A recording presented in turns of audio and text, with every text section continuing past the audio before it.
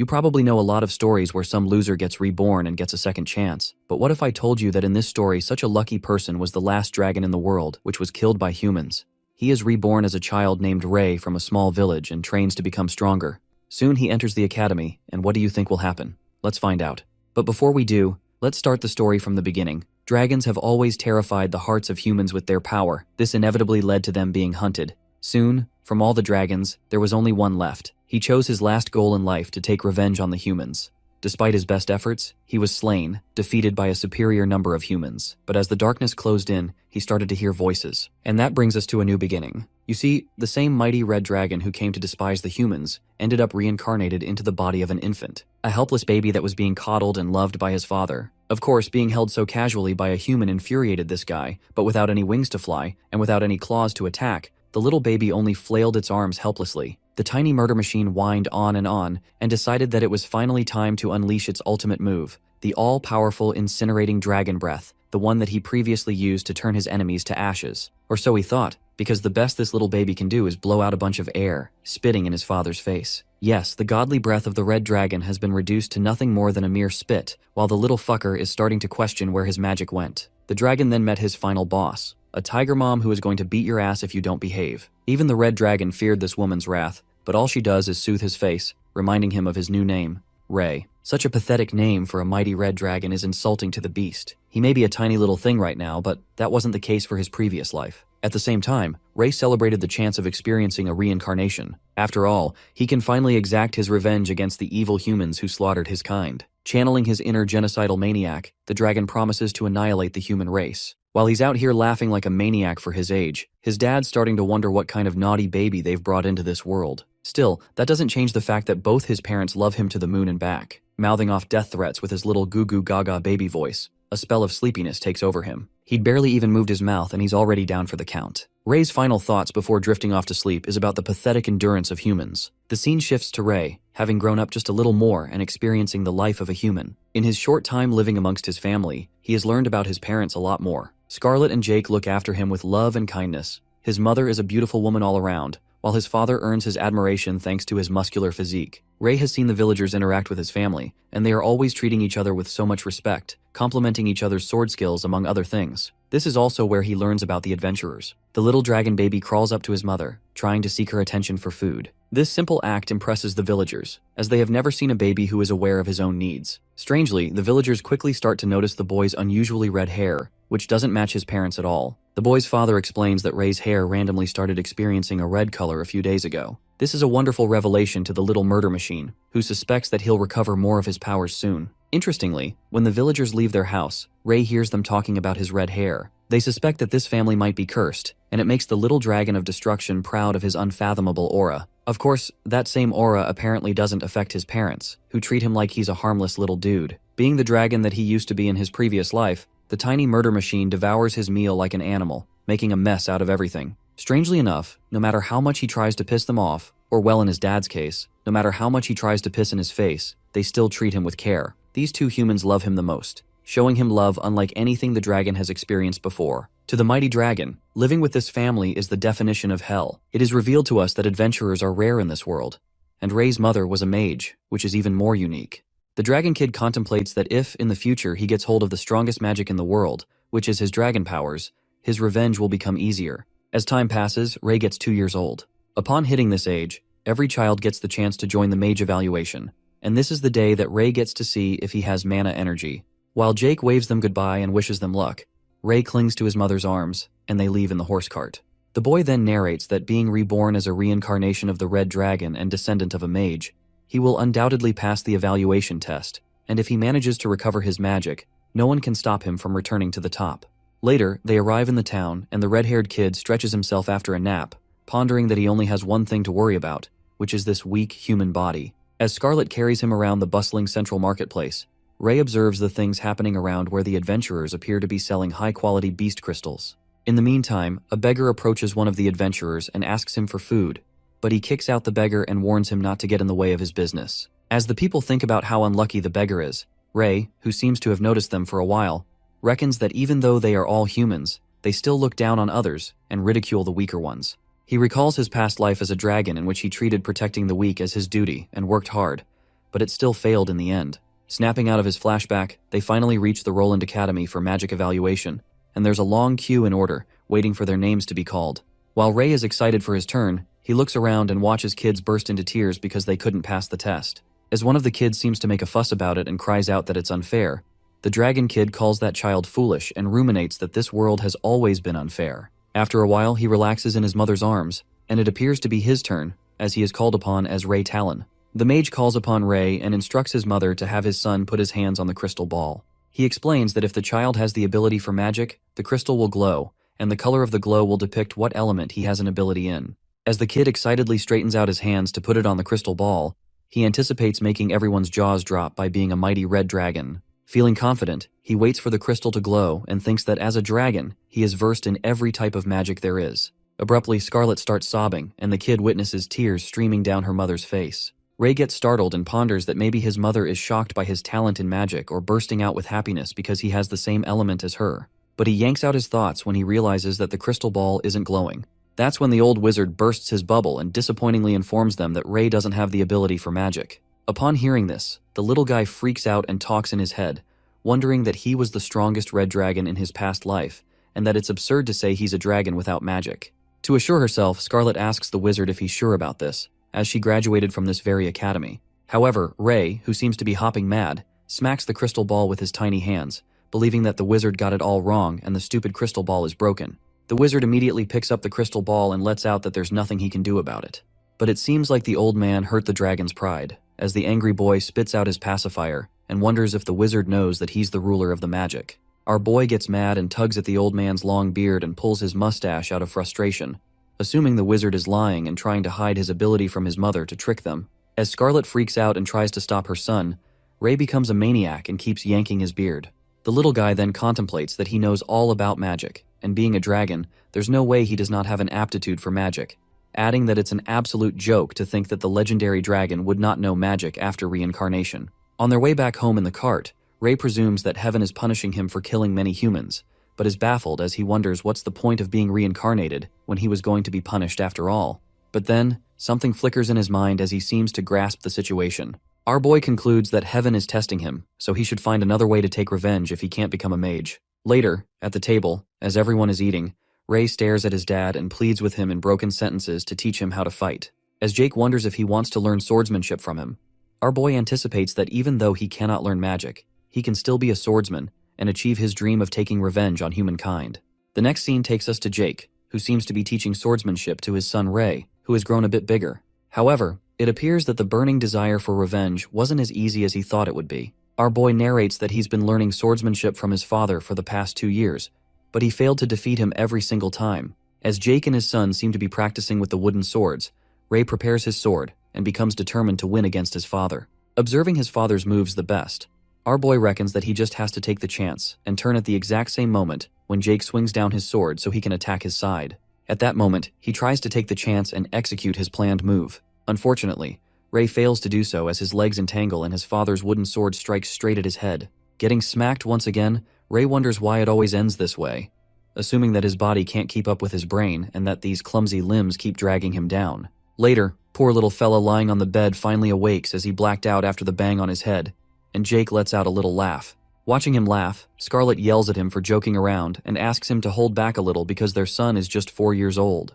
Revealing that the night trials are approaching soon, his father mumbles that he won't be able to pass if he keeps practicing this way. But Scarlet, who seems angry, says that he's pushing Ray too hard and affirms that he doesn't need to follow in their footsteps, as there are many good jobs out there besides being an adventurer. But Mr. Talon assures his wife that he's not pushing him, and Ray seems clumsy because of his young age, as he doesn't have enough control over his body yet. He adds that they have an entire year left, and they have to believe that their son can enter the Avrian Knight Academy. Upon hearing this, our boy reckons he still has a year left till the night trials and doubts whether he can do it. Speculating that he's a reincarnation of a red dragon so he wouldn't be as weak as a human, Ray gets high-spirited and assures his parents that he can do it, uttering that he will be the strongest person anyone has ever seen.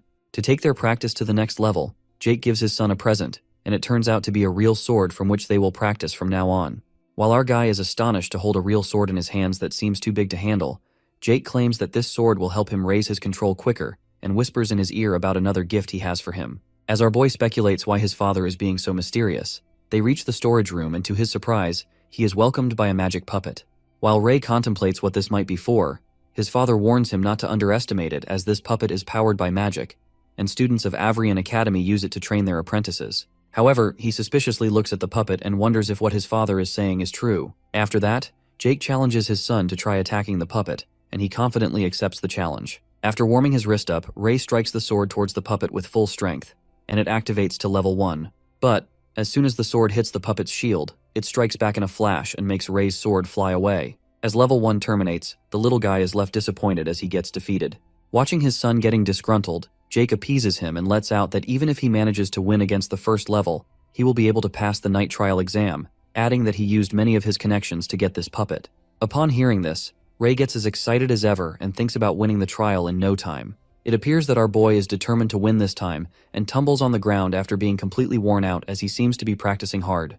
Ray lets out a deep sigh as his movements fail to follow up with his brain and gets annoyed by his weak human body. He further ruminates if he keeps progressing like this, he won't even be able to beat the puppet, let alone take his revenge. Suddenly, a voice echoes from behind and questions why he wants to defeat a puppet, making our boy startled as he prepares to swing his sword. Speculating where the voice came from, he catches a glimpse of a girl who sneaks up on him and gets flustered. The blonde-haired girl apologizes to Ray, saying that she didn't mean to startle him, and introduces herself as Amy. Revealing that she lives in the village, the girl lets out that Ray caught her eye as she saw him out in the mountains at this time, and so she decided to remind him to leave the mountains before sundown. Getting a little nervous, he asks her if this place is dangerous, and Amy starts to yap about how this place is fine by the morning, but since this place is too close to the forest, the magic beasts may appear after sundown. While Ray finds this information interesting and is surprised by how much she knows, Amy tells him that she harvests fruits and vegetables, so she's quite familiar with this place. She then offers him to trudge down the mountain together since it's going to get dark soon, to which our boy immediately agrees to. As they exchange their names, it turns out that Amy already knows his name because he's famous in his village. Not surprised to hear that, Ray is taken aback by his thoughts as he knows the reason for being well known in the village. It is revealed to us that many people admire the Talon family, especially Jake, and often talk to him when he's out for a walk in the village. However, as he wanders in the village along with his red-haired son Ray, some people gossip about his son, claiming that he's cursed and thinks that the curse might be contagious. It appears that no human has ever grown red hair in this village besides Jake's son. Hearing the harsh words, Ray ponders that people respect his parents, but they have an unfounded fear towards him, and for that reason, he became a foreign entity in his village who was liked by no one. Getting reminded of his past life as a dragon, he then wonders if it's because of the adults who always use stories of vicious and horrifying red dragons to scare children. Red is a color signifying strength, but according to them, it's evil in human society. He reflects upon this irony of how greedy humans were the ones who took down their race, but it's always the dragon kind, the ones that are written off as evil in stories. Justifying their revenge, Ray exclaims that they did that only to protect themselves, but humans saw this as the proof of their supposed brutality. While our guy is zoned out by these thoughts about how disgusting humans are, he is interrupted by Amy, who asks him what he's thinking about. After that, Ray snaps out of his thoughts and follows her down the mountain. Amy starts conversing about how she's kept seeing him around the mountain lately and questions him if he's practicing. As our boy tells her that he wants to become a swordsman, she thinks that it's cool since Ray's father is the only swordsman in the village. She then asks him if he's going to join the Knight Academy, and our boy nods to her. Continuing the chatter, Amy reveals how her brother is going to take the exam too, since he's really strong, and claims no one in the village can beat him, but he's jealous of Ray since his dad teaches him, while normal folks don't have a chance to learn swordsmanship. As Ray asks her if she has a brother, the blonde-haired girl gets excited and implores him if he wants to be friends with her brother, so then they will be able to practice with each other. At that moment, they both get interrupted by the sound of footsteps, and it turns out it's Gary, Amy's brother, who rudely orders our red-haired boy to leave his sister alone. Seeing her brother, Amy blocks Ray's side in a protective way and justifies to her brother that he hasn't done anything to her. Gary steps forwards and interrogates his sister about being together with the red-haired boy, and further reminds her that he's cursed and it's contagious. He then touches her hair to make sure her hair hasn't turned red due to the curse. While she gets annoyed by her brother's rude behavior, two boys who are with Gary walk towards Ray and humiliate him for walking with Amy, calling him shameless. The two of them bully the red-haired guy and mock him by saying that his parents would have a hard time raising a cursing child like him. They warn Ray to move away from the village with his family, mumbling that they're common people, so they don't want to be involved with the curse. One of them adds that these high and mighty adventures have no reason to sympathize with the lowly civilians. As soon as they utter these words, Ray clenches his fist out of anger and lands a powerful punch in the bully's face. Done being silent, he aims to punch Gary, but one of his punks comes forward and takes the hit. But with his punch being so forceful, he also blows Gary away. While our boy makes it clear that he just wants to beat the one who insulted his parents, Gary calls him out as Ray Talon, asserting that he knows both his parents are adventurers and his father is a swordsman. Assuming that he was trained, Gary challenges him to a fight and informs him that he won't be using weapons as he doesn't want to kill him. As both of them throw away their swords, Ray lets out that he can attack all at once because it doesn't give a shit. Their fight continues as they both strike punches at each other. However, it emerges that our boy sustains severe injuries due to his weak human body, and flings away as Gary whacks a final blow at him, smashing him on the ground. The poor fella collapses on the ground as he bleeds, and Gary asks him if he has admitted defeat. But it seems like Ray hasn't given up yet as he somehow gets back up. Meanwhile, Gary makes some colorful remarks about him, blabbering that he's disappointed because Ray's father, a great swordsman, trained him, but he still seems useless. The bully flatters himself, asserting that his father is a regular merchant. But still, he's a good swordsman. To make him low-spirited, the callous boy utters that he should give up on being a swordsman and do something he's good at. Listening to this, the piercing words echo in Ray's mind, and he hopelessly lies on the ground. Getting back to their home, Amy scolds her rude brother, saying that he overreacted. But Gary justifies his act by saying that Ray deserved it and warns his sister to stay away from that boy in the future, as many fear the cursed red-haired boy. He clarifies that Ray's parents are adventurers and their parents are ordinary people. Upon hearing this, Amy yells angrily and tells him to get his own food, muttering that she hates him. As his sister storms away furiously, Gary witnesses something on his hand. He looks at the indent and speculates that if he hadn't had his protective gear, his arm would have broken on the very first blow, and Ray would have won the fight. In the next scene, it is revealed to us that Ray returns home with wounds and scars all across his face, with his clothes all covered in mud. His mom, who was busy cooking dinner, turns towards him. She questions his late arrival and notices her injured and exhausted son, and one look was enough to let her know that he got into a fight. The boy assures his mother that he just got hurt during his practice, but she knew he was lying and ponders if the kids bullied him. However, our stubborn boy denies it while Scarlett inspects the wounds. Ray has always been the one to act strong, and it appears that he was doing the same here as he claims that he's a man now. Meanwhile, Jake hears his son's wise words and appreciates him for working hard on practice. As it's almost dinner time, our boy yet once again decides to practice, and as his parents try to stop him, he manages to convince them by informing them it won't take long. In the storage room, we see Ray activating the puppet to level 1, and he easily dodges the attacks since he's already used to the way this puppet attacks. As he looks for an opening, he positions his sword, and as soon as he strikes, the sword gets stuck in the wooden pillar, startling Ray. The sword cracks as he tries to pull it out, and while he is busy with it, the puppet smacks him from behind and the poor boy screams in pain.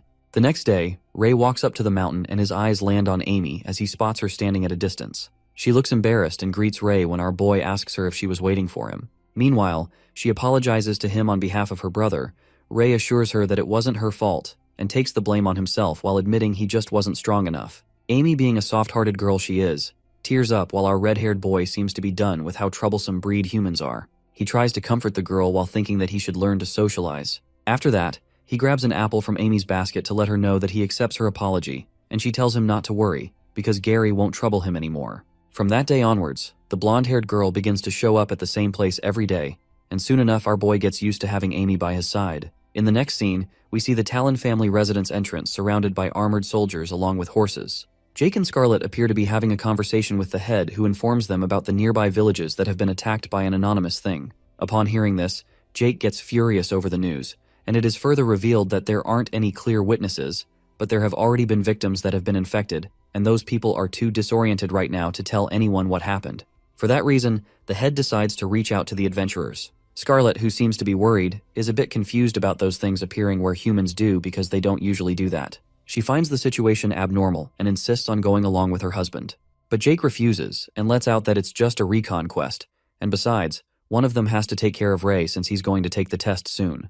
While Scarlett doesn't seem satisfied, Jake comforts her by letting her know that he will be back before she knows it. She finally understands and instructs her husband to be careful. In the next scene, Ray appears to be panting as he tries to catch breath while practicing. He still isn't convinced with his moves as he is unable to coordinate his human body well. He looks behind and the sight of Amy, who seems to be reading a book, makes his heart rate increase. As soon as he realizes it, he smacks himself in the face to snap out of it. After that, he walks towards the blonde-haired girl and informs her to stop here today since it's almost time to go home. Meanwhile, Amy, who was so invested in her book, doesn't realize how late it got and they both trudge down the mountain. On the way, Ray questions her if she gets bullied in the village because of him since people always say that he's cursed because of his red hair. Listening to this, the girl tells him all about what her friends said about Ray and lets out that it's their problem if they think like that, because according to her opinion, She thinks red hair looks cool rather than scary. She then calls out his name and acknowledges him as a special person regardless of his red hair, and finishes off by telling him to be himself. The last sentence makes him realize something, and he gets a flashback of what Gary said to him about doing something he's good at. He smiles after realizing it and excitedly thanks Amy before waving her goodbye. As soon as he gets home, he goes to the storage room and activates the puppet to level 1. He positions himself as he places his hands on the wooden floor while he holds the sword in his mouth. Being himself, our boy starts moving like that. He's more agile and moves with all his limbs, making his movements quicker. After spotting an opening, he strikes the sword with full strength, and just like that, he passes level 1. He gets so pumped on his success, but he decides to test his limits, although he'd be able to pass the Knight Academy exam since he's passed level 1 and activates level 2. It seems to be early in the morning where we see Jake getting ready to leave for the quest. Ray, who just woke up, watches his dad getting ready to leave and wonders where he is going. His dad apologizes to him and informs him that he will be leaving the home for a while, but he will be back home by the time he takes the test. Jake advises his son to practice on the puppet as much as he can while he's not around. He brightly smiles towards Ray and believes that he can beat the puppet. As the red-haired boy was about to let his dad know about his little victory, the people who are waiting for Jake outside his house call him out to leave for the mission. As he leaves, Jake tells his wife to take care of herself and lets her know that he will miss her. Meanwhile, Ray stands there and smiles as he ponders that it's alright since he just defeated a puppet and it's not a big deal. He decides to surprise Pops with a big shock once he comes back home and leaves to practice on the mountains. On his way, he wonders how Jake is going to react when he sees him win. He thinks it will be interesting to see his dad's reaction, and realizes that it is all thanks to the tip Amy gave him that he found a way to solve his issues. While our boy seems excited and feels grateful, he notices that he's becoming more like a human. Ray reminds himself that humans are terrible, but his parents and Amy are exceptions, so he won't take revenge on them. As he continues climbing up the mountain, he wonders if Amy is not coming today. But then he comes to realize that he's being so impatient for her. He pretends not to care and assures himself that now no one can disturb his training. Our guy reminds himself that he's a mighty red dragon, so he can't let himself be corroded by his human emotions. In the next scene, it appears that Ray has fallen asleep and is snoring when he suddenly opens his eyes. Ray wakes up realizing that it's late and he's going to get nagged if he doesn't get home soon. While running down the mountain, he presumes that he hasn't thanked Amy and decides to thank her tomorrow. Upon returning to the village, as it was already getting dark, he witnesses people gathered around and discussing about searching up in the west. It turns out to be Gary and Amy's father who interrogates the blacksmith who claims to have seen the kids.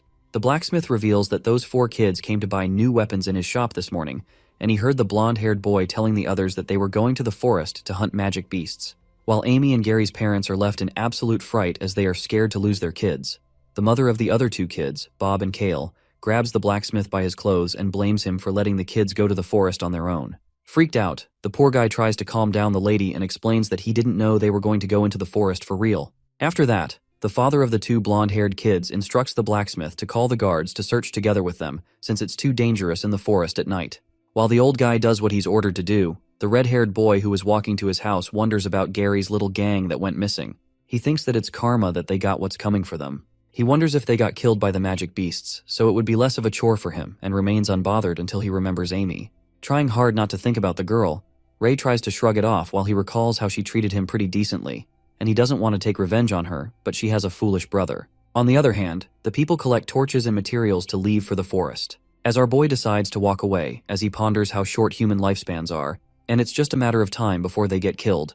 But at that moment, a glimpse of Amy appears in his mind. He reminds himself that he has his own path to walk on, and wonders what's this feeling that's making him rethink his decision. Without another thought, he turns around and believes that Amy is innocent, and he still hasn't thanked her for defeating the puppet yet. The scene switches to the forest, where we see 2 of the magic beasts bruised badly, whereas Kaylee and Bob are lying unconscious on the grass. Gary tries to protect his sister from the magic beast as she sobs out of fear. He instructs Amy not to move and prepares to fight the beast with the sword in his hand. Ray runs towards the forest, and as he sniffs, he recognizes the smell of blood. Just as he thought that Amy was in danger, he finds a dead young demonic wolf and inspects the incision from a blade on its stomach, which was still warm. As this gives him an idea that they are nearby, he gets confused because the footsteps and markings around there are all mixed up. Baffled, he thinks of which he should go, and that's when he hears a scream. It seems to be Amy's scream. Fighting the beast, Gary is thrown onto a tree by an adult demonic wolf and falls on the ground.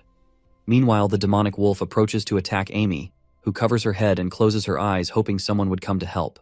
Just then, she hears the sound of a blade striking and opens her eyes only to witness Ray fighting the wolf and hitting the sword in the wolf's mouth. While he checks on Amy to see if she's all right, but Gary and the others are not in good condition. At that moment, the girl alerts Ray to watch out, but it gets too late, therefore the wolf scratches his arm. Witnessing the boy getting hurt, Amy gets terrified as she yells out his name, but Ray assures her that he's alright and won't die that easily. With that, he decides to lure the wolf away from Amy and jumps onto a tree branch. But he immediately falls off as the wolf bites the tree branch. Worried, our boy thinks that this body is far too weak and he won't be able to hold up with an adult wolf. It appears that Ray is struggling to fight the adult wolf on his own and realizes that his speed is nothing and he can't lure him away at all. In the past, the demonic wolf was nothing for him, but now he can't even manage to injure it. He threatens the demon wolf that these humans belong to him and he isn't allowed to touch them. Our boy gets ready for the attack since he can't hold on much longer and aims for the wolf's weakness. Ray holds the sword with his mouth and with full strength he strikes the sword, wounding on its eye, but he still gets disappointed in himself for doing less damage.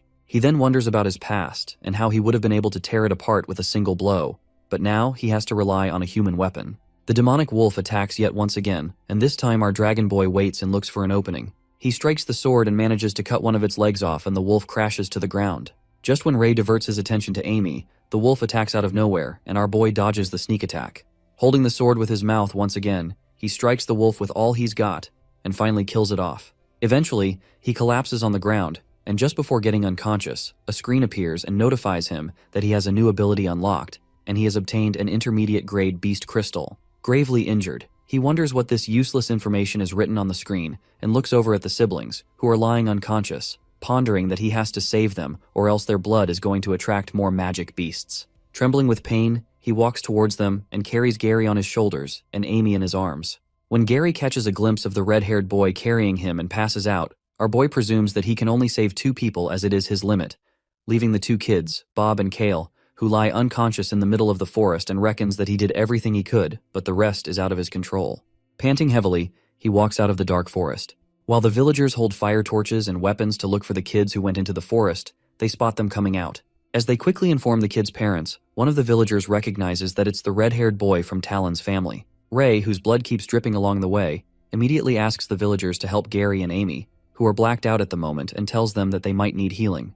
As our boy collapses on the ground, the villagers start muttering about the red-haired boy who came out of the forest with 2 other kids. They speculate why the kids went inside the forest at night, as it is filled with magic beasts. As they continue gossiping, a mother runs towards them and freaks out when she witnesses 2 of her kids, Bob and Kale, are missing. Panicked, she looks around and peeks at Gary and Amy. That's when their father reveals that his children are the only ones who made it out of the forest. Frantically, she tries to enter the forest but is stopped by the villagers, who tell her to calm down and that she cannot go there alone. Calling them cowards, the anguished mother scampers inside the forest to find her kids. However, chills run down her spine when she sees the terrifying eyes of the magic beasts that scare the hell out of her, and she quickly dashes back to the villagers. As the villagers mumble that she's back, the terrified woman clarifies that she is not scared at all. Raging with anger, the woman grabs Ray with his collar and asks him where Bob and Kale are. She blames everything on the red-haired boy, blaming him that he tricked them into going inside the forest because they're both good kids and have no reason to go there. Certain that Ray must be the one to lure them in, the vicious woman slaps across his face and lets out that she knew that red hair was a bad sign, calling Ray a sign of calamity who brings misfortune. Upon hearing this, the other villagers start whispering and assume that the red-haired boy really tricked those children, as he is the only one who managed to come out. As the villagers blame Ray for all this, they force the poor kid to speak up and start asking where he led their children. The mother, who seems to be hopping mad, keeps smacking Ray across his face and asks him why he only brought Gary and Amy back with him and where her children are. Barely having the energy to say something, our poor boy informs her that her kids are in the forest. Calling him a cold-blooded monster, the woman throws him away and mumbles they are just children, so how could he leave them there to die? Saying she won't forgive Ray for what he did, the mother pleads with other villagers to go with her inside the forest, but they refuse by making excuses and mutters that their children are waiting at home. Meanwhile, our boy, who seems to be in bad shape, contemplates if they have forgotten that he's a child too, or if these people don't consider him a human just because of his red hair, adding that these vicious humans think that he's not a child but a monster. As the woman snatches the fire torch from one of them, she moves toward Ray and says that she will never forgive him, concluding that this red-haired monster should die. Watching these humans, Ray ponders that these people are more terrifying than any beast could ever be, and they are the true monsters. His life flashes before him as the woman raises the fire torch to kill him, but our guy puts on a gentle smile and reckons that he's going to die by a fire torch, thinking that it's humiliating being a red dragon. Contemplating his last moments, the woman strikes the torch at Ray. However, at that moment, someone leaps in front of him. It turns out to be Gary, who halts the attack with his protective gear. Witnessing the blonde-haired guy save Ray, The villagers assert that he must have gone mad for saving the monsters, as it managed to charm Gary too. As they shout to kill the monster who the blonde boy shields, Gary gives them a deadly stare and says that they are the ones who've gone mad and want to kill him just based on assumptions. Protecting the red-haired guy, Gary stands guard in front of him and warns the villagers not to touch him, as Ray is his savior. After that horrible incident, our boy has a nightmare about the woman who blames him for everything and smacks him, calling him a star of calamity. He also gets reminded of his past as the mages leap toward him to kill him, asking him to sacrifice his life. As he dreams of the humans who want him dead, Ray wakes up out of fear and looks at his mother. While he peeks at her mother, who holds his hand and cries for him in her sleep, our boy ponders how humans are beautiful, yet cruel. As soon as he sits up, Scarlet wakes up and bursts in happiness after seeing Ray waking up. Wondering if it's a dream, his mother grasps him in a hug and feels grateful, as she thought Ray would never wake up again. As she hugs him tightly, Ray screams in pain, and Scarlet lets out that he is still in pain, adding that it serves him right for acting rashly. Curious, our boy asks her how long he has been asleep, to which his mother reveals that he has been sleeping for an entire week. Scarlet cries out of joy, saying she doesn't know how she would have explained things to his father if he hadn't woken up. Upon hearing this, Ray questions her about the people in the forest, and his mother informs him that the 2 children he saved are lightly wounded but fine. However, Bob and Kale are both still missing, and she assumes that they were killed by the beasts. We are then traveled back to Scarlet's flashback, where she arrives at the forest and witnesses her son beaten up by the villagers. Gary protects him and makes them understand that they went into the forest by themselves, and Ray saved them. While the villagers don't seem to believe him, Scarlet watches his son lying unconscious on the ground, and bursts into anger as she activates her magic powers. The villagers calm her down and tell her that her son led the children into the forest, so he should take responsibility, adding that as a mother, she should know how it feels. As Scarlet takes her son in her arms, who seems gravely injured, she gives them a deadly stare, deadly enough to eat them alive, and the woman who beat the crap out of Ray trembles in fear. After that, the woman whose children are trapped in the forest breaks down into tears and pleads with the villagers to save her kids. The villagers sympathize with her, muttering how she will live without them. While Scarlet holds her son, she hears the people gossiping about Ray as they blabber that they should have kept far away from that curse. As one of the men warns the other, who's gossiping about the Talon's child, that he's being too loud, the gossiper puts on an evil grin and lets out that he was talking about the forest. Upon hearing brutal things about her son, she carries Ray in her arms and walks away. Snapping out of her flashback, Scarlet pats his head and tells her son not to blame himself as everything's over now. Meanwhile, she reveals that the boy named Gary told her everything, and encourages Ray by saying he was amazing. His mother goes out of the room to bring him something to eat. After his mother leaves the room, Ray seems to wonder about the thing that appeared in front of him in the forest. While he thinks if everyone has this screen, he taps one of the powers known as the Blessing of the Dragon's Eye. As soon as he touches it, the power activates, and our boy freaks out when he peeks at his mother's energy status, realizing that he had this ability in the past. He reminisces about the time when he was the Red Dragon and had different types of magic. But ever since he failed the aptitude test, he never thought he would get the chance to use them again. Feeling delighted to use his powers once again, Ray assumes that he will unlock his powers one at a time, and peeks at the intermediate grade beast crystal he has acquired, wondering if he got it because he killed an intermediate demonic wolf. Suddenly, Ray notices smoke emerging in his room and starts coughing. Ray opens his window and witnesses villagers shouting that their house is on fire. That's when his mother barges into the room, apprising him of a fire, and tells Ray to get out as the fire spreads across the house. However, as the flames keep rising, Scarlet saves him with her magic and halts the fire. As Ray clings to her mother's arms, he uses his dragon eye power to spot the target that burned down their house. Inspecting the villagers with his dragon eye, he finds out the culprit, who appears to be Bob and Kale's mom, with a kindled fire in her hand. It appears that the flames engulf their whole house. While the villagers are shocked to see that it is Talon's house, and seem certain that it's because of the cursed kid, Scarlet uses her magic to put out the fire and impressively scatter the flames like wind. As the fire is finally stamped out, the villagers whisper that it's the curse again and anticipate that if the red-haired cursed kid stays here any longer, their entire village will be in ruins. Meanwhile, Ray is crushed after hearing such things about him. He is interrupted by his mother, who asks him if the fire scared him. Shaking those thoughts, he holds his mother's hand and tells her how cool she was when the flames blew away immediately. As they make their way to the house, Ray, who seems upset by all the harsh words, ruminates that those humans wanted to burn their home, and even wanted to burn them along with it. Concluding that the humans wanted them dead, he burns with fury and gets determined to take revenge. Later, our boy leaves for training and his mother tells him to go easy on himself as his wounds haven't healed up yet. After that, he reaches the forest and draws out his sword. He then activates his dragon eye and gets happy to see the beginner magic beasts that he can defeat easily. One of the magic beasts, who appears to be a monkey in the tree, plucks out an apple and starts eating it. Ray spots that monkey with his dragon eye and sneaks up from behind, smashing the sword into the beast. It turns out that our boy kills 20 of the beginner magic beasts. After killing the monsters, the dragon system appears and shows him that he has obtained a beast crystal. Looking at the screen, Ray lets out that it's a matter of luck as he killed 20 of the magic beasts, but obtained only 2 crystals. As he wonders what would happen if he absorbs the crystal, he peeks at the little wolf wandering around its dead family. Ray tries to pat the little beast and asserts that it has to fight on his from now on, when suddenly the screen pops up and notifies him about the taming chance of the black demonic wolf pup. Unaware of what it means, he clicks to take the chance. He gets excited after seeing that it worked, and the black wolf pup has been tamed. However, our boy freaks out when he gets to know that the tamed magic beast goes inside his body. Shocked, he asks the dragon system if there are no side effects and he can summon it. While Ray annoyingly looks at the little dragon and lets out that he's going to kill him if it doesn't work, the dreadful dragon system nods its head. At that moment, he unlocks another skill, but he decides to stall it later as he has another business to do. He searches for the 2 lost kids with his dragon eye ability and finds them as he locates them above a hill. He reaches the place which somewhat looks like a cave and witnesses plenty of dead bodies and skulls lying around. Ray then spots 2 dead bodies similar to Bob and Kale, and it appears that the beasts have ripped out their organs, devoured them completely. Not leaving anything on their body but clothes and bones, our guy takes their clothes off as a mark of identity and puts them in a basket.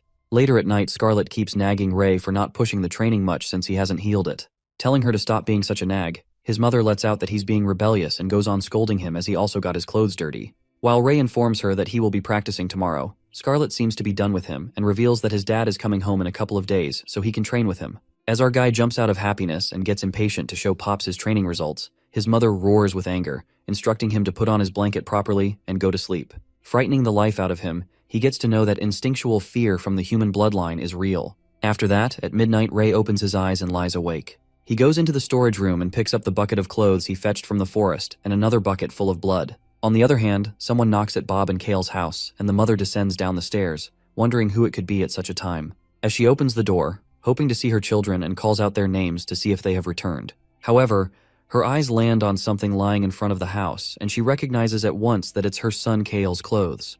The woman picks up the clothes and notices footprints that seem to be taking her somewhere.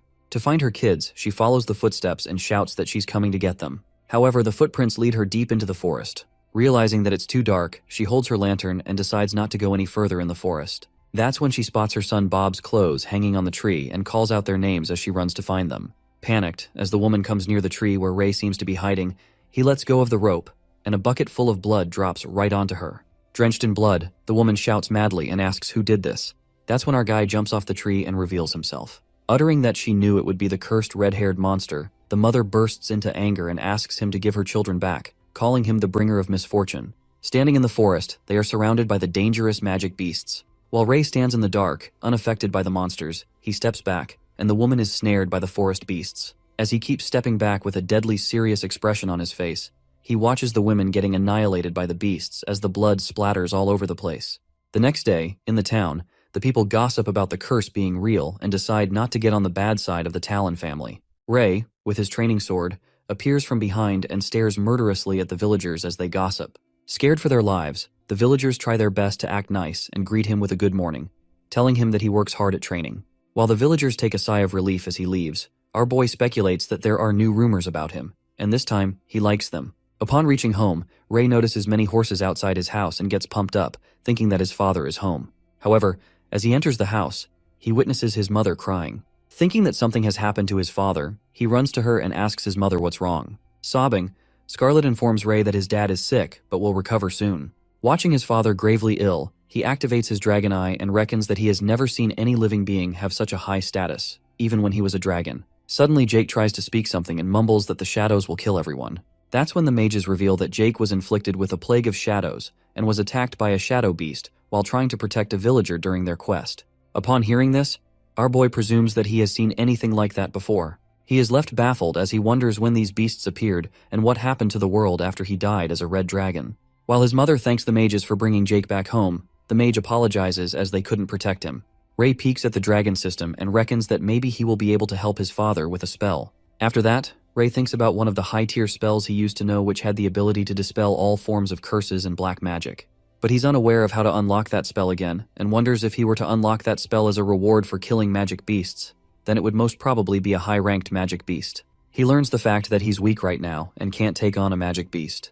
The red-haired boy then turns towards his mother and questions her if he joins the Avrian Knight Academy, will he be able to get stronger? Scarlet, who seems to be crying, lets him know that this is the place where his father studied in the past, so he will become a strong warrior just like him. Upon hearing this, our boy gets all enthusiastic and decides to ace the test and become a student of Avrian Academy to find a way to save Jake. His mother with a heavy heart hugs him and confesses that she believes in him, so he can do this.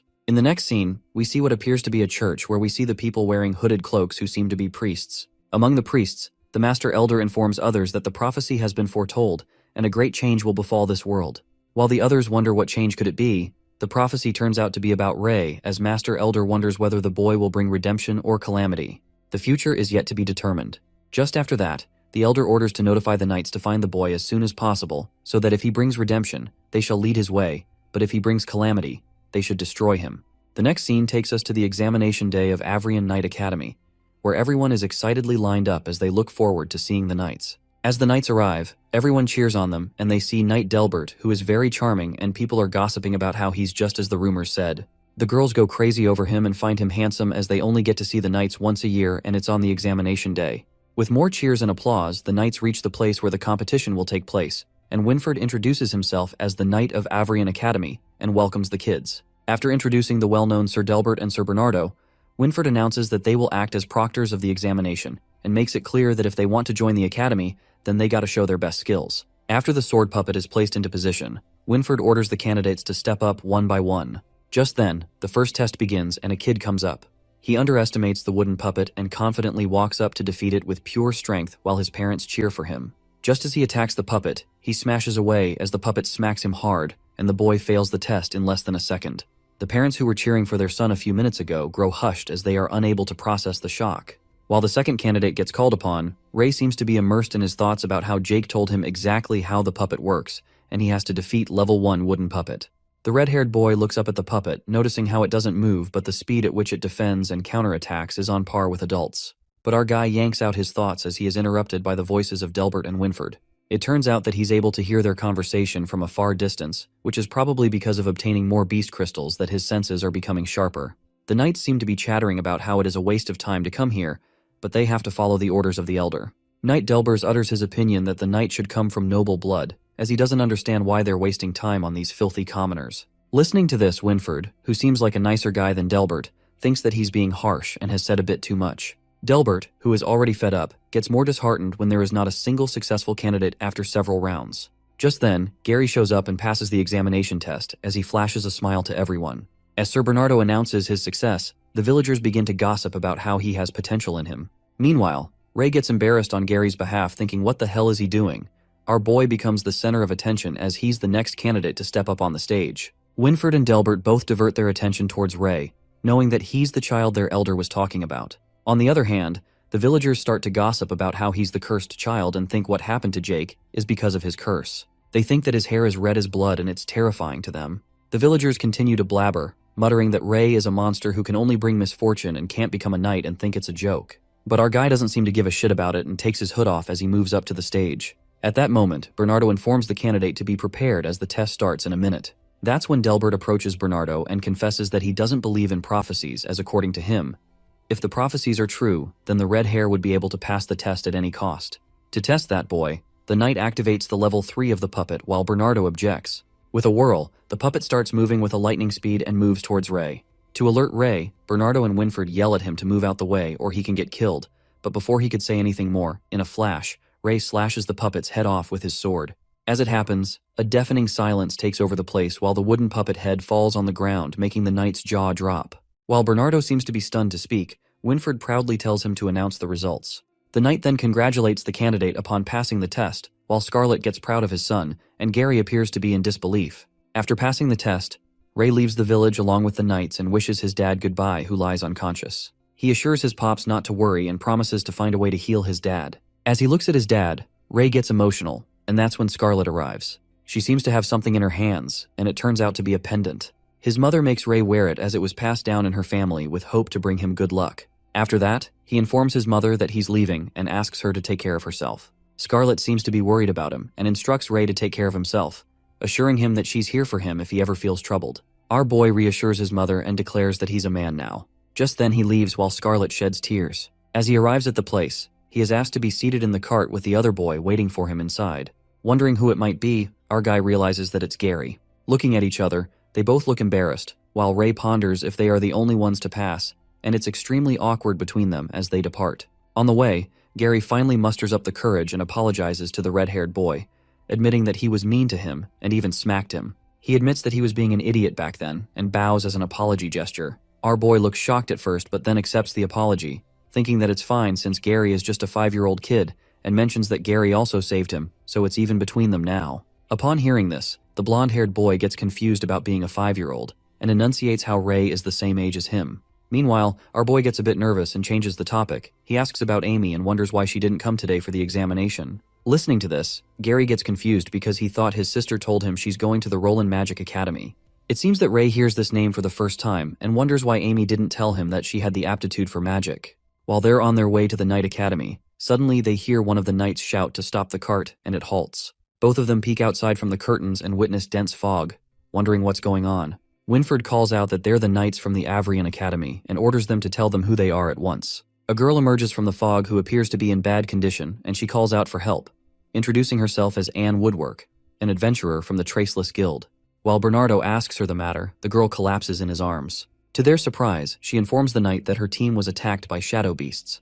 Upon hearing this, Bernardo gets baffled and wonders why the shadow beasts would appear here when they didn't even come across a single magic beast on their way here. While Delbert, being overconfident, thinks it's probably because they know how strong they are, Winfred informs the girl that they're heading to Rennie, so if that's on the way, they can take her. As Anne thanks the knight and agrees with him, Gary wonders why they're headed to Rennie instead of the Night Academy. Delbert, standing there, hears him and responds to the blonde-haired guy not to be stupid because there's no use sending kids to the front line. Meanwhile, they both get baffled as they wonder what he meant by the front line. Knight Delbert explains that the Avrian Night Academy is placed at the border, so it may be attacked at any moment.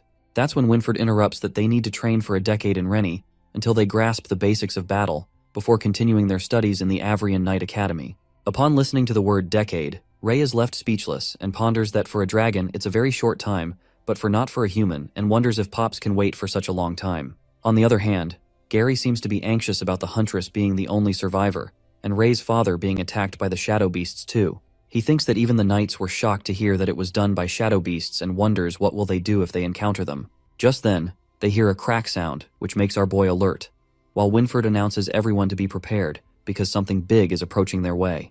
It turns out to be Drop Bear King, the one that became a shadow beast too. As all the 3 knights prepare for the battle, the Drop Bear Shadow Beast approaches them from behind the bushes. While the Shadow Beast is about to attack Knight Bernardo, who can't seem to dodge the attack in time, Ray shows up at the right time and kills the beast, saving the knight. Bernardo then instructs the kids to protect themselves, while Winfred wonders why the Drop Bear King isn't moving and is bothered because he thinks it's waiting for something. Meanwhile, Gary is struggling to fight the shadow beasts and gets scratched by one of them, and that's when the Dragon Boy saves him by slashing his sword on the beast's back and warns the blonde-haired boy to be careful since these drop bears are much stronger than the demonic beasts. As the Drop Bear King roars, the voice reverberates and the effect is so powerful that the knight flies away while the others struggle to stand firm on their feet. Witnessing this sight, Gary wonders what that thing is, but Ray seems to have an idea that the monster over there is far too strong for them to fight with. The knight speculates that the Drop Bear King is standing in one place and not attacking them. Suddenly, that big shadow beast points toward Winfred and begins to speak, uttering that they will never defeat the shadows and that the shadows will take control over the entire continent. While the other knights fighting the monsters are startled by the talking beast, the shadow monster asserts that he is destined to fail and that those around him are destined to die. Upon hearing this, Ray is left flabbergasted, and the knights are utterly baffled as they seem to understand what the monster was trying to warn them about, assuming that it's threatening them. In the meantime, the giant shadow monster rumbles and leaps into the air, escaping away. Concluding that the monster left, Winfred lets out that they should be grateful as the shadow beast didn't choose to fight. Otherwise, they wouldn't be able to leave this place in one piece. As Ray's dragon system appears as he obtains a crystal, our boy is lost in the thought of the shadow beast as he feels like it was talking to him. After that, Winfred appreciates Ray and Gary for how they reacted to the situation and anticipates that they will become good knights. At that moment, Ray asks the knight if beasts usually talk like that, to which Winfred responds that shadow beasts have never appeared on the border till now, and it's the first time he has encountered a monster that could talk. Peeking at the red-haired boy's cold expression, the knight ponders that Ray seems so calm, as someone his age wouldn't react like this at all. While they are talking, we see Delbert giving the red-haired boy a deadly stare as he seems disgusted by him. Later, as they arrive at Rennie Town on horses, they are welcomed by a troop of guards. As there seem to be more guards posted than usual, Winfred gets concerned and interrogates one of the guards, asking him why more guards are posted. While the huntress thanks the knights for escorting her all the way, the guard reveals to Winfred that the Allure Kingdom has issued an amber alert. Every town and city is now under heavy surveillance. Listening to this, the knight presumes that things have gotten severe as the kingdom has issued an amber alert, and this continent is on the verge of crisis. Then, he looks over at Ray and ponders if he will be the child of prophecy who will save them all. Meanwhile, our boy, who seems to be with Gary, thinks about his father and believes that he will certainly become a knight. He adds that everything has just begun, and Pops has to wait for him till he becomes a knight. We are then taken 10 years later to Rennie Town.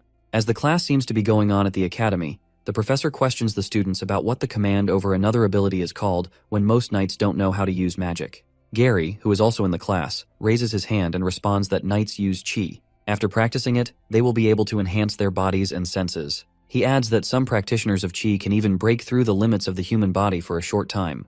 While the teacher appreciates him for the answer and utters that he seems well prepared, she proceeds to ask another question about why chi can be practiced only after the age of 15, pointing towards Ray. But when Gary peeks over his place, Ray's seat appears to be empty. While our boy is out somewhere bunking the class, Gary nervously informs his teacher that he went to the restroom. Moving on, the teacher then asks a girl, Sylvia, who appears to be a beautiful girl with silver hair, and she answers, responding that practicing chi can put the body under an extreme amount of pressure. The internal organs of a human finish developing after the age of 15, so practicing it after this age minimizes any damage that may be taken to the body. As the teacher reminds students to keep everything in their mind they've learned, Sylvia stares at Ray's empty seat.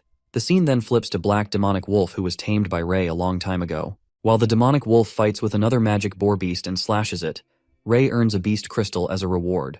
Our boy absorbs the power of the beginner-grade crystal beast and pats the black wolf for his good work. Thinking that he hunted enough beasts for the day, Ray decides to head back in before someone lashes out at him for staying out of the class. As he is about to return, Winfred riding on the horse emerges from behind and lets out that it's a surprise to meet Ray, as he was wondering who he would have met when he came back. Looking at the beast he'd killed, the knight appreciates him and wonders how he's able to pass that heavy guard. As they stride together, Winfred tells him that he's grown a lot taller since he last met him, and Ray compliments him back, mumbling that he hasn't changed at all in the past 10 years, and gets curious about his age. Telling him that it's a secret, Winfred informs that he heard Ray's instructor say that he slips out of classes and hunts magical beasts, adding that he has gotten quite the haul after hunting. Upon hearing this, Ray reveals that it's all thanks to the Amber Alert, which was recently called off, so he's not having a hard time slipping out. Laid back, our guy tells the knight that he enjoys moving around here more than sitting in that classroom. Watching Ray be so reckless, Winfred says that he should be lucky not to go any further because if the guards on the outer lines had caught him wandering, they wouldn't have held back. At that moment, the knight is reminded of something and informs Ray that he stopped by his house. He informs the boy of his father's condition, asserting that Jake's condition hasn't worsened since Ray's mother is taking good care of him. Winfred pats his shoulder and delivers the message that his mother had sent for Ray, who wanted to tell him that he should not worry about his father too much. Looking upset, our boy thanks him and contemplates how he continued his training in the past decade and went the extra mile to train hard. However, he failed to unlock new abilities, and nothing has changed in the past years, concluding that he has no clue what to do about his father's condition. That's when Winfred cheers him up, tapping on his shoulder, and grips him tightly close to him, making our boy flustered. Walking towards the town, the knight tells Ray to buck up as they are going to head out for Avrian Academy tomorrow, and expresses his excitement to see other kids there. Later, at the Rennie Town entrance, we see the instructor shouting at the guard for letting his student go outside. The guard tries to explain that he had no reason to stop the student from going after the Amber Alert was released, adding that he wouldn't go much further. In the meantime, Winfred and Ray walk into the hall, and they witness Alan, the instructor, grab the guard by the collar and make it clear that the red-haired boy is special, so they need to know where he is at all times. As Winfred calls out his name, Alan, who already seems annoyed about Ray's absence, turns back and notices his special student alongside the knight. Testing his last nerve, Alan's blood begins to boil and he lashes out at our boy. He bursts out of anger and lets out that he warned Ray not to leave his line of sight, but still, he slipped out of the academy without permission, and how many times it has been this month, calling him an idiot. While our poor fella is freaked out, Winfred nods from behind and thinks it serves him right as he has it coming. As the angry instructor smacks Ray's head, our boy mutters that it's been a month since the alert lifted, so he can do whatever he wants, adding that Mr. Allen is too much of a stick in the mud. Meanwhile, Ray hides behind Winfred as he gets a nice beating from Alan. Our boy lets out that he will be leaving soon anyway, and after that, His instructor will be free as a bird. Pissed off, Alan clarifies that as long as Ray is his student, he isn't allowed to skip class, while Winford tries to stop them as they continue to bicker. After that, we are taken to Rennie Town Square, where the head instructs the students to gather at once, as they seem to be calling an emergency meeting. As they all gather, Ray returns with a bump on his head, and Gary asks him how he came earlier, assuming he got caught this time. While our guy tells him he got unlucky, Sylvia furtively peeks at him and starts to blush. After summoning all the students, the squire named Lancey informs them that he will bring all of them to the Avrian Knight Academy, and the entire journey will take about 7 days. Looking drop-dead serious, Lancey warns the students if they don't want to get in trouble, they will have to listen to his orders. Later, the guard asks Winford if the path to the academy has been decided. As the knight notifies him that they will go past the swamp, the guard panics and lets out that it's too early for the children to go through that tough path. Upon hearing this, Winford looks over at all the students and asserts that they are bound to face some challenges to become knights, adding that they are not the only ones who are getting tested. The next morning, all the students prepare to go to the Avrian Knight Academy as they depart from the Rennie Town gates in the carriages. While Ray seems to be snoring, a bald red-headed boy named Kyle wonders why they didn't use teleporters as they can get to the academy immediately if they use it, and some other boy lets out that they would have spared the trouble if they teleported there. Upon hearing such blabbering, a boy named Dan responds to him that it is because the Avrian Knight Academy doesn't have a teleporter, calling him an idiot. As Kyle assumes that the Avrian Academy is on the same level as Roland Academy and asks if they can't afford it, a voice echoes from somewhere that utters that someone hasn't been paying attention in class, referring to Dan and Kyle. It appears to be smartass Sylvia who elucidates that the Avrian Academy is right on the border, so not only does it have to stand against foreign invaders, but also shadow beasts as well. She further adds that if they install the teleporter in a place like that, there's a high chance that the invaders would teleport anywhere they wish if the Academy's guard were broken, as the teleporter would be an open invitation to them. As the students are left surprised to hear such information and think if it was taught in class, Sylvia turns pink as she looks at Ray. However, she nervously turns away when Gary catches her looking this way while our boy dozes off on his shoulder. Later, they arrive at the castle ruins near the swamps, and the students are instructed to set up their camps as it appears to be dawn already. Setting up their camps, Gary informs Ray that the silver-haired girl has been looking at him. Wondering what there's to look at, Gary tells him to look behind if he doesn't believe it. That's when they both turn around and discreetly look at her. Sylvia, who's peeking at her crush, gets caught red-handed and freaks out as she goofs up with her camp. As his friend turns out to be correct, Ray assumes that it's because of his red hair. But Gary reminds him that there are many red-haired people here, like Kyle, Ian, and the twins Sloth and Badger. Agreeing that he's got a point, Gary makes a sneaky face and asks Ray if he will ignore it because Sylvia is a super pretty girl. But our boy seems to be not interested in her. In the meantime, Dan sneaks out and comes behind the castle ruins, calling his friend Monk. Walking behind the castle ruins, they both are left disgusted by a pungent smell that smells worse than dead rats, presuming where it's coming from. Looking at the terrifying swamp, Dan lets out that he can't even see the end of this sticky place. As Dan and Monk look around the area, Lancey sneaks up on them and informs them that it's a swamp. Scaring the life out of them, Lancey gives them a death stare, alerting them both that if they don't want to get their legs bitten off by sharp worms in that swamp, they better set up their tents and sleep. The night falls and the fire crackles. Ray sneaks out of the castle without the guards noticing and wonders that he did some scouting during the dinner time, concluding that he can slip away without having to deal with the guards. As Ray is about to leave, someone grabs his hand. It turns out to be Sylvia, who asks him where he is headed at this time of night. Telling her the truth, our boy responds that he's going to hunt magical beasts. Concerned, Sylvia utters if he has gone mad and reminds him that this isn't around Rennie anymore. She continues to warn him that he can even encounter an intermediate rank beast, adding that the knights won't even have time to save him. Jerking her hand away, Ray tells her that he's going to be fine, and he can deal with the intermediate rank beast as it's not a problem for him. Watching him act this way, Sylvia gets sad and he leaves for hunting. The next day the sun rises. The knights wake everyone up as they jerk the curtain away, calling them lazy bones, announcing whoever wakes up last will be punished. Gary wakes up and freaks out when he sees Ray lying with his red eyes wide open. Scaring the hell out of him, Gary asks him if he didn't sleep the whole night. Our boy, who just lied down after an entire night, assures him that he slept well. Mumbling that he's not dumb, Gary realizes that he didn't sleep the whole night and heads outside as he doesn't want to be punished in front of all the people. Meanwhile, Ray looks at this dragon system with a smile and reckons that if he keeps hunting at this rate, he can get to the maximum amount of beginner beast crystals by the time they reach Avrian Knight Academy, and after that, he will be able to absorb the intermediate ones. Later, they continue their journey towards the academy, and all the carriages follow the knights who seem to be leading the way. As they pass through what looks like an eerie forest, Winford stops as he senses something ahead. Sensing danger, Winford nods to Lancey to leave the area, as now the students will face a challenge on their own. Suddenly, something starts popping out of the ground, making the carriages out of balance. While Gary wonders that it's too quiet outside and Ray nods off, the horse screams as it is attacked by something. It emerges that the sharp worms have halted their way as they barge into the carriage.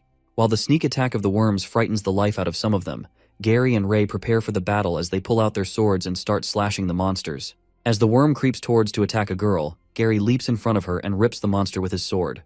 Witnessing so much blood pouring out of the worms, some of them tremble with fear. While Gary speculates that sharp worms appear in swarms, so there's going to be more of them, he instructs others to not let their guard down and get off the cart. As the other students join in to help him, Gary commands them to fight in an open area and to make a team of 3, staying back to back so that there aren't any holes in the defenses. Meanwhile, Kyle, who seems supercharged to kill the worms, Ray presumes that they are getting a little too excited and activates his dragon eye. Watching all of them immersed in the fight, our boy reckons that all the sharp worms are beginner rank magical beasts, so he has nothing to worry about. As he thinks, his eyes land on the top of the cliff, where he notices the 6 knights who left the group earlier. Our boy, who seems to be going to sleep in the carriage, is spotted by Dan, who asks him where he's going and tells him not to break the formation. Letting out a big fat yawn, Ray says that those are beginner rank monsters, so they won't need his help, and with him gone, the numbers will be just right. While the knights observe the students from above the cliff, they assume that Ray is scared of the monsters, and he will only get a red belt. The other knight points at Gary, who seems to be doing pretty well, and explains that he attacks with no hesitation and kills with a single swing, adding that he consciously controls his body so that he moves a little without wasting any moment. Anticipating that Gary will get a white belt, Winfred points at Sylvia and concludes that she doesn't attack proactively, but is extraordinarily observant. As the other knight compliments that her stance is perfect, Sylvia impressively dodges a sharp worm and slashes it with her sword. Observing her moves, Winfred lets out that she's steady, and once she finds an opening, it's over for the enemy. Lancey, who seems impressed by Sylvia's attacks, says that even her clothes are spotless. That's when something explodes from underground, and it appears to be a giant sharp bug that has emerged from the ground. All the students are terrified of the colossal worm and assume that they have merged to become a big one. Trembling in fear, the worm leans toward one of the kids, who goes weak and trips to the ground. As the worm is about to attack him, Ian, the red-haired guy, leaps in front of him and rips the worm's tentacles with his strong muscles. In the meantime, Ian tears apart the monster out of anger as he shouts that no one is allowed to hurt his comrades. While the twins, Sloth and Badger, join him and slash through the giant worms like pros, Kyle, who seems to be counting how many worms he has killed, pierces through the monster with his sword, concluding that he has killed 45 in total. The knights, noticing them from above, are left surprised as they do not need to do anything to help them. The red-haired kids seem to have done a pretty good job of killing the monster except Ray, and they almost seem to be done. After the red-haired kids are done killing the worm, Ian asks his teammate if he's okay, and they are all relieved that the monsters are finally dead. Keenly observing the students, Winfred speculates that Ian is not only physically strong, but also knows how to care for his teammates, and he's a gem. On the other hand, there's Ray, who's dozing off on the carriage and doesn't care about anything. After that, they all get inside the carriage, and Gary asks Ray why he didn't join them in the battle. He informs him that it's dangerous here, and if anything happened, no one would have been able to save him. Stretching himself, our guy tells him he was too sleepy and the knights were watching over them anyway. While Gary admits that he's a lone wolf now, Winfred is baffled and reckons who the child of prophecy will be. After that, as they continue their journey to the academy, Kyle is proud of himself for killing the monsters, and Dan appreciates his good job. Assuming that they will become actual knights before they know it, Dan dreams of getting a white belt if they are lucky. Shocked, Gary, who doesn't seem to know what a white belt is, asks him about it. That's when Dan reveals that all the knights are ranked differently, and the ones following them are the White Tassel Protectors, who are high-ranked knights. He adds that these knights have gotten white belts at one point, which means that their skills have been recognized through tests and trials. Dan then discloses that there are green and black belts that symbolize different skills.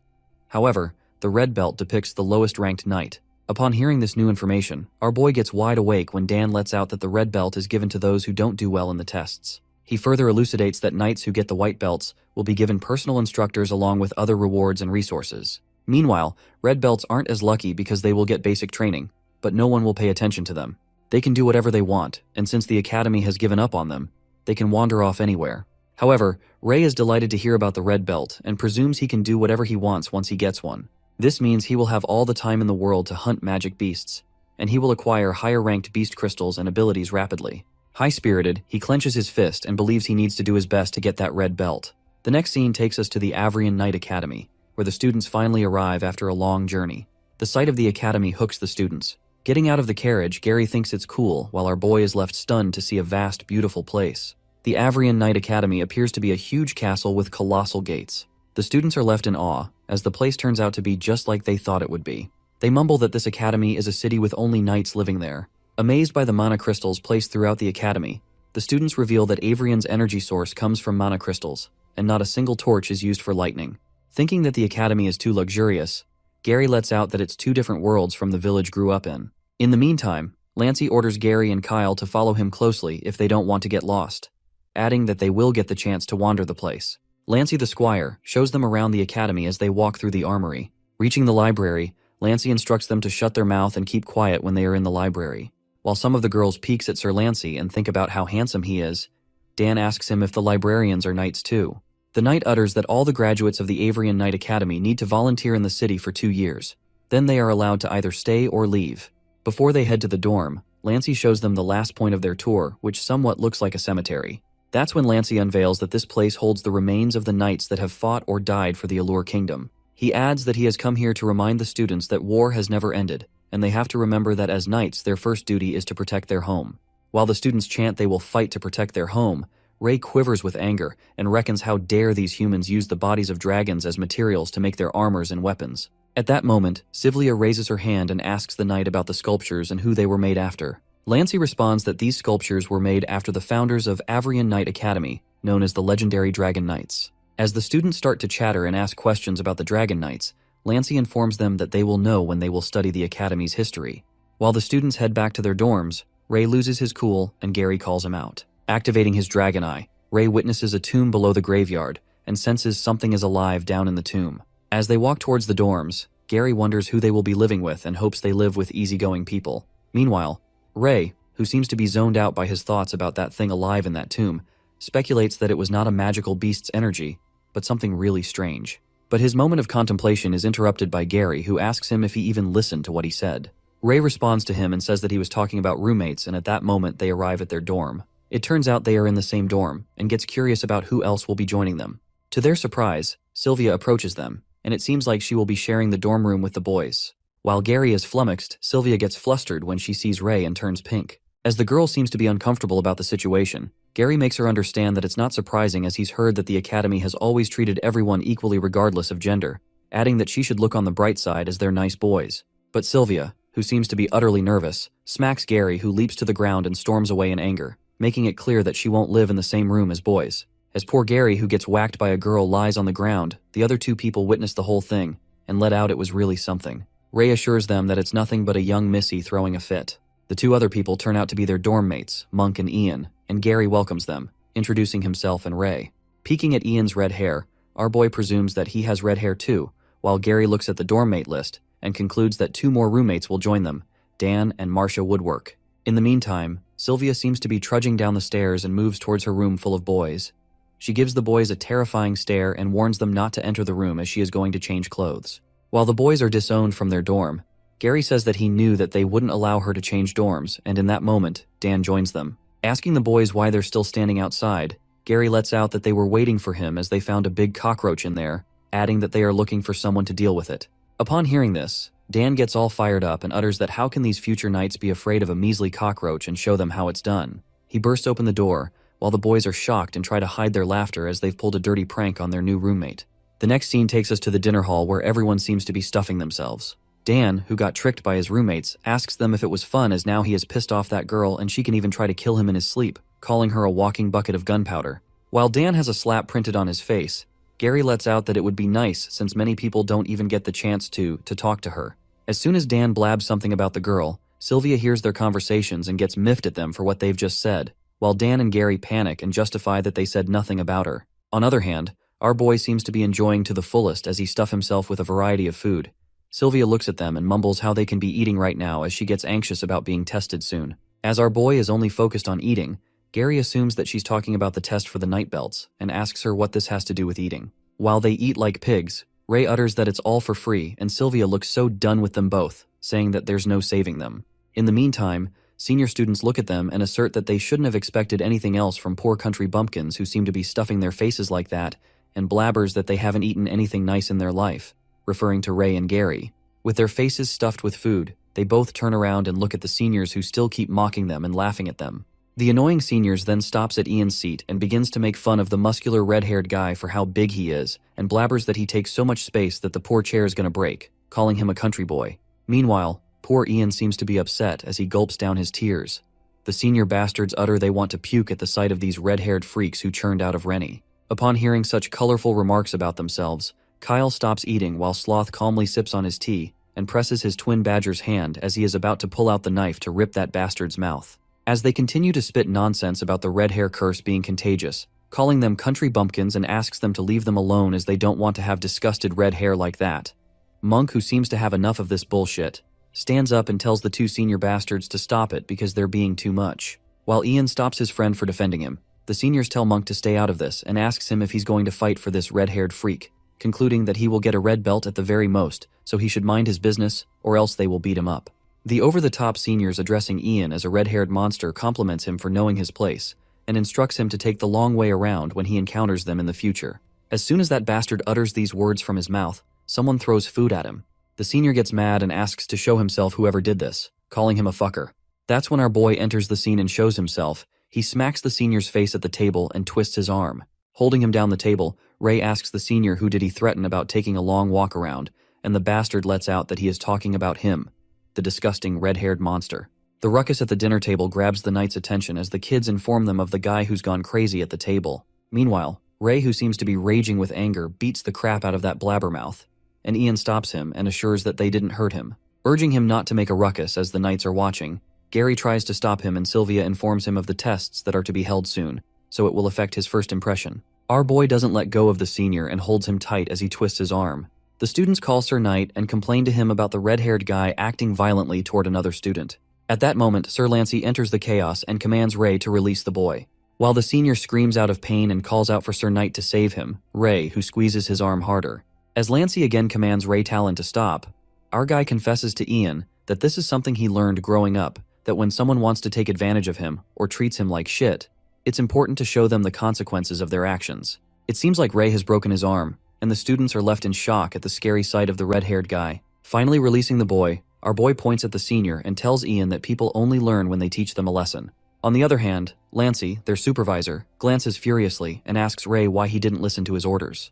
With a sneaky smirk, our guy apologizes to him and responds that he thought out of all people his teacher would understand what it would be like to hear problems that only he wants to hear, just like him. Without a flinch, Ray holds Gary's hand and says to continue eating because they don't want their appetite to be affected by those pieces of trash. Meanwhile, Knight Lancey is pissed off at Ray's bold move. The whispers begin to initiate about the seniors starting the fight first, and adds that they've always been bullying people, so it was about time that they got humbled and got their butt handed to those red-haired fellows. After that, the three commanders arrive at the academy, and the students assume they are preparing for the test. Winford commands everyone to keep quiet as he welcomes the head of their academy, the 6 elders. The 6 heads of the academy emerge in the hall, wearing cloaks and hiding their faces with masks.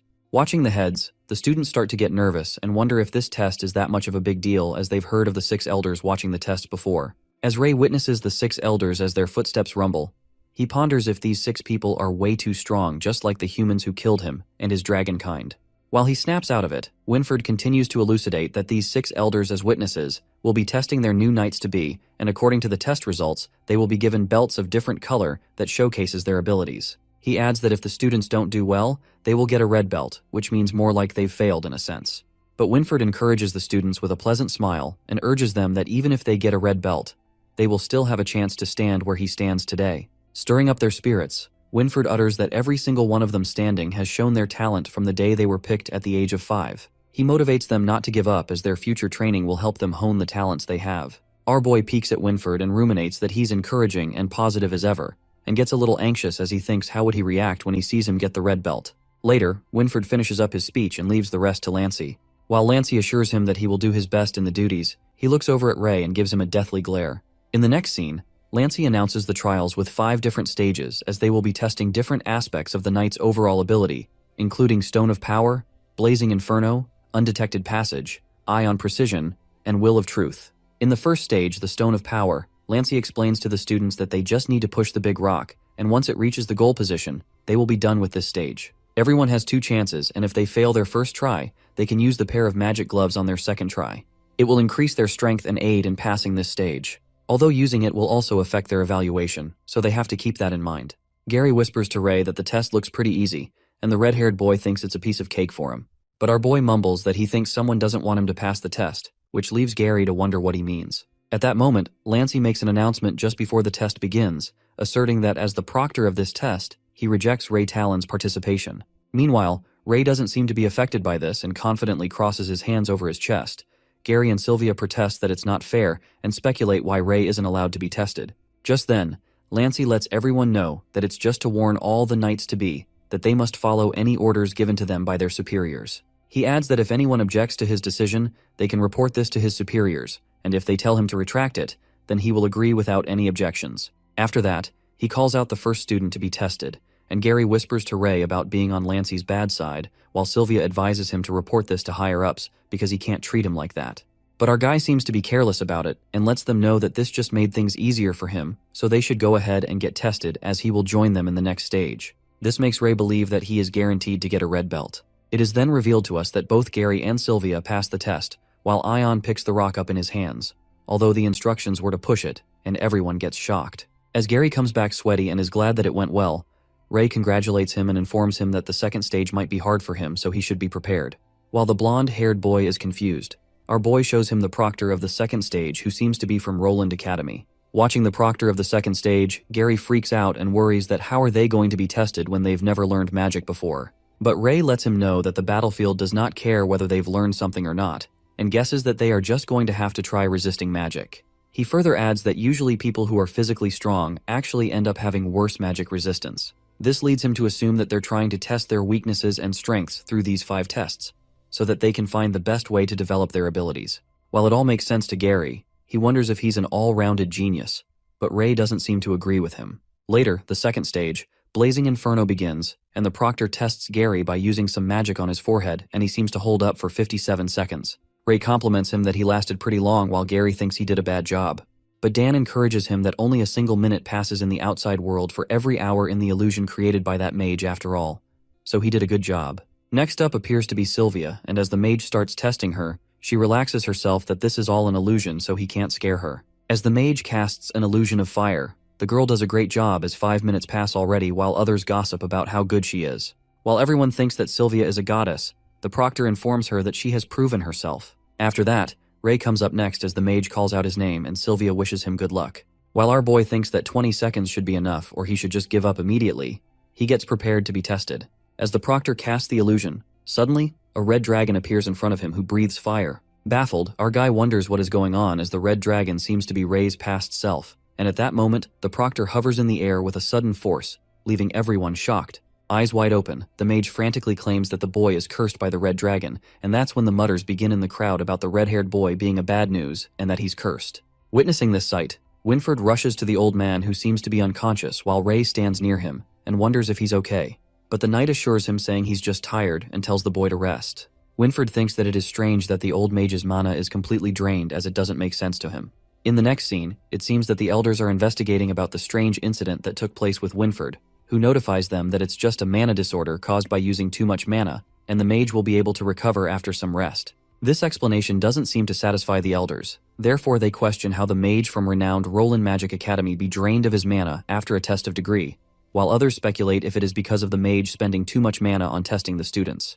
Winfred informs them that the mage is resting for now, and he will continue to investigate this matter. He further suggests having another mage take the proctor's place for the remaining tests, and the elder agrees with him. However, as the knight leaves, one of the masked elder calls an armored guard knight and whispers something to him, and the guard assures him that he will have it done immediately. The elder then looks at Ray Talon from afar, who seems to be walking towards his friends. After that incident, Ray asks about the mana disorder, and Sylvia explains to him that it's when a mage doesn't have any mana left, but forcefully casts a magic spell so it ends up backfiring on the mage's body. While our boy gets the point, Gary seems to find his friend unlucky thinking and lets out that geniuses always have it hard. As they both joke around, the silver-haired girl seems to be a bit skeptical about the situation, and reckons that it's strange that a mage from Roland Magic Academy would make such a basic mistake, and continues to wonder about the curse that he mentioned. Just then, they hear a rumbling sound and the ground starts to shake. Assuming that it's an earthquake, suddenly the trees begin to appear everywhere, which leads everyone to think that it's magic. While the entire testing area is now filled with trees, Gary seems to be clueless of what's going on when Sylvia reveals that someone is casting a spell. That's when a proctor shows himself and announces that their third stage of the test is starting now. As everyone is taken aback by the situation, the proctor instructs the students to follow him and replicate his movements the best they can. Just then the third stage begins.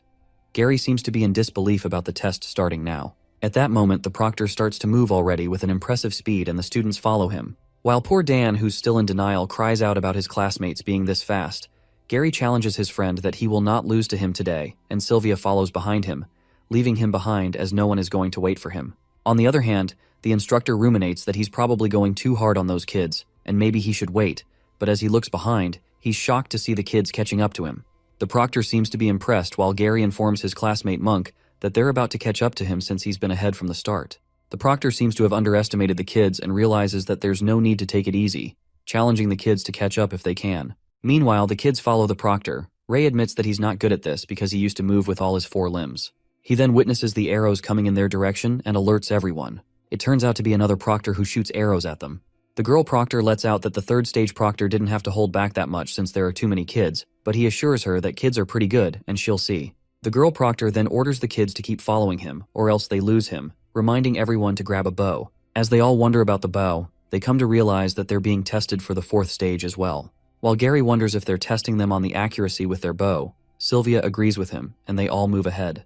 The proctor of the 4th stage announces that the targets have been set up in the forest ahead, and they will pass after hitting 3 targets under her interference. That's when the 4th stage, Eyes of Precision, commences, and our guy thinks he's fine with getting a red belt, but he doesn't want to come in last either. Therefore he decides to show off a little as he activates his dragon eye. As soon as he activates it, in a flash, an arrow with magic moves towards Gary's direction and Ray immediately senses it, pushing his friend out the way.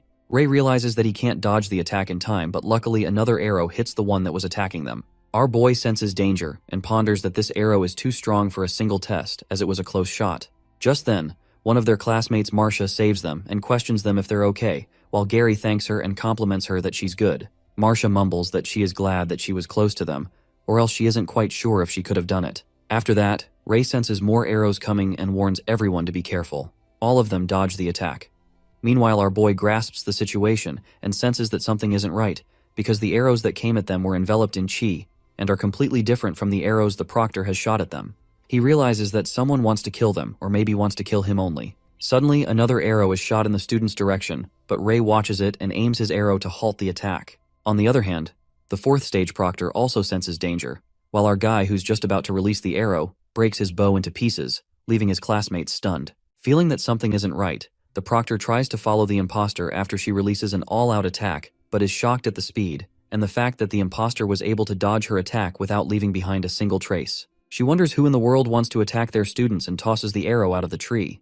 The proctor then assures the students that her arrow accidentally went astray and instructs them to continue the test. Ray realizes that the proctor clearly didn't shoot the arrow and that she's just trying to reassure them. While all the students continue their test, our boy speculates if someone dangerous has managed to sneak in here. Upon finishing their tests, they find Monk along with the 3rd stage proctor waiting for them, while Gary and Ray inform Sylvia about the incident that took place that shocks her that something like that happened, suggesting they should report this to the Knights. But Ray thinks it's better not to tell them, and Gary agrees with him because the proctor just now didn't tell them the truth, and while she could have been trying to reassure them, she might have been trying to hide something too. Gary further lets out that if someone is really trying to cause them harm, then that person must be someone who could enter the venue, which means the person that attacked them could itself be a proctor or a knight. Hearing this, Sylvia seems quite worried about this matter and asks the boys about what they are planning to do now. Ray informs her that they will wait for things, although he gets curious about that bastard who was trying to kill them. It appears that the intruder tries to scamper away after throwing away his bow, but is caught red-handed by a girl proctor who orders him to stop right there.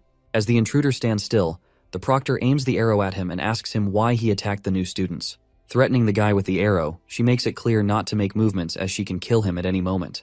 However, the intruder puts his hands on the sword, but the proctor threatens him not to move as she can shoot him down on the spot. The guy glares at her, and at that moment they start attacking each other.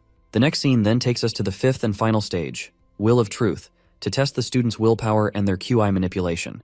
Holding the sword, Delbert informs everyone that the sword is made from an ultra beast crystal from a firebird, and it releases flames when they hold. He further reveals that the kids may not have learned how to use QI yet, but they can try controlling it with their willpower by concentrating their spirit. He then calls the students, and the first one appears to be Ion, the red-haired masculine boy. As Ion comes on the stage looking anxious, he holds the sword and a big flame appears out of the sword, turning his face black. As Lancey is startled by the sight, he calls on the next student.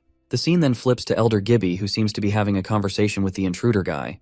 The elder seems disappointed as the guy not only failed but also got caught by a proctor. While the guy apologizes, Gibby confesses that he never expected to solve this issue immediately. He then wears his mask, with which the user is able to change their appearance, and mumbles that he's glad that at least it has sent a signal to their followers that the Pureblood Guild has never disappeared. On the other hand, Gary goes up on the stage and flawlessly controls the flames as he holds the sword. Meanwhile, our boy goes on next. Sylvia asks Gary if Ray is actually strong. Listening to this, Gary thinks for a while and reveals that Ray is extremely strong. But the others don't seem to believe him since his first 4 test results were terrible. That's when the blonde-haired guy lets out that he remembers the last time he fought with Ray. He won easily, but 10 years ago, when he was attacked by an intermediate-ranked demonic wolf, Ray was the one who saved him and defeated it. While the other classmates seem to think of it as a joke since they were just 5 back then, and assume that it must have been a big wolf instead of an intermediate beast, Sylvia wonders if Ray is actually strong, and why does he hide his abilities. After that, the test is about to begin when our boy grabs the sword, and suddenly the dragon system appears, notifying him if he wants to absorb the ultra-grade beast crystal. It looks like no flame comes out of the sword, and the gossip initiates among the students as they mutter that accidents always happen with this guy. They are surprised to see that the sword is not even glowing anymore. While our boy swings the sword left and right, wondering if it's broken, Delbert is left in disbelief and snatches the sword right out his hands. Witnessing no flames coming out the sword, Delbert seems to be frightened as he cries out that this weapon is created from Ultra Beast Crystal and is a treasure of the Allure Kingdom. He grabs the red-haired boy by his collar and blames him that he did something to the sword. But Ray, who seems to be clueless about the situation, justifies what possibly he could do to the sword since this is a weapon made from Ultra Beast Crystal. He also mentions how Delbert has been staring at him like crazy, so he wouldn't dare to do anything. As the knight rages with anger, and before he could say something, the armored knight interrupts him as he indicates to him about an urgent report. He whispers something in his ear and Delbert is flabbergasted after hearing the news. He then immediately announces that all the tests have ended, and the kids can return to their dorms now. The kids take a breath of relief, and it is mentioned to the kids to appear at dinner time as their belts will be given to them. As the students get excited about what belt they will be given, Ray hopes on getting the red belt. However, something else seems to bother him as he manages to hear the conversation between the knights about the proctor of the 4th stage being found to be killed. Furthermore, Winfred, who's present on the crime scene, is informed by the armored knights that when they found her, she was already dead. But what shocks them even more is knowing that her body is still warm, which depicts that it hasn't been very long since she was killed, which leaves him to wonder who can do such a thing. The knight then announces to inform the elders immediately. The next scene takes us to the elders' meeting room, where the armored knights inform them about the dead body. They reveal that the proctor seemed to have been killed with a single attack, which means the perpetrator must have been fairly skilled.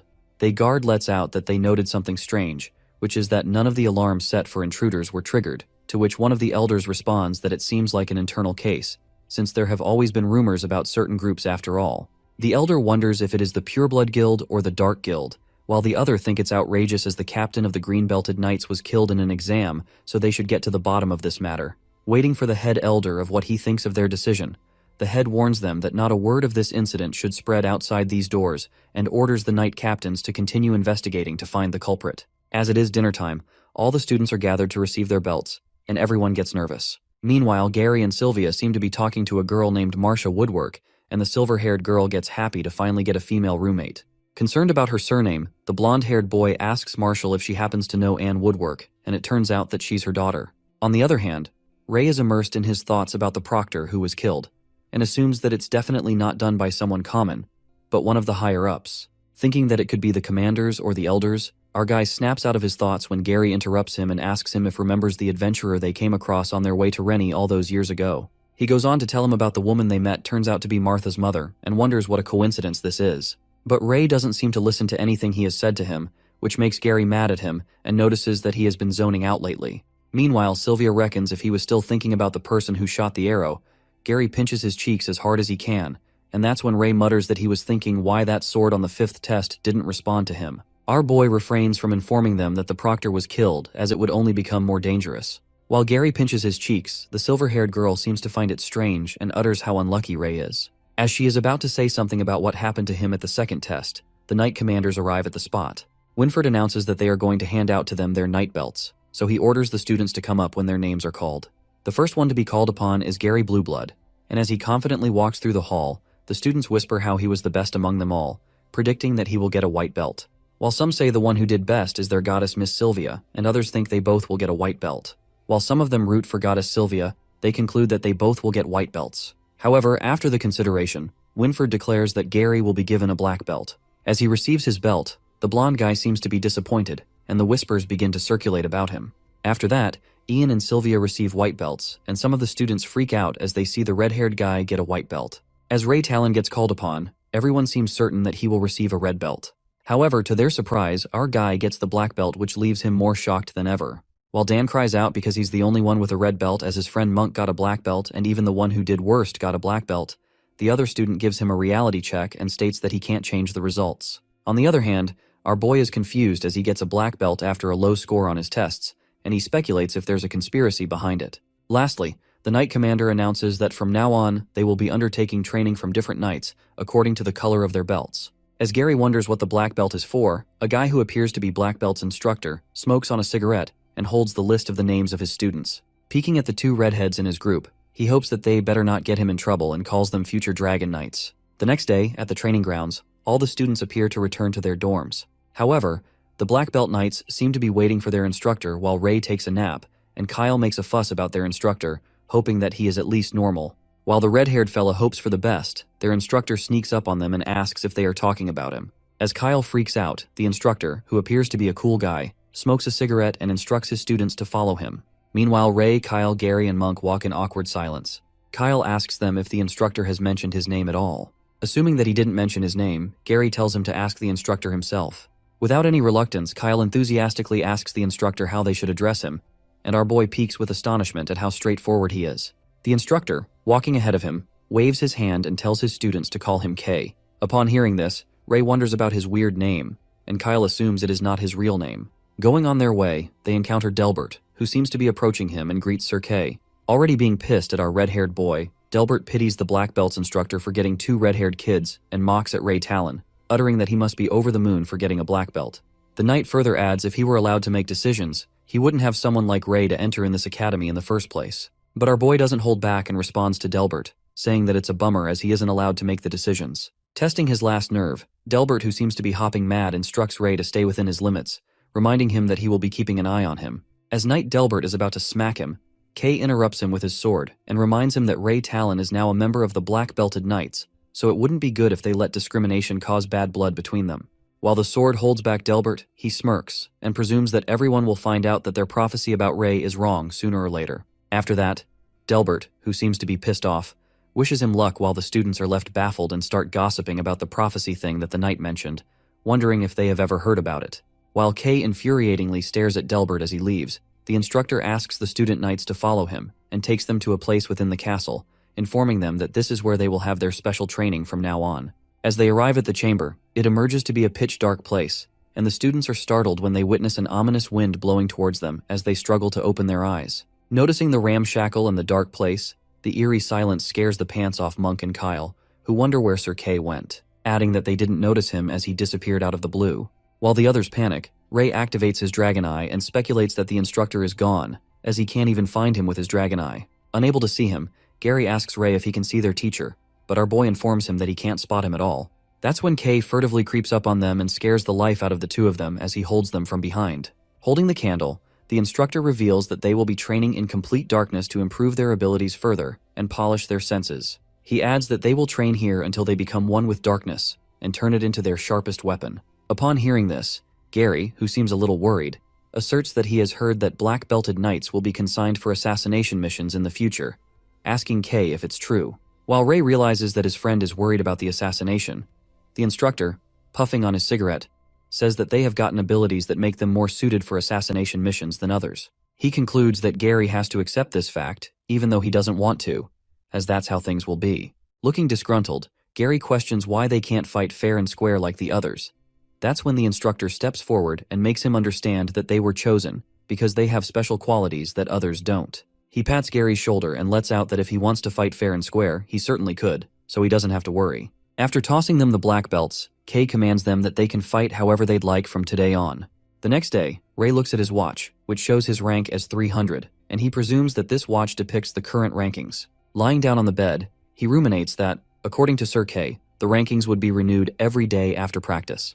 Meanwhile, students of the same grade can challenge each other at will, and if the lower-ranked students win, they will take the place of the higher-ranked students, which means the higher the rank, the more resources they will get. Our boy then gets up and asks Gary about the number of students in their grade, to which he responds that there are 300 or more students. While Ray disappointedly thinks he's close to last in the rankings, Dan glances at Gary's watch and freaks out when he finds out that he has achieved first place, saying that they were guessing who would take first place. Overjoyed, Dan feels nice about being in the same dorm room as the first and third ranked and laughs hysterically, mumbling that he can do whatever he wants. While Gary is pissed at him for flaunting others' ranks, Sylvia, the third-ranked knight, seems to be chattering with Marcia, looks over at Dan being so overly excited, and lets out that boys are foolish. After that, Ian asks Monk why he looks so happy. Monk stares at his watch as he is ranked 65th and gets low-key thrilled. High-spirited, he believes he will continue to work and tells Ian that it's nothing. 10 days later, Ray appears to be walking through the hallway and contemplates that he's so close to 100 points for beginner beast crystals, but he didn't get too much from hunting. Reaching his dorm room, he snaps out of his thoughts when he listens to someone arguing inside as the noise echoes out of the room. It turns out Monk frantically argues with Gary as he utters that he can only go up in rankings because of his special training. On the other hand, Gary quarrels with him to prove his points and tells him that he thinks training stuff is a little deceptive as it's useless to him. While Monk angrily explains that special training is not useless, instead, he's just bad at it, Gary fires back, muttering that he can keep his ranking without it anyway. Watching them argue, our boy gets confused at what's happening, and Dan lets out that he has never seen Monk so agitated. He adds that they're arguing about whether special training for the black belts is helpful and asks Ray what training they guys did. Regarding the special training, Ray reckons it is a given that Gary isn't good at stealth, assassination, and hiding one's trace, but Monk has shown great talent for it. As they continue to bicker, our boy speculates that Gary is not wrong either. He is better than Monk in all basics, and even though Monk is becoming strong quickly, Gary's still stronger than him overall. Meanwhile, Monk yells that he can't just put down his hard work like that. Gary angrily shouts that he can think whatever he wants as he just gave his opinion. Concerned about them fighting, Sylvia jumps between them and tries to stop the feud, asking Ray to help her. But our guy, who doesn't seem to be interested in their matters, responds that she can fight it out herself, and Dan excitedly lets out that it's a great idea. While Sylvia is annoyed and tells Dan not to fan the flames here, Monk claims to have a rank battle to end this once and for all. Gary agrees to the battle, saying that he's okay with it, and challenges him to see if those skills he loves so much are helpful in the battle. The next scene takes us to the training grounds, where the students chatter that someone's challenging the first ranker in the battle. As the word seems to spread already, the kid wonders if it's the blonde one as they have heard that it was another black belt, ranked pretty high. Hearing about the battle, Sebastian, who turns out to be Delbert's youngest son, gets curious about it, but a silver-haired boy assures him that it's nothing to look at as they are just some country bumpkins from Rennie. On the other hand, the bald, red-headed guy Kyle energetically calls everyone to place their bets in the wooden box for the top star, Gary, versus the Black Horse Monk, to guess who will eventually succeed. While Dan seems to be the first person to bet, he bets for Gary for 10 pieces of silver, and Sylvia loses her nerve and shouts at Dan for betting on his roommates. But to her surprise, her roommate Martha also bets on Monk, thinking that maybe he will surprise them, and poor Sylvia is shocked to see her. Bothered, Sylvia asks Ray if Monk has a chance to win this battle. At that moment, the fight seems to begin as Gary and Monk hold their wooden swords while Kyle acts as a referee. Witnessing this moment together, Kyle excitedly commands them to begin. Meanwhile, Ray asks Sylvia if she thinks Gary's going to win, and the battle commences as both opponents strike at each other. As they continue to have fierce competition, Sylvia elucidates her point of view by asserting that Gary is definitely gifted, has a great technique, and stands out among all of them. However, Monk has worked harder than anyone else on the special training, and he's most likely Gary's greatest current rival. Monk strikes a powerful blow at his opponent with the sword and it creates smoke all around. As he thinks that his training worked, the smoke disappears and Gary manages to block the attack. While their swords collide, Gary warns Monk to give up as he can't win. On the other hand, Ray concludes that Monk has certainly improved a lot, and Gary has to deal with him carefully. However, he still thinks that Gary is going to win. Our guy then takes a yawn and is about to nod off. Sylvia, who seems to be focused on the battle, lets out that Monks can't fill in the gaps within his abilities in such a short time, while Martha, who betted on Monk, stresses out as she watches him losing the fight. All the people in the training ground seem to anticipate Gary as the winner, and it turns out to be the truth when he strikes one last shot and breaks Monk's wooden sword, which shatters into pieces. As Gary wins, Monk is left in disbelief with his defeat and utters how this could happen. He melts in breakdown, and Gary apologizes to him, saying this is how it works. But Monk, who is not happy with his defeat, grabs his broken wooden sword with a sharp edge and loses control when he runs towards Gary, who appears to be standing on his back. Meanwhile, Monk acts frantically and moves towards him with his sharp-edged sword, saying that it's not over yet. Watching Monk, who is about to backstab Gary, Sylvia shouts at him to watch out, and Martha yells at Monk to stop. The sword, which seems to be a second away from Gary's neck from being slashed, is stopped by someone, and the blood begins to drip out of his hands. That's when Gary looks back and Sylvia is shocked as she wonders when Ray got there. It emerges to be Ray, who stops Monk from attacking him and tells him that it's enough. As Monk finally comes to his senses, he immediately drops the sword and apologizes. Sylvia, on the other hand, reckons that Monk was quick just now as she couldn't even catch his movements. Yet Ray managed to get up there in the blink of an eye, wondering how he did that.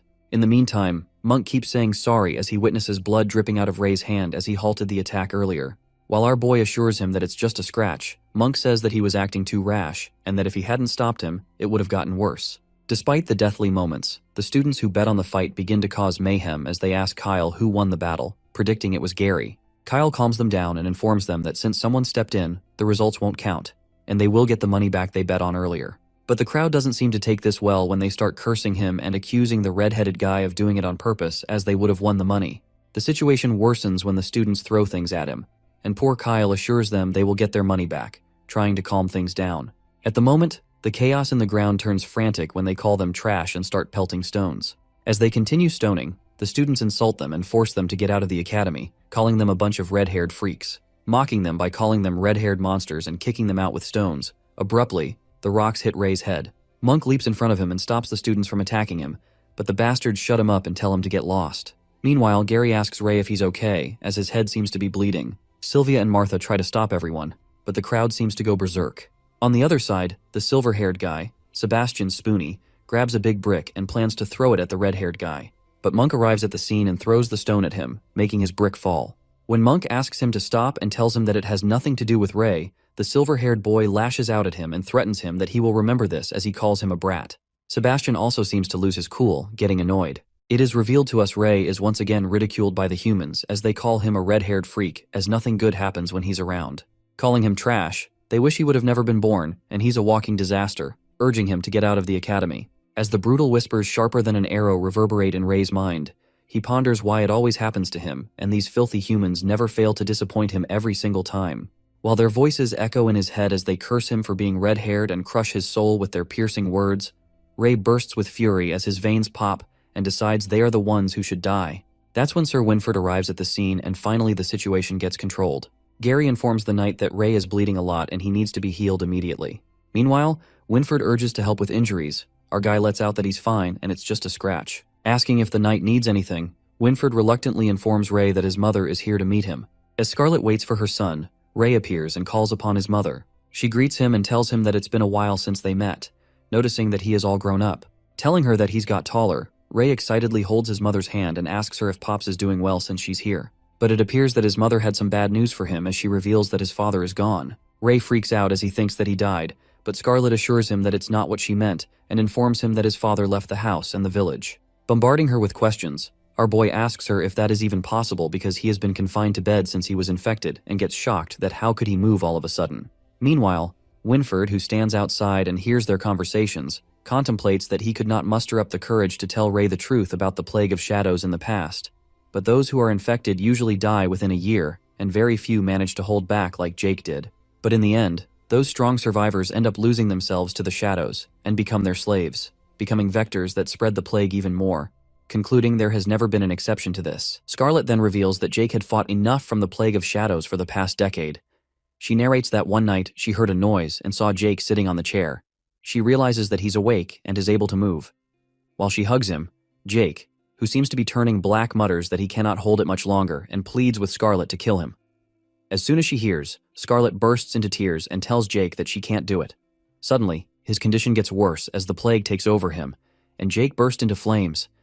As he keeps asking Scarlet to kill him, she witnesses him turning into a black shadow. Coming to the present, Ray's mother tells him that she couldn't kill Jake and pulls out a letter, uttering that his father left him this letter. Ray opens up the letter in which his dad apologizes to him for not growing up with him and tells him that he's proud of him for entering the academy.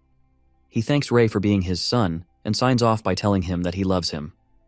After reading the heartfelt letter, our boy starts sobbing, thinking that his father wrote this letter as if it were his last words, and gets determined to find a way to save him.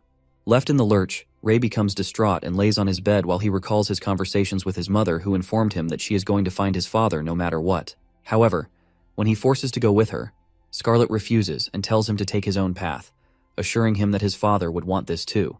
Clasping him into a hug, she feels glad to see her son again, and affirms to him not to worry about them as he should be doing what he should. Lying on his bed, our guy reflects upon the fact that it's been a decade, and he hasn't found anything. He feels hopeless as he hasn't improved in the slightest, just like a human, couldn't even take his revenge for his dragon kind, nor could he protect who he holds dear. Thinking that everything just sucks, Gary enters the room and asks Ray if he met his mother and what she told him about his father's condition.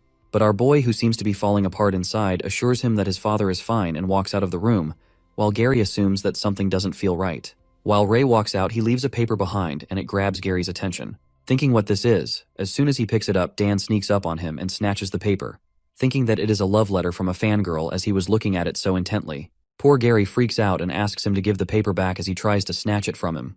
But Dan, with a freaky smile on his face, tells Gary not to be shy and asks him to let him see the passionate confession of love. As they joke around with the paper, in the meantime, the other roommates enter the room and glares at them with confusion. Eventually, Gary lets out that it's a letter addressed to Ray, and that's when they all get to know about his father being infected by the plague of shadows. Upon knowing the truth, Dan lets out that poor guy had a rough childhood, so they should treat him better. Hearing about Ray's sob story, Monk feels bad for him. The next scene then takes us to the cafeteria, which seems to be filled with people, and we see our boy Ray walking all alone. But then he is joined by Martha and Sylvia, who makes it look like a coincidence, and asks Ray to eat together. Then he heads to the dorm room and notices his tidy bed all sleek and spotless. As our boy wonders who cleaned his stuff, Dan and Ian nervously inform him Sylvia made his bed as she is such a nice girl. While Dan and Ian make it obvious with their terrible acting, Ray immediately gets a hunch and thinks about what is going on with these guys. The next day, our boy spots some fresh flowers in the pot, and Gary tells him that he picked some fresh lilies as he thought that it would help his friend brighten things up around him. Taking it the wrong way, Ray makes a cringy face and lets out if he has fallen in love with him, but Gary freaks out and tells him that it's nothing like that.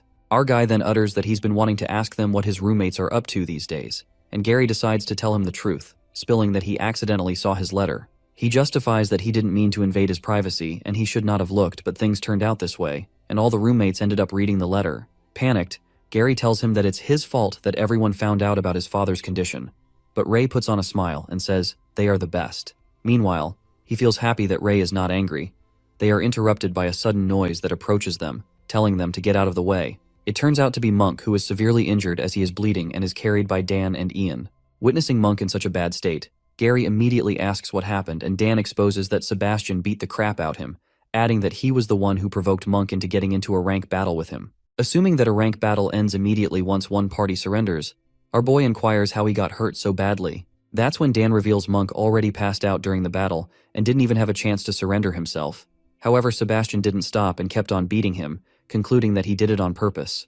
At that moment, Monk calls out Ray and apologizes to him as he can't help him make his bed for the next few days. While Sylvia thinks that his limbs are fractured and they need to call the doctor right away, Ian goes to find one. On the other hand, as Gary asks Ray where he's heading, our boy, who seems to be losing his nerve after knowing what Sebastian did to his friend, says that he's going to get back at him for what he did to Monk. As he leaves, Gary grabs his hand and says to get a hold of himself, advising him not to act rashly. But our guy, determined to get revenge, asks Gary if he's coming with him. While Gary seems a bit reluctant, he lets out that he wants to get back at them for what they did to Monk, but Ray makes it clear that it's a retaliation. That's when Sylvia appears and reveals that Sebastian is from House Delbert, while Gary adds that he's the youngest son of Sir Delbert, so it's better if they don't get on his bad side. Not caring about this at all, our guy asserts that Sebastian started it, so he should pay for what he did and go on his way. Furious, Gary yells at him for not acknowledging the situation and informs him that it's not the first time that young Delbert has done something like this, adding that nobody wants to cross paths with him in the academy and warns Ray that he might get expelled. But our reckless red-haired fella assures him that he's going to be okay as he's not a dumbass, revealing that if he challenges him in an official rank, then he can get back at him rightfully without breaking any rules. Later, while House Delbert seems to be training on the ground, Ray approaches them and interrupts their training. The two of the night students confirm that Ray isn't one of them and instructs him to wait as they're practicing. Without wasting a second, our guy asks for Sebastian, and those knights confirm if he's really looking for Seabass, as they don't recall him talking about a red-haired friend before. While Ray asks them to get out of the way, the silver-haired guy who appears to be Sebastian Spoonie yells and asks them what's happening. As Eric, the silver-haired guy, moves toward them, his teammates inform him that this red-haired guy wants to barge in here and seems to be looking for Sebastian. Walking forward, Eric utters that Seabass does not know any red-haired freaks and gets mad at Ray for barging in the middle of the training, adding rude remarks as he asks if his parents never taught him manners. Confronting each other, our guy makes it clear that if he's not the guy he's looking for, he has no business to do with the silver-haired bastard. While Eric grits his teeth in anger, Sebastian emerges and asks the red-haired guy if he's looking for him. Young Delbert takes a guess and says that Ray came here for his friend, assuming that he's the black belt as well. Feeling no need to explain his reasons, our guy straightforwardly tells him there's no need for small talk and challenges him to fight. Without a thought, he requests the battle against Sebastian with his watch, while the opponent lets out that it is quite direct. However, Sebastian refuses the battle and tells him to forget it as he witnesses Ray being ranked at 280. As our boy thinks if he's scared, young Delbert says that he manifests that it won't be much of a fight after seeing his low rank. Laughing hysterically, Sebastian mumbles that he thought the other black belt was the strongest, but Ray seems too weak. He then apologizes to Ray and assures him that he didn't hurt Monk's purpose, adding that it's a natural gap between them and the peasants, referring to the black belts. Saying that he does not want it to happen again, he shuts off Ray. While our boy leans toward the obnoxious bastard, Eric blocks his way and asserts that Sebas might not stoop to his level to fight him. The silver-haired Spoonie reveals that he's currently 9th ranked, so if Ray can fight him, it might pique others' interest in fighting with him as well. Asking if it works for his boss, Sebastian happily allows Eric to fight with Ray. Meanwhile, our guy asks the boss if he will accept his request once he manages to beat Eric. As the silver-haired guy is pissed at our boy, Sebastian affirms to him that they will talk once the fight is over. The Delbert's house students are thrilled to see a real fight again, and feel lucky for being in a strong team as people come for challenges every day, hoping that it goes on long enough. Standing face to face, Ray confidently tells Eric to attack him. While Eric holds onto his wooden sword and seems to be filled with pride, he assumes that the red-haired guy is getting cocky and advises him not to go crying for someone to take revenge for him later. As the others notice that the red-haired guy hasn't unsheathed his sword yet, Eric reckons that this is an excellent chance to show him what he has got and thinks of using the stuff Sebas has taught him. On the other hand, the boss, Sebastian, proudly looks at his Spoonie and says that he's bullying little kids again, and the fight finally begins.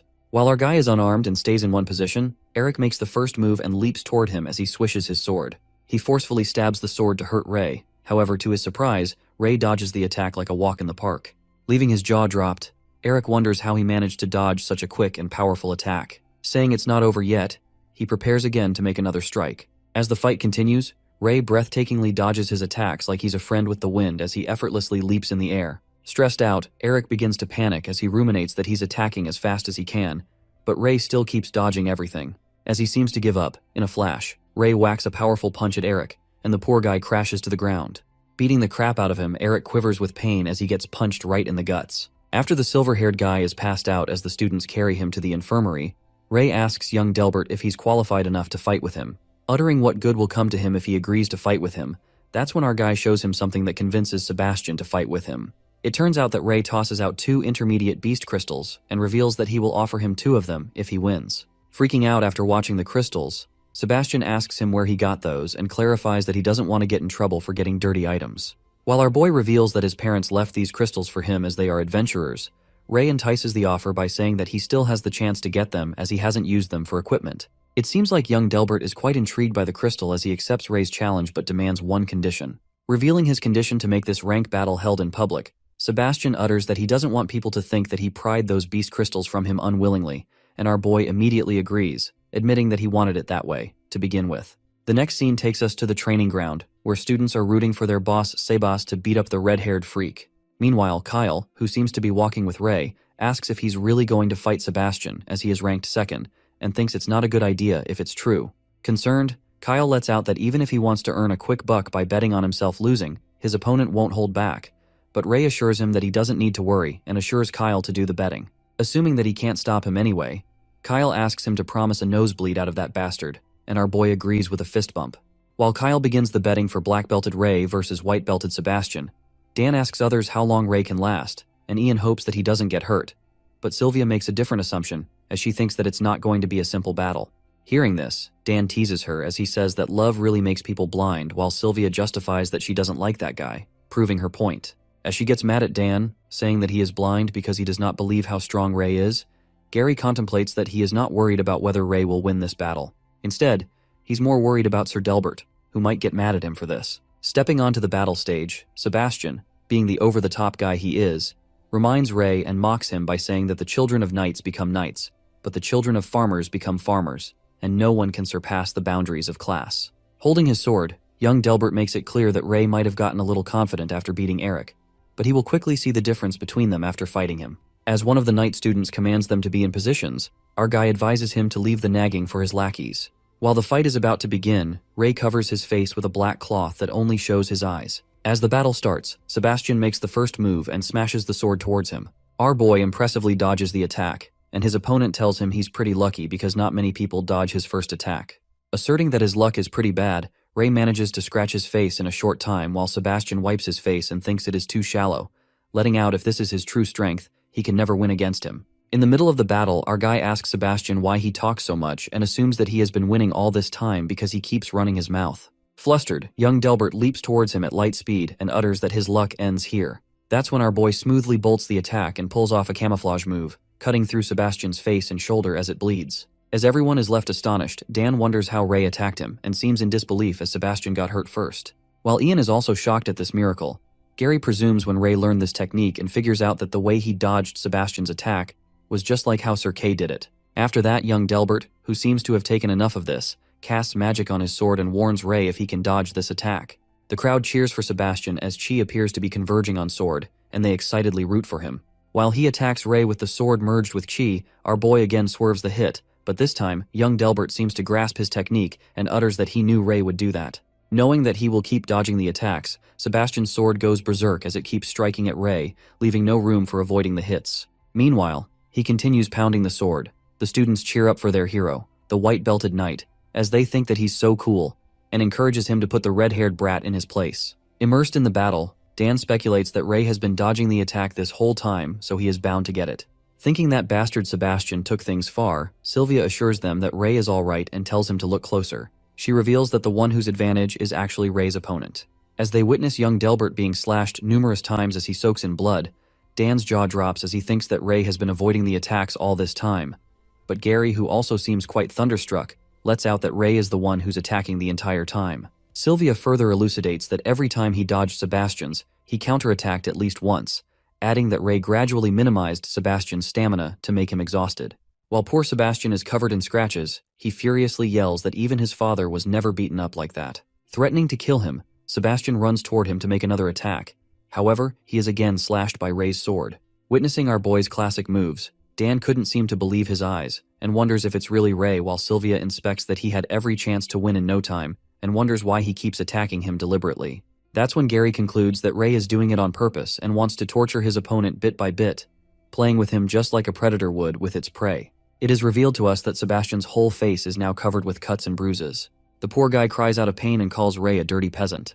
But the red-haired boy who finally takes revenge for Monk makes one last blow on his nose while he trembles and threatens Ray to wait because his father won't let him off the hook, and he's gonna be a dead meat. Our boy raises his sword once again and thinks that talking to someone like him is a waste of his time and energy. Sebastian, who is about to give up, tells Ray that he will forfeit, however.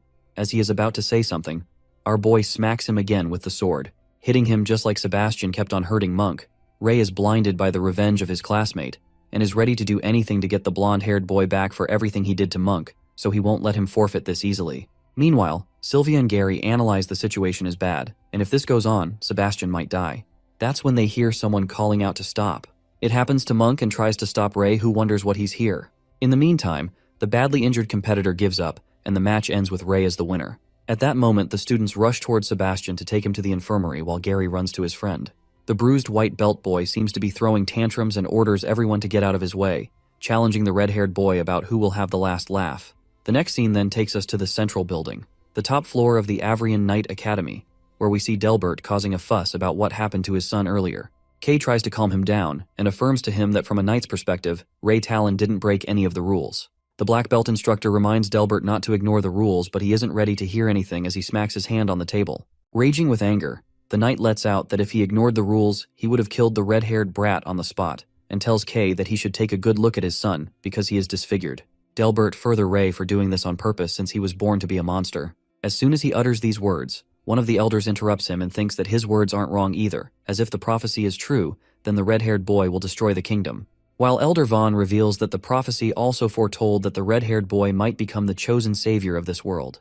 But Vaughn is interrupted by someone who mutters that the child has already shown the signs of becoming a calamity. As it happens, another elder suggests that it will be easier to expel the red-haired boy, and maybe this would spark the beginning towards the end. But the head elder objects and thinks that this debate is meaningless. He suggests that if everyone has different opinions, then they should vote on it, and asks to raise their hand if they agree on Ray Talon's expulsion. It turns out that Delbert, Elder Gibby, and Master Knight Rose agree on Ray's expulsion from the academy. On the other hand, Elder Vaughn, Head Elder, Elder Humphrey, Winford, Bernardo, and Instructor K disagree with his expulsion. In conclusion, 3 of them fall in the favor of Ray's expulsion while 6 of them disagree. Therefore, the elder dismisses the expulsion of the red-haired boy. In the next scene, Ray seems to be laying down on his dorm roof with his eyes closed when he hears footsteps approaching. As he wonders who it might be, it occurs to be Sylvia, who didn't see him in the dorm, so she decided to look on the roof. While our guy lets her know that he wants to be alone for a while, she asks him if he's thinking about Monk. Upon hearing this, he is rather surprised, as if Sylvia reads his mind. After that, she confesses to Ray that he might be different from regular people, and he's not good at talking, nor understanding people's emotions. But our boy interrupted her by saying that he doesn't care. Flustered, Sylvia tries to justify herself by telling him that's not what she meant. Sylvia clarifies that she knows he's not a bad person, and every time she sees him confused or mad, she keeps wishing that she could help somehow, and hopes that he trusts them a little more because they're friends after all. Wondering if they're friends, Ray pushes her against the wall, leaving her shocked. Activating his dragon eye, he raises his head and asks her if she's afraid of him. Being honest, she reveals to him that sometimes she does get scared, but she doesn't think he's a bad person. At that moment, Sylvia smiles and compliments his dragon eye, saying it really suits him, advising him not to treat himself like a monster. As soon as he hears this, Ray's eyes turn back to normal.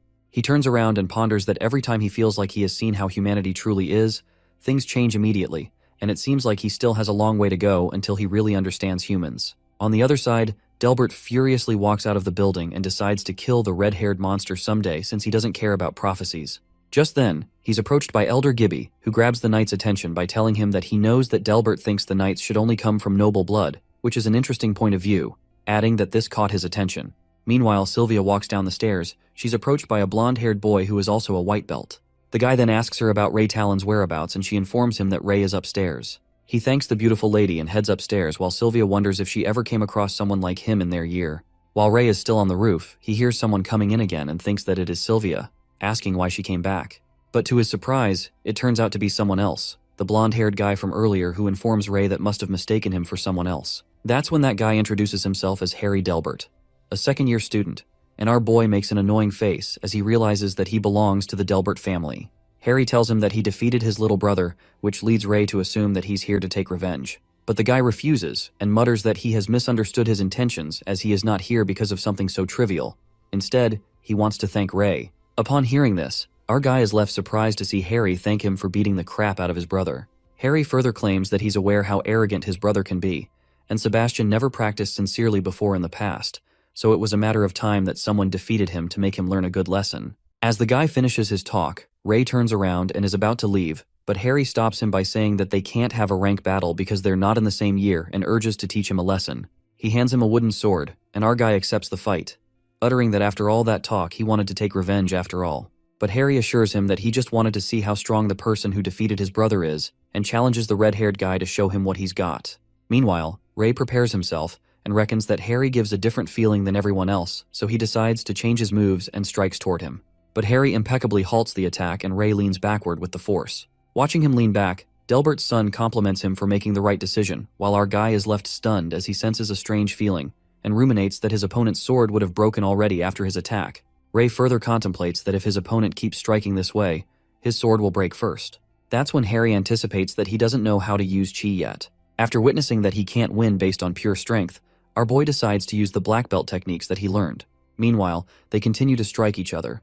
Harry effortlessly keeps dodging the attacks and asks Ray if this is all he's got. As Ray gets a little worked up and starts sweating, Harry strikes one last powerful blow at him with his wooden sword, making him trip to the sword. That's when our guy begins to bleed, and at that moment Harry ends the fight as he is about to leave. Ray, who seems to be in a bad condition, somehow gets up and asks Harry if he's the first-ranked second-year knight apprentice, to which he responds that he ranks 50th. While the red-haired guy is left in disbelief to see someone this skilled ranked 50th, Harry Delbert waves him goodbye and claims that they should fight again after he learns chi properly, which leaves Ray to wonder if he can become that stronger after learning how to use chi. The next scene takes us to the Elder's office, where we see Knight Winford concerned about the situation at the border, as more knights have gone missing lately. He continues to inform the head that their enemies are not only from outside but also from within, and there are rumors circulating about the Dark Guild that has already infiltrated the academy. As the head elder clarifies that they are not rumors anymore, Winford suggests that they should alert the students at least. While the head agrees to him, he declares that there's something important and asks Winford to bring those 5 red-haired kids as they should inform them of their calling. After that, we witness Ray sitting on the roof as he tries to converge his aura. It is revealed to us that he has tried to converge his aura into his body, but it never ended up working for him. As it seems to be raining heavily, our guy thinks that he should stop for the day. However, at that moment, he witnesses some suspicious people furtively moving around the academy. He comes to realize that those people are planning an ambush as they see their target in sight. Meanwhile, the people stealthily move closer to their target, who appears to be one of the elders. Ray activates his dragon eye and notices that they are a plague of shadows. Bothered, he takes off his black belt and reckons if they have anything to do with his father. On the other hand, the masked people block the elder's way as they make it clear that his road ends here. While the elder mumbles that the rumors about the Dark Guild entering the academy were true, one of the guild members lets out that he realized it too late, declaring that soon the Dark Guild will take over the entire academy and no one will be able to stop them. As the old man seems to be fighting against 4 of them, in a flash, someone joins them. It occurs to be Ray as he announces that they will be fighting 2 against 4. Hiding his face, Ray enters the dangerous situation as he holds his sword, and the elder recognizes that he's won the students and apologizes for getting him involved in this. On the other hand, the guild member gets shocked to see where the kid came from, but the other one lets out that it doesn't matter as they both are going to die. While the old man prepares to fight and uses magic, he asks Ray to help him keep the 2 people occupied. As Ray engages with the 2 members, he speculates that the old man Chi is unique, and notices that the shadow beasts have consciousness intact. He dodges the attack and plans to strike his sword from behind, but the other member comes in between. As one of the guild members casts magic, Ray leans back, and they realizes at once that he doesn't know how to use Chi, concluding that he's an amateur. Thinking that they found him out, he puts the sword in his mouth, and the guild members get confused as they see him. They decide to kill him and leaps towards Ray, but he keeps on dodging the attacks that leaves the shadow to wonder that this brat's movements are weird. Losing track of Ray as they fail to catch up to him, they search for the red-haired boy and witness 2 of their members killed by the strong old man. The elder tells the 2 other members to continue the fight as he wants to see what that child can do. As the guild members seems to be trapped, they think of using their secret power, but before that, they decide to deal with the red-haired kid. Meanwhile, Ray witnesses everything from above and contemplates that the old man did not need his help from the start.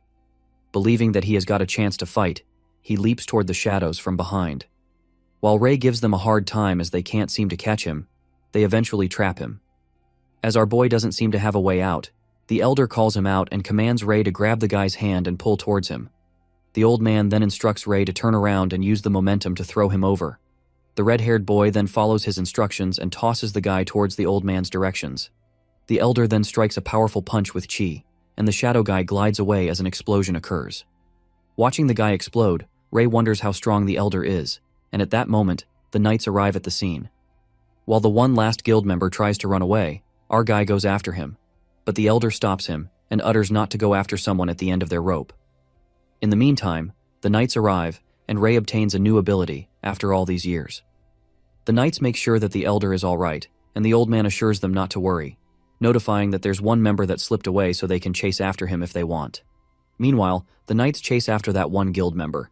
The elder appreciates Ray for his help and calls him a talented student.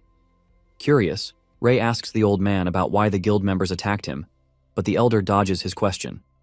At that moment, the old man taps his shoulder and asks him if he doesn't know how to use Chi yet, and suggests Ray to join the martial arts club once he becomes a second year. After that, as the elder leaves using Chi and disappears like the wind, our guy is left surprised and thinks that he's a strange old man. The next scene takes us to the head elder's office, where Winford seems to be waiting for Ray.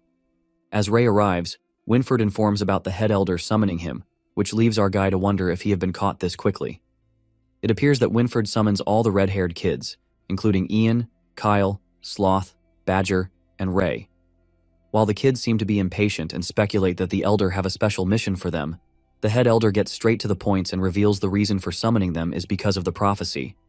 The old man discloses that 10 years ago, there was a prophecy was heavens that predicted that their land will be saved by a red-haired boy from the brink of destruction. Upon hearing this, Kyle assumes that it could be one of them, but the elder lets out that they have found 10 red-haired kids who fit this description, which leaves Ray surprised as ever. Asking about the other 5 children, the elder lets out that the other 5 children have an aptitude for magic, so they are studying at the Roland Academy. As soon as Ray hears this, he gets reminded of Amy, who's also studying there, and thinks that she already knows about those people. While Kyle and the other redheads seem to be exhilarated about saving the world, the head elder continues to tell the prophecy. He reveals that in the past, 5 dragon knights saved their land from danger, defeated the shadows, and found the Avrian Knight Academy. Leaving the priceless heritage behind, the head elder gives them a big responsibility to protect the heritage and informs them about receiving even more training other than basic and special training. The 5 red-haired kids are anticipated to become the Avrian's Academy's new generation of dragon knights. As they leave the office, Kyle and one of the twins feels happy about becoming saviors, while Ray asks Ian if his hairs have always been red.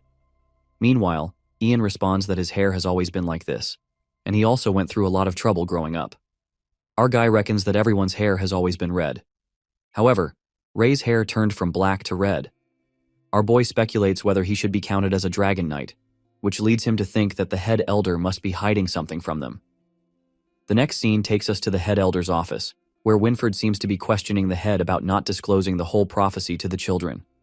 The head affirms to him that kids have enough burdens on their shoulders, so they should let them know things when they're ready, and the knight unwillingly agrees with him.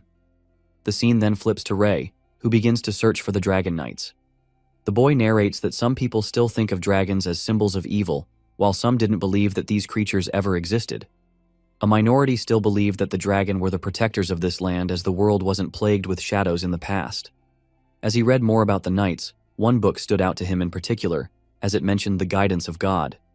While books written about God are forbidden for humans, Ray couldn't find anything useful and goes to a priest to find answers. It is revealed to us that along with their special training with Sir Kay, they also train under Winford for extra training to become dragon knights. As the training continues, our boy contemplates that if it weren't for this knight training, he would have immediately gone to have a chat with God and ask him why he turned him into a human. Our boy then narrates that a year has passed with his training, and he also managed to find the time for hunting sessions, adding that tomorrow will be the first day of their second year of training. Coming back to the present, as Ray seems to be sleeping, he hears a noise and witnesses Gary having a nightmare as he trembles. As Gary opens his eyes, he gets scared to see Ray standing in front of him and tells him to go sleep as they have a ceremony in the morning. Assuring that he's fine, our boy gets curious and wonders what kind of nightmare he had that scared him so much. The next day, while Gary appears to have a sleepless night and Ray gets concerned about him, they're greeted by Sylvia, who asks them if they have chosen a club they want to join. As our guy seems to have no idea about clubs, Sylvia annoyingly tells him to pay attention and reveals that all the second-year students have to pick a club to join and train there. Meanwhile, Sylvia decides to join the medic club, and Gary have already selected the swordsmanship club. Our boy kind of feels left out, but then he gets reminded of someone who told him join a club. He recalls that the old man suggested him to join the martial arts club. With no clubs to join anyway, Ray decides to give it a try and plans on using that time to hunt beasts if he finds that club boring. It is revealed to us that after Ray obtained the new ability, he found out that he had no mana, which is why he failed the assessment all those years ago. Our boy then hopes for things to change once he starts absorbing intermediate beast crystals, but he hasn't been able to act freely after winning against Sebastian, as many people are eyeing him. While he wonders that he's currently ranked 10 and he needs to give up on some fights, Ray finds the way to the martial arts club and is quite surprised when he reaches a place that seems very distant and remote. Witnessing there's no one at the entrance, he decides to go in and thinks if there's a martial arts club in this shabby place. Ray calls out to find someone and finds someone sitting inside. He approaches the man and notices that there's no reaction, and he can't even feel his presence. Assuming that he's dead, as soon as Ray taps on the old man's shoulder, the old man grabs his hand and forcefully slams him on the ground. While the old man gushes with anger and utters how dare he entered this place, Ray clarifies that he came here to join the martial art club as he called him here. Upon hearing this, the old man calms down and realizes that he's the red-haired student that helped him that day. It turns out to be the elder, and he begins to pat Ray. Our poor boy asks the old man why he attacked a stranger without knowing why he came here as he almost died today. The old man apologizes to him and lets out that many strange people have been coming here lately, so he's a bit concerned. The old man gets happy as Ray listened to his advice and joined the club, revealing that he will be his student. As our boy hears this, he is left in disbelief and reckons that the old man tricked him into joining the club. Feeling trapped, Ray wonders how he is going to slip away if it's one-on-one. The old man instructs Ray to start from the basics, as when they first met, he didn't know how to use chi. While he continues to elucidate about the chi attacks, our boy concludes that this club is clearly on the losing side as nobody joined it. But the old man assures him that those people don't understand martial arts, and once he teaches Ray everything, he will know that his hands are his best weapons. At that moment, Ray asks him about the people who attacked him earlier, to which the elder responds that they were from the Dark Guild. Saying that he will learn about them in the second year, the old man reveals that the Dark Guild is an organization that wants to bring down the Allure Kingdom. He further narrates that their leader was a higher-up of the Avrian Knight Academy in the past, and they created this organization after they were expelled from the academy. Recalling that their aura was similar to the Plague of Shadows, Ray asks him if those people are dangerous. The old man decides to tell him the truth since he owes him a favor, and confesses that those guild members wanted him to die because he's one of the 6 elders of the academy. Elder Vaughn then takes off his shirt and exposes his muscles, uttering that he might be old, but he's confident in his muscles. Supposing that he knows about Ray's prophecy, our boy decides to show his full strength when Vaughn commands him to show what he's got. That's when our boy punches the old man with full strength. As his hands hit his masculine body, Ray reckons that it's hard, just like hitting a metal board. While our boy's hand gets nearly crushed, Vaughn asks him if he used chi in that attack. Blowing his hand, Ray refuses, and the old man excitedly tells him that he's stronger than a bull and that once he gets the hang of chi, he will soar in the heavens. Listening to this flattery, our boy wonders if this old man is even reliable. Vaughn proudly pats his shoulder, uttering that they should begin. Saying that he did not agree to join yet, Ray freaks out and thinks that there's no going back. The next scene takes us to the training, where Vaughn seems to be teaching Ray about Chi Elder. Vaughn lets out that Chi can be produced just by breathing and transfers some Chi into his body. The old man transfers the energy and instructs Ray to feel it through his body. While our boy thinks that it's so warm and is surprised to see Chi flow like this, suddenly, Vaughn falls unconscious. While our boy freaks out as he witnesses that his mana has been activated, he tries to wake up Vaughn, thinking that he's dead. But listening his heartbeat, Ray takes a sigh of relief and assumes that Vaughn have passed out. He speculates the situation and realizes that his mana skill was activated because the system absorbed mana from the old man's body when he was transferring chi to him. Witnessing that his mana is almost complete, Ray smacks the old man as he hasn't woken up yet and concludes that he's not strong at all. In the meantime, the dragon's patience lasts only 10 minutes when he gives up on the old man, thinking that he won't die anyway. He plans to use this time for training. Our boy activates the dragon eye and notices the chi flowing within his body. He tries to converge chi into his solar plexus and successfully pulls it off. As he makes it circulate within his body, chi dissipates from his body as he tries to manipulate it. Trying to converge chi in his body, our boy fails repeatedly as the energy keeps disappearing. Thinking that the chi flow is unstable, he decides to use more energy. As Ray uses more chi, it begins to hurt his body. Starting to get out of control, the old man finally wakes up and witnesses Ray emerging great amount of energy as he seems to lose control.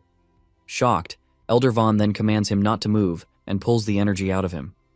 As he pushes out the energy, it destroys the place. And that's when the Elder unveils that Ray almost killed himself after witnessing the amount of destructive power he sucked out of his body. Before our boy could grasp the situation, he collapses on the ground. It appears that Ray ends up in a hospital as he opens his eyes after hearing noises. It emerges to be Sylvia and Kyle who speculate that it might be mana deficiency that made him pass out.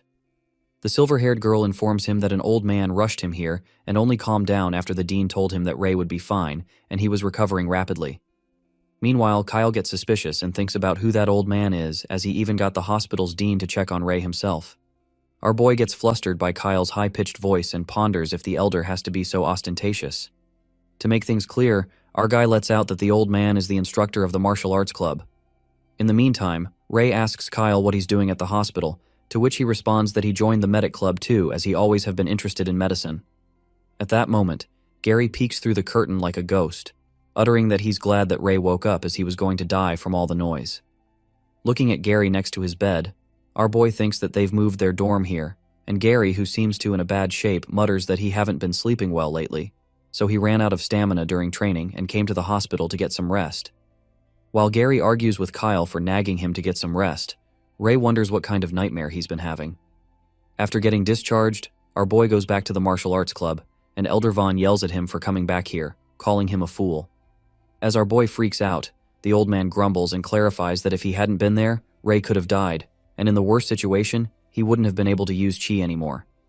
After that, Vaughn unwillingly praises him and reveals that he was able to accumulate that much chi on his first day, which is quite impressive. While our boy thinks that he's talented, the elder tells him not to get cocky and teaches him to control his chi, which can only be the size of his fist. Learning how to control chi, our boy narrates that after he practiced the basics, as the old man said, he was able to use chi to strengthen any part of his body after 5 days. It is revealed to us that for the next few days, Ray trained to manipulate the chi to where it was needed at the fastest speed possible, which was difficult, but he got to learn a lot of things. The next scene takes us to the southern gates of Avrian City, where Lancey informs them that it will be their first time hunting after becoming second year. Commanding them to listen carefully, Lancey reveals that there are 3 safe hunting grounds where they can obtain beast crystals, and suggests they don't stray off the path if they want to make it out alive. He further informs that each of the 3 teams will head towards one of those hunting grounds so that they can become familiar with different magical beasts. As they walk towards the hunting ground, Martha's team seems to be heading to the insect forest. While Kyle doesn't seem to like bugs, Ray speculates that something is off with Gary as he doesn't look okay. At that moment, as the bug emerges, Sylvia tells everyone to be careful, and Dan assures them that they are regular bugs, so they don't need to freak out. However, a strike of terror runs through Dan and Kyle as they notice that the bug's size of someone's head, scaring their pants off. As Martha begins to slash the bugs with her arrows, Sylvia warns them to be prepared as bugs might be weak, but they appear in swarms. Just then, the swarm of bees attacks them, and all of them come into action. Meanwhile, Kyle fights off the disgusting bugs, and Dan finds the bugs agile. Sylvia alerts Ray to watch out. That's when our guy activates chi and strikes his classic moves as he kills the bugs without any weapons. As Kyle seems proud of him for learning chi, Ray decides to test the results of his training, but Dan tells him to stop showing off and use a weapon. Suddenly, Monk and Ray hear a noise, and it turns out that a bug attacked Gary's arm, and he starts bleeding. While Ian kills the bug and asks Gary if he's okay, Sylvia inspects the wound and lets out that it is not deep. She asks Ian to help her remove the armor to perform first aid. As all of this happens, our boy gets concerned about Gary being off lately, and even got hurt by a beginner magical beast, planning to ask him when they get back. After that, Sylvia performs chi on Gary's arm, and Dan is impressed as the wound heals a lot, asking if she learned it from the medic club. Kyle agrees and elucidates that chi can help cells recover faster, so it can be used for simple first aid. Upon hearing this, our boy ponders that he's not the only one who learned some new tricks and decides to work harder. Later, Dan picks up the beginner beast crystal and lets out that they will not be able to hit the tax limit for today. As Ray asks him about the tax, Dan reveals that according to instructions, they have to hand up 1/10 of their earrings when they beast crystals at the hunting grounds only if they manage to get more than 10. Meanwhile, Dan clarifies that's how the academy operates. Our guy reckons that he needs to get past Lancey. It appears that Ray has gotten more than 10 crystals, and then he peeks at his dragon system. At the entrance of the hunting grounds, Lancey collects the beast crystals. As Ray hands in only 5 beast crystals, Lancey lashes out at him and thinks that he's trying to trick him. He then orders Ray to take off his equipment, and our guy confidently takes off everything. While Lancey does not find a trace of the beast crystals, he freaks out and gets angry, muttering that it's impossible. He accuses the red-haired boy of hiding the crystals somewhere on the mountain, but Ray tests his last nerve and gets cocky, assuring the knight that he won't find anything. As they walk away, Monk asks Ray how he managed to do that, as he got more than 5 crystals, and our guy tells him that it's a secret. It is revealed to us that Ray finds out that after saving the beast crystals in the system, the crystals, in turn, become useless rocks in real life. The boy then narrates that the dragon system directly gives him the beast crystals after hunting magical beasts, but everyone else needs to find them from the bodies of magical beasts. To not raise suspicions, he asks the system not to extract beast crystals for him, and besides, they can't be taken out once he puts them in. After that, Ray is left with 5 beast crystals and ponders that he doesn't have to hand them up. Finding a way to evade the taxes, our guy speculates that he needs to careful as if Lancey finds out he won't let it slide. In the meantime, Ray decides to head back and calls out Gary, thinking that he left something behind. As soon as he taps Gary's shoulder, he starts muttering about opening the red door. At that moment, Gary quivers with fear and begins screaming as he covers his ears. While Ray tries to calm him down, Monk gets concerned about them as they both were coming right behind him. He then informs Sylvia and Dan that he's going to find them, heading to the hunting grounds. Meanwhile, Monk finds Ray and Gary. He asks the matter and tells him that everyone is already far ahead. That's when our guy lets out that Gary is not doing so well and keeps talking about a red door. As the blonde-haired boy seems to be scared stiff and utters that he has to the red door as the voice keeps calling him, Monk takes a guess and says that he might be talking about the Avrian prison. It is revealed to us that Ray communicates with the voice who tells him that it's been waiting for him and reveals a hidden piece of history and secrets of this world. The voice seems to be coming from the red door, and suddenly, it disappears as the doors close. While Ray screams and asks to wait, he wakes up and gets shocked as the dream feels far too realistic. As the blonde-haired boy seems to be mumbling about the red door in his sleep, our boy ponders that it might be the same red door in Gary's dream. We are then traveled back to Ray's flashback at the hunting ground, where he asks Gary what nightmares he's been having. Panicked, Gary reveals that he only passed by Avrian prison one time and glanced at those red gates. Since then, he's been having nightmares every night, and every time he wakes up, he doesn't remember his dream. While the poor boy is traumatized, Gary adds that he can only feel endless fear, and something behind those red doors keeps calling him. That's when he plans to go to that place, but Monk freaks out and discloses that the place is entirely off limits, and they can even get expelled. But it seems like Gary has no choice as he decides to deal with it. Otherwise, he will get tortured to death by the voices in his head. At that moment, Ray agrees to go with him and asks Monk if he will join them. But Monk hesitates and warns them that they can even die in there. Our guy, who seems determined, lets out that the skills they learned will work in the cover of night, so they should give it a try. Watching Monk refusing to go, Gary feels bad for dragging him into this and asks Ray not to give him a hard time as he already thankful that someone is going with him. However, our guy insists and utters that Monk is better at stealth than them, so he'd be of great help. With no other choice left, Monk agrees to go with them and tells Ray that he's repaying him for what he did for him at the duel. Later at night, our boy ponders if the red gates of Avrian prison are the source of Gary's nightmare, as even he dreamt of it. He wonders if the secrets of this world are really hidden in the Academy's prison. The next scene takes us to the Avrian prison, where the knights seem to be guarding the doors. As it's late at night, the three of them sneak inside that area and hide under the bushes. While Monk confirms if they won't caught, Gary assures him and reveals that he's been observing this place and found out that those black armored knights exchange shifts with regular white-belted knights every Tuesday. Asking why the guards exchange shifts at this time every week, Gary assumes that it might be a weekly gathering. In the meantime, Ray activates his dragon eye to inspect the prison and notices that something's off, as everything is pitch black. With the prison being built underground, our guy finds it suspicious.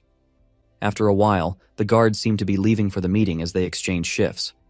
Meanwhile, the black armored guard leaves for the meeting. Ray decides to follow the plan, and suddenly, someone grabs Gary's hand, asking what they're doing. It turns out to be Molly, a third-year black belt student. She let out that she was training nearby and saw the two of them sneaking around.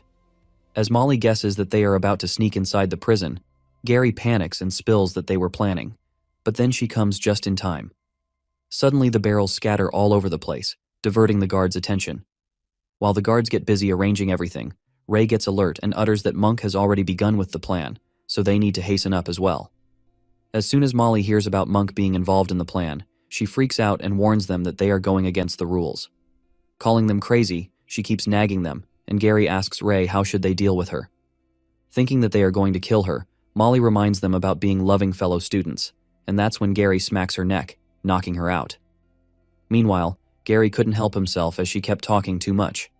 Ray decides to take Molly with them because they might be doomed if she spills their plan. Just then, they rush toward the red door as Monk seems to be opening the gate while the guards are busy. They successfully sneak inside the prison, and the guards continue to argue about tying the barrels properly. However, it occurs that someone seems to be observing them inside the prison, and it turns out to be the guy who killed the Stage 4 proctor. Smirking, the guy seems to have lured them on purpose and mutters that Elder Gibby will be happy. On the other hand, the three of them manage to go inside and are surprised to see that there are no windows at all. While Gary lights the area with his glowstone, Monk freaks out when he witnesses Molly, and Gary tells him that she found us, so they brought her here. Eventually, Molly wakes up, and Monk asks her if she's doing all right. But Molly seems to be in a bad mood as she lashes out at them for doing such a thing to a senior and threatens to report them. While she is pissed off, Gary tries to explain his reasons, but Ray, without any reluctance, tells Molly to report them and urges her to shout as loud as she wants, so they will be expelled altogether. Pissing her off even more, poor Monk stops him and tells Molly not to mind him.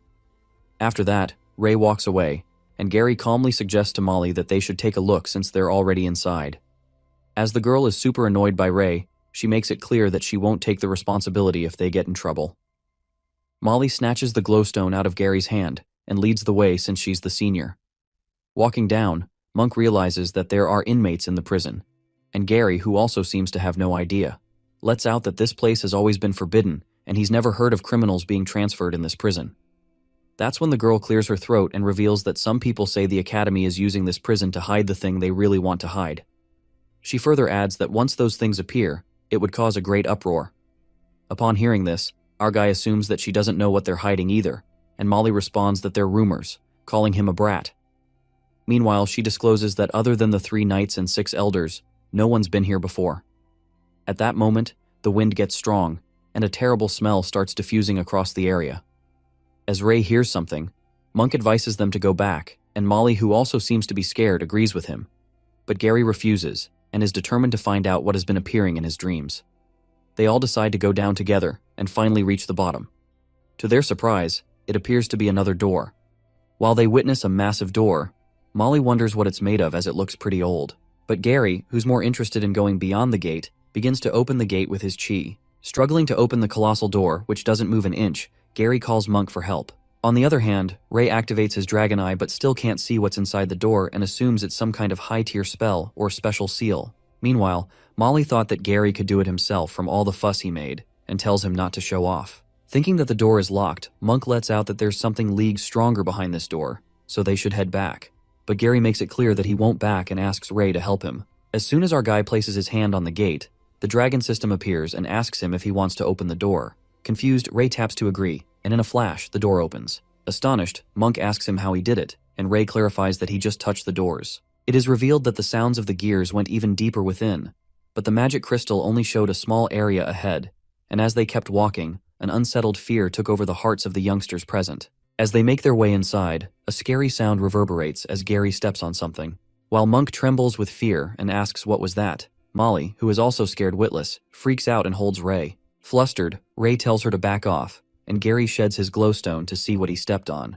It turns out to be bones, and Gary speculates that it might be a beast or a dragon. Wondering how a strong beast could die here, Ray lets out that dragons don't die that easily, while Molly thinks that the knights took the beast out. As they continue to dig deeper, Ray notices they're reaching the end, and Molly lets out that they can finally leave this place. Reaching the end, Gary informs them that it's a large space underneath. While Molly says that these look like prison cells, Monk notices that there are many of them. Realizing that nothing is inside the cells, Monk gets worried and predicts that the monsters have already escaped. He suggests that now that they've seen everything down there, they should leave, and Molly agrees. She says that if the monsters were really kept down here, they must be strong, and if they've escaped, then they're in significant danger. Upon hearing this, Ray makes Gary understand that they've already come all this way, so if they return now, they can escape before the knights change shifts again. However, Gary gets crazy and mutters that if they go ahead a little, they will find the truth. As the blonde-haired guy keeps moving forward, Ray alerts him not to go further. But Gary, who seems to lose his senses, continues to go inside the prison cell as he hears the voices calling him inside. Watching him walk towards the dead end, Ray tries to stop, and at that moment, a powerful wind takes over the place. While Gary falls into some kind of pit, our boy comes to realize that this presence is dangerous. He stands guard as he holds the sword and witnesses a giant beast with big horns rumbling out of the prison. Watching the beast coming towards them, Molly quivers with fear as it turns out to be the monarch-rank magical beast, the Minotaurus. That's when the Minotaur lets out a powerful roar, making everyone smash to the ground. At that moment, Molly twists her ankle, and not being able to run away, the beast grasps her into its claw. But Monk comes to her rescue and slashes the beast's arm with his sword, making Molly crash on the ground. After slightly attacking the beast, Monk runs to Molly and asks if she can stand. As he makes her stand abruptly, the Minotaurus prepares to strike again. But this time, it seems to be a forceful magical attack, and Monk freaks out, telling Molly that if she doesn't get up, they are all going to die here. Just after that, the beast strikes the magical attack, and a strike of terror runs through Monk as he looks back. The next scene takes us to Gary, who comes crashing down in a pit, gets concerned about Monk and the others, and wonders if it really was a monster that he just saw. On the other hand, Ray halts the beast's attack with his sword, and his tame wolf backs him up as it protects Monk and Molly. Watching the watch protecting them, Monk gets baffled and asks why the magical beast is helping them. While our guy struggles to stop the beast for too long and has no time to explain, he makes it clear to Monk that the wolf is on their side, so they don't need to worry. After that, Ray orders his wolf Noir to take Molly somewhere safe, while Monk is left stunned to see the wolf following orders. As the wolf takes Molly away, Ray instructs Monk to hide his presence and kill the Minotaurus in a single blow once he holds it down. But the black-haired boy informs him that it's very risky as the beast is way too strong to be killed in a single attack. Carrying his plan, our guy assures him to trust him and begins to gather chi. Meanwhile, Monk hides, and Ray attracts the beast towards him. Somehow, the beast wields his sword away, and with no weapons, our boy grabs the beast by its horn and tries to hold it down. Realizing that it's too strong, the beast drags and bumps him against the wall, but Ray doesn't let go of its horn and holds it with full strength. That's when our boy commands Monk to attack the Minotaurus, and he immediately strikes the beast from behind, holding two swords. While Monk stabs the swords with strength, he is shocked when he witnesses that they are penetrating as the beast's skin is as tough as a metal board. In a while, Gary arrives at the scene and yells at Monk to dodge, striking the sword towards the magical beast. To his surprise, the sword shatters, and Gary flings away as the beast strikes a magical attack while Ray, with the help of Chi, tries his best to hold it down. Not letting it escape, Ray activates his new mana skill and finally lets go of the beast's horn. Absorbing the mana, he gathers all Chi and attacks with full force. Attacking with his hands, he manages to slash the Minotaurus back. Feeling happy that the old man's training worked after all, Gary alerts him to watch out. But by that time, the beast knocks Ray out, making him smash into the ground. Coughing, our guy reckons that he absorbed too much mana, so his body can't gather it immediately, and he realizes that his body is still too weak. As the beast approaches him, Ray tries to think of a way to deal with it, but then he spots someone. It turns out to be their instructor, Sir K, and just like always, he puffs on the cigarette, uttering that they pissed off something real big. While he instructs the brats to get out of the way, Monk gets happy to see him and thinks that they're saved. Sir K clarifies that they don't need to butter him up as he will deal with it later, and goes on to attack the beast. Aiming for the horn, he impressively breaks one of the Minotaurus horns in one attempt. As Sir K goes for another attack, the beast grabs his leg, but he counterattacks and cuts through the fingers of the beast. As the Minotaurus roars out of anger and runs towards him, the beast halts and looks around as Sir K seems to disappear. Just like shadows, he appears to be on the Minotaurus's back, and just like that, he cuts through its head, killing it on the spot. While Monk carries Gary and thinks how strong Sir K is as he deals with a strong beast effortlessly, Ray instructs his wolf Noir to go back. As Noir nods, our guy earns a new ability and wonders if it's because of absorbing the lightning attack. After that, the instructor carries Molly, who seems to be unconscious, and lets out that the monarch beast didn't have much mana left, or else he would have had a hard time getting off in one piece. He then instructs his students to follow him before anything more dangerous comes along. As they walk, Sir K asks for an explanation from the three of them while Molly plays dead to save herself from the trouble. Worried, Monk asks him if they are going to get expelled, but K responds that they should be thankful they still have a chance to be expelled, inspecting that they sneaked in here like that. Believing that it's a miracle they are alive, Monk and Gary apologize to him. But then Sir K turns out and winks at his students, muttering that it would be a shame if they get expelled students who could fight the monarch beast and live to tell the tale. He lets it slide only if they promise to keep this a secret that he didn't see any of them, and a spark of joy hits the three of them when they hear these reassuring words from Sir K. Arriving at the door, Sir K gets curious and asks them how they managed to open the door. Lying, Ray informs him that the doors were open when they came here, and Gary agrees with him. As the instructor finds it strange that the door was open, suddenly Ray hears a voice that says that it will wait for him here and tells him to come back when he's stronger. Panicked, our guy gets reminded that it's the same voice he heard before in dreams, and the door eventually closes. Later at night, in the Academy's hospital, Sir K seems to be getting treated for his wounds, while the dean is surprised to see that he got hurt this bad, assuming that training 4 students at once is pushing it. While the dean scolds the instructor, the three of them also seem to be at the hospital, and Ray thinks about Sir K being scary when he's acting coy. Our guy then gets up from the bed and questions Gary why he kept going further into the cave when they tried to stop him, to which he responds that he felt an intense need to go deeper and couldn't control his body or thoughts. Upon hearing this, Monk confesses that after reading the book, he found out that other than having the ability to control the element of lightning, the Minotaurus has an ability called the Labyrinth of the Heart. It is revealed to us that according to legend, this monster was given birth to by a queen and a white bull that was meant to be sacrificed. However, the king got furious after finding this out and ordered to build a giant maze at the end of the earth, putting it under heavy supervision. The monster was held in the maze. However, it was gifted with the strength of the gods. As the monster grew, its obsession with escaping the maze turned into an ability to bewitch the hearts of those around it. Those who are influenced begin to lose control of their thoughts and end up becoming controlled by strong emotions. Meanwhile, Ray ponders that it's a ridiculous legend to think that a human and a bull had a child. Gary asks the end of the story, but there's no end of it in the book as Monk assumes that the monster escaped. Otherwise, they wouldn't have seen it in the prison. Finding the root of his nightmares, the blonde-haired guy thinks that the story makes sense, as the beast must have ended up producing an offspring. On the other hand, Ray speculates about the voice he heard in the prison and wonders if the monster really caused Gary's nightmares. At that moment, Sir Kay enters the room and tells him to stay here and rest up for the next few days. Thinking that he was getting scolded just now, Ray calls him out, and the instructor feels that they are worried about him, so he assures them that it's nothing, just a couple of broken ribs. But his expectations are short-lived when Ray says he just wanted to ask if he got a monarch beast crystal and if they all will get a share of it. Upon hearing this, Sir Kay loses his cool and makes it clear that they won't get anything as these are his labor fees, and he didn't get hurt to give a share after all. While our guy seems to be done with all the ranting, Sir Kay is about to leave and informs them that they'll do a more thorough checkup in the morning.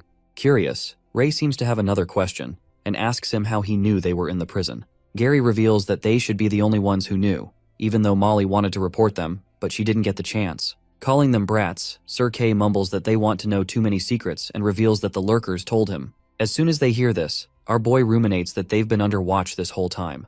In the meantime, Monk talks about this rumor in which they say that some people in this academy hide within the students and common people, protecting the students from harm. While Gary sums it up that those people leak secrets, the instructor clarifies that he won't disclose who it was and tells them to worry more about the things they should worry about. As he leaves, Ray is lost in thought, pondering that the more things unfold, the more he realizes that the academy isn't as simple as it first looked. After going to bed, our boy thinks about the ability he has, which can absorb the magic of the target and enhance spells of the same elements. Thinking that the ability is not helpful for him, Ray looks at Gary, who seems to be asleep, and remembers that he has asked them to keep his wolf noir a secret. Speculating that Sir Kay didn't find out about this either, he reckons that Gary doesn't seem to be having nightmares anymore, and gets uncertain if it really was because of the beast. The next scene takes us to a martial arts club. Ray appears to be training with Elder Vaughn, who compliments him about his attacking style as he fights, holding the sword in his mouth. Looking a bit skeptical, our guy utters that he feels like his sword becomes more of a defensive measure, and attacking purely with his fists isn't strong enough. While Vaughn agrees and says that it makes sense, he excitedly informs Ray that he has something for him. The old man rummages through the closet, and Ray gets curious, wondering what it could possibly be in a place like this. Finally, he finds that thing, and it turns out to be dragon turtle gauntlets. While the name triggers our guy, he is impressed by the heavy dragon arms as he wears them on, but it seems like there's more to it when the elder reveals that they even change size according to the wearer. As the gauntlets shrink into the size of Ray's arm, our guy asks him if they are made of beast crystals. That's when the old man reveals that they were only made from an intermediate dragon turtle's beast crystal, and if it were an advanced beast crystal, it would be much stronger. Elder Vaughn lets out that he wishes to give him higher grade pieces of equipment, but it would be unfair to the other contestants. Getting confused after hearing this, Vaughn asks Ray if he's not been in class, and elucidates that every student in the second year and above has joined the annual academy tournament. By having the one-on-one fight, they will find the 5 strongest contestants in the academy. He adds that these 5 will go on to become representatives of the academy in the World Combat Tournament and fight against strong rivals from all around the world. Vaughn proudly hands the gauntlets to Ray and requests him to get the 10th place for him, saying that if he uses them to get a good ranking, he will let him keep them. As the old man gets his expectations high, our guy excitedly takes them and thanks him in advance. Now that he has weapons, Vaughn advises Ray to get something defensive like breastplates or shields, which are pretty useful on missions. After that, our guy goes to the weapon shop to buy defensive equipment and freaks out after watching the expensive prices. The vendor claims that the prices are fixed and lets out that forging defensive gear from an intermediate beast crystal requires a payment of 10 beginner beast crystals or $1,000. The sly vendor asks for 10 extra beast crystals and tells him to consider it hush money, as he's not interested in where he got these crystals from anyway. While Ray seems to be pissed off, he reckons that if he gives him the beast crystal, the academy won't be able to find proof that he hid the beast crystals. Thinking if the academy has its eyes on him, he won't be able to hunt alone anymore, our guy agrees and throws the pouch of crystals. Letting out a smile, the vendor assures him that their work is top-notch and grabs the pouch. Meanwhile, Ray annoyingly looks at the vendor and ponders, humans really are sly no matter what they work as. At that moment, Sylvia approaches him and is happy to see Ray, who asks her if she hears to buy equipment as well. While Sylvia agrees and says there aren't classes today, our guy leans closer and confides with her about the fraud vendor and how he took extra crystals from him. After hearing this, Sylvia angrily rushes towards the owner and says that she's here to make a commission request. As the vendor seems to know the silver-haired girl and welcomes the young lady from the Hart family, Sylvia asks the price of the defensive piece of equipment on behalf of her friend. Our guy notices that the vendor calls her a young lady, which leads him to wonder if Sylvia is from a famous family. After a while, the girl hands him the extra beast crystals the owner took from him, and Ray thanks her. However, he can't seem to ignore how humans get treated differently despite being the same. He then gets reminded of the disgusting guy, Sebastian Delbert, who uttered that the children of knights become knights, and children of farmers become farmers. Ray then concludes that what he said might just be the truth of the world. Snapping out of his thoughts, Ray decides to repay her kindness and pulls out a Wallabear intermediate crystal. but Sylvia refuses and says that it's much more expensive than 10 beginner beast crystals. Our guy forces her to take the intermediate crystal and assures her that it's not much of use to him now that he's got a weapon and defensive gear. As he leaves and waves her goodbye, Sylvia starts to blush and affectionately holds the crystal Ray had given to her. After that, as Ray keeps buying equipment from the same vendor, the vendor apologizes to him as he didn't know he was friends with the young lady of the heart before. On the other hand, our boy seems to be happy as he sees some progress in his chi practice and gets excited to hunt even higher ranked monsters now that he's armor along with the gauntlets the old man gave him. The next scene takes us to Elder Gibby, who seems annoyed after knowing that the kids were lucky enough to escape alive from the prison. The guy from earlier reports to him that the lurkers informed Sir Kay about this, and he was the one who saved the students. As Gibby didn't expect Kay to be of some use, the guy lets out that the students have the 3 knights with them, and with Kay being troublesome, it would be difficult to attack. He then suggests to test out Knight Delbert, but Elder Gibby tells him not to rush as Delbert is a suitable candidate. The Elder further says that he still has to test Delbert's loyalty as he is one of the knights and commands the guy to let go of him. He then suggests someone else and instructs the guy to tell him that if he succeeds, the Pure Guild will give him a new position. The next scene takes us to the mountain forest hunting grounds, where everyone seems to be enthusiastic, and Gary suggests that they need to earn more to get equipment. Meanwhile, Monk thanks Ray, and Ian does the same, saying that he will pay him back with something better. But our boy seems to be confused and asks them if they're talking to him, and Dan grabs him behind, uttering that he knows that Ray very shy, but they're really thankful. At that moment, Ray asks Sylvia if this has something to do with her, and Martha immediately stops being a third wheel and leaves them alone. That's when Sylvia explains to him that the Woolly Bear intermediate crystal Ray gave to her, she exchanged them for gold, and gave them to their teammates under his name. With already having a good shield, she tells him that it wasn't useful for her and apologizes him for not discussing it with him. As Sylvia assumes that he's angry abruptly, Ray happily taps her shoulders and compliments her that she can become a good leader, asking why he got serious all of a sudden. This unexpected move freaks her out as she starts to blush hard and pushes him away. Surprisingly, Monk, Dan, and Martha seem to be watching them discreetly. Later, Gary asks Ray if something happened between him and Sylvia, but our slow-witted boy doesn't have a clue what he's talking about. Gary then lets out a sigh and asks Ray to promise him that he won't treat Amy like this. Later, at the hunting grounds, the bugs glide toward them, and they all prepare to fight. Ray activates his dragon eye and analyzes that they all are beginner rank monsters, so they should be fine. After that, Dan effortlessly fights the bugs and thinks if there's a more challenging thing around here. While Gary concludes that he's just become better at fighting, Monk impressively slashes the bugs. At that moment, Ray alerts him to watch out and reveals that it's a Hercules beetle. Monk immediately gets out of the way and is shocked to see that it's an intermediate rank monster that attacks him. Thinking that it's a bug after all, Dan confidently strikes the big beetle.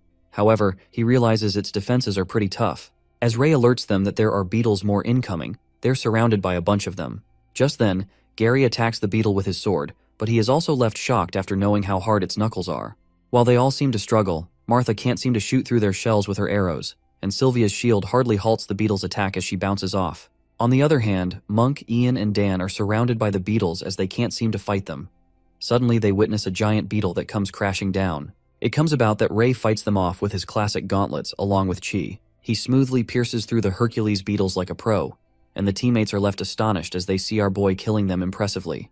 Witnessing him getting so strong, Dan couldn't help but notice his new weapon and swoon over the crazy strong gauntlets. While Monk informs that his advisor of the martial arts club lent it to him, poor Dan cries out as he regrets and feels like he joined the wrong club. In the meantime, our guy beats the crap out of the beetles and reckons that he can't make it look too easy, or else the teammates will get suspicious. He then calls them out for help, and all of them get into action. Martha starts shooting the beetles with the arrows, and Sylvia finishes them off with her sword and the shield.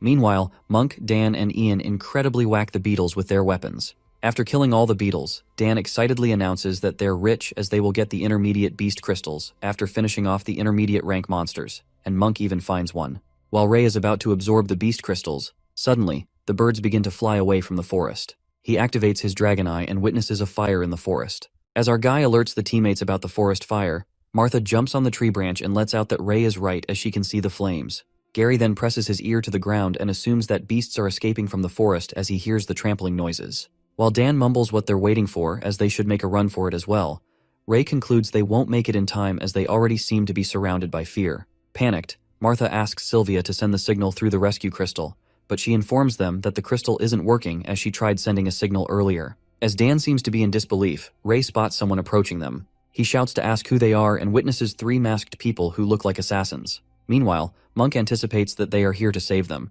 but our guy clarifies that it's probably not the case with these guys, and Gary yells at them, asking if they set the fire. At that moment, one of the masked guys signals the other two to attack the kids. As the two of them attack Monk and Gary, Ray is also attacked by the red-armored guy. However, our guy manages to dodge the attack with his gauntlets and wonders who the hell these people are. Asking why they're attacking them, Ray inspects the masked guy's sword with his regular and finds out it's not a regular weapon. On the other hand, Dan holds Monk, whose assassins have attacked, and Ian goes on to help Ray and the others. But the fire surrounding the area stops him, and Ian calls out Gary and Ray. As Ray looks around, he immediately speculates that the masked people have intentionally separated them and wonders if they are him and Gary. Assuming that he has to fight them both at once, as Gary seems to be occupied already, Ray instructs Ian to leave and get help from the knights. While Ian objects, Dan carries Monk and goes on to find help along with Sylvia and Martha. In the meantime, Ray asks Gary if he can keep up, and the blonde-haired guy assures him that he can handle one of them. While our boy reckons that these masked people are fast, as long as he defends well enough, it won't kill him. Gary keeps one of them occupied and buys time for Ray. At that moment, the two masked people leap towards Ray, striking him with a chain weapon. Knowing how he will attack, Ray grabs the weapon and dodges one attack. However, when Ray looks around, another one strikes with a blazing sword. Finding it troublesome, our boy leaps backward, thinking that whenever he tries to focus on one, the other jumps in to disturb him. At that moment, the assassin forcefully strikes the weapon at Ray, catching him off guard. Our guy smashes to the ground, but luckily his armor blocks the worst of it. Assuming that both assassins work together better than he expected, Ray changes the battle plan. He then spots Gary, who seems to get his arm injured and assures him that he doesn't have to worry about it anymore. However, the blonde-haired guy backs him up and tells him that he will deal with one of the masked men. That's when the assassin prepares to attack Gary, uttering that he will make sure to kill him painfully. Given that they're planning to kill them, Ray sees no reason to hold back and absorbs 5 beginner beast crystals. Gathering the energy, our boy evolves into a dragon knight as horns appear on his head, and he calls out his wolf Noir, who also evolves into a horned wolf, muttering that it's time to hunt. Witnessing Ray casting magic, one of the assassins gets panicked and lets out that they never informed the kid knows magic. As the other one commands to continue the mission, they leap towards him. Noticing it's the same move from earlier, Ray makes sure not to fall for it again and grabs the sickle weapon. He then commands Noir to run and traps the two of the assassins with the chain. Thinking that he can trap them, they effortlessly break free from the sickle. While Ray doesn't seem so surprised, he instructs the wolf to take care of the guy with the sickle and jump towards to deal with the other one. As our boy fights with one of them, another one dashes towards him, but Noir arrives just in time and attacks him. Saying that he kills beasts like him for breakfast, the assassin dodges Noir's attack with the weapon. On the contrary, our guy keeps dodging the attack and is baffled when he realizes that it's the same move again. He inspects that the sword is troublesome and decides to restrain it. Ray speculates that the masked guy is avoiding combat when the chain is not with him and wonders why he is doing that. To try it out, he abruptly attacks the assassin, leaving him shocked, and according to Ray's assumption, the masked guy doesn't engage with him and leans backward. While our boy finds out his weakness, he peeks at Gary, who seems to be giving a hard time to the masked guy. Gary declares that they are students of Avrian and stabs the assassin with his sword, asking why he attacked him. As the blonde-haired boy holds him down with the sword, Ray warns him to watch out as the other strikes a fire blow at him. However, the attack hits the assassin, who was stabbed by Gary and burns in the fire, screaming for help. Appalled by this sight, Gary ruminates that they're willing to kill their allies and walks towards Ray to help him. Meanwhile, Gary quivers with pain and trips to the ground. Our boy tells him to rest and assures him that he will tear these bastards to pieces. Ray holds the sword in his mouth and lets out that a scum like him doesn't deserve to be part of this world, and to think that he even threw the lives of his comrades away, it's unforgivable. Just after that, he lands a powerful attack on the masked guy, but he survives it. Witnessing that he dodged the attack, Ray concludes that they've come well prepared as they're equipped with special equipment and weapons. As his gauntlets seem to crack, he thinks of finding an opportunity as if this continues. His equipment is not going to hold for long enough. To buy some time, Ray summons his wolf Noir and it immediately attacks the masked guy. While the assassin thought that Noir would be strong, but it turns out to be an intermediate rank, he affirms that the wolf is going to die before his master does. As the wolf tries his best to confuse him and rapidly moves in circle, the masked guy grasps the chain and utters to stop looking down on him. At that moment, the assassin captures the wolf with the chain, and Gary, who witnesses Noir being in trouble, plans to do something. Without wasting a moment, the assassin aims the weapon towards the wolf to kill it, but at that moment, Gary steps in and stops the attack. Thinking that he wishes to die for a monster, the assassin strikes Gary, who is barely hanging on, and he smashes on the ground, making his sword slip away. But the blonde-haired boy grabs the assassin's leg tightly and commands Noir to pick up the sword and fight like his master Ray. Just like that, the wolf holds the sword in its mouth. As the masked guy is about to kill Gary, who doesn't seem to let go of him, Noir impressively slashes through the assassin's head, slicing it off the body. While the one masked guy is left out of 3 and peeks at his useless comrade, Ray grabs the sword and strikes it with full force. Meanwhile, it does not do much damage. The assassin's mask breaks apart, and to their surprise, it turns out to be Knight Lancey. That's when Lancey takes off his mask, and Gary, who seems to be in disbelief, calls him a bastard, muttering how he could do this as a teacher. But Lancey doesn't seem to care and tells him that he's going to die anyway. He leaps towards Gary with his sword, but at that moment, Noir comes in front of him and takes the hit. After that, Ray instructs the wolf to stop and Noir disappears as he undoes summoning. Meanwhile, Gary crashes on the ground and lies there helplessly. Lancey furiously approaches Ray and mumbles that he's going to kill him one after the other. As Lancey moves with his sword covered in fire, our boy contemplates how trash humans like him exist, who like creating pain and targeting him. He decides to make him pay the price and grasps the swords with his gauntlets. Thinking that he's wasting all the energy to hold the sword, Lancey puts on an evil smirk and tells Ray to enjoy getting burned to death. But our boy clarifies that he's going to be one to die, and Lancey waits to see how long he can keep up with it. Little does the knight know that Ray is absorbing the fire element from the sword, and Lancey realizes as he witnesses the flames becoming weaker. Annoyed, Lancey calls him a clingy piece of trash and kicks him in the guts, telling him to die. Just like that, our guy finally leaves the sword, which makes him and Lancey soar with full force as they whirl away in opposite directions. Breaking a few ribs, Ray reckons that it's about time he uses the fire element he absorbed because that's the only magic he can use right now. He plans to combine chi with the fire element to make it a unique weapon and gather all the energy. Witnessing Ray evolving into a dragon knight as he creates flames with chi, the sight of him renders him speechless, and Lancey concludes that he was a demon after all, adding that they should have killed him long ago. While Ray glances at him, thinking how pitiable humans are, Lancey moves toward him with the sword, but in a flash, our boy slashes his arm away. As Lancey's arm which held the sword flies away, the knight is left shocked as he wonders why the flame sword did not react at all. Watching his arm getting chopped off as the stream of blood comes out of it, Lancey screams out of pain. That's when Ray grabs his face and puts the burning gauntlets on his face, burning him to death. Our guy kills him painfully and utters that he got what he deserved. At that moment, Sir Kay, along with the other knights, arrive at the scene and claim that these masked people are from the Pureblood Guild, so they need to notify Winford. As Sir Kay asks Ray to hold on, our boy falls to the ground as his arms and body get badly wounded, and passes out after assuring that everyone's all right. The next scene takes us to the hospital, where Ray seems to be covered in bandages. As he wakes up and realizes he's at the hospital, Sylvia is happy to see him. Ray asks her how long he has been sleeping, and she informs him that he's been unconscious for 3 days. As Sylvia helps him get up and assures him that he got treated in time, so he's recovering well, he recalls feeling his mouth burning, but now he's completely fine. In the meantime, Sylvia calls the others as they've been waiting for Ray to wake up. After all the teammates, including Sir Kay, enter the room, the instructor casts a spell to ensure that no one can listen to what they're going to talk about. Confused, our boy asks him what he's doing and is surprised to see all of his classmates. That's when Sir Kay reveals that 2 of their students, Ray and Gary, were attacked this time and got even close to getting killed. He decides to tell them something after discussing it with Winford, but before that, he interrogates Ray about the people who attacked them earlier. Our guy then unveils that those people were masked assailants, and while he couldn't identify who 2 were, one was the Master Knight Lancey. As all the students are shocked to hear this, Kyle seems to know that Lancey was up to no good, and Sylvia questions if they are part of the Dark Guild, but Sir Kay refuses and says that it would have been easier if it were them. He then reveals that the one who attacked them this time was the Pure Guild, and unlike the Dark Guild, the Pure Guild has many supporters within the academy, and rumor has it that they are backed up by one of the elders. After hearing that an elder is behind all this, the students freak out as they are left in disbelief about how an elder could allow this, and this is a murder. While the instructor calms them down and affirms that it's not as settled as they might think, Ray asks him about their goals. Believing that Ray already has his guesses, Sir Kay lets out that he has called the red-haired kids along with the victims of the incident. That's when our boy sums it up and utters they want to eliminate them. Upon hearing this, the twins seem to chill about this. Ian freaks out, and Kyle, who seems panic-stricken, says that it doesn't make sense because, according to the prophecy, one of them is supposed to be a savior of the world. Thinking what good it would do to kill them, the instructor informs them about the second part of the prophecy.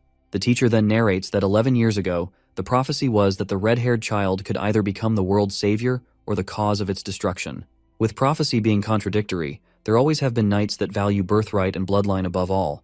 They couldn't accept that what they have been safeguarding for generations would be taken by common kids, and there are many people that follow this thought. He further reveals the war happening on the borders of Allure, and that they need to defend against the shadows as well as other countries and maintain the academy. However, under these circumstances, the higher-ups can't afford to expose the Pure Blood Guild, as if the Allure Kingdom breaks from within, the peace will no longer be maintained. After listening to this, Kyle asks him if they should let them attack, and Dan seems kinda relieved as he assumes that this doesn't have to do anything with others, as they're not the ones who are gonna save the world.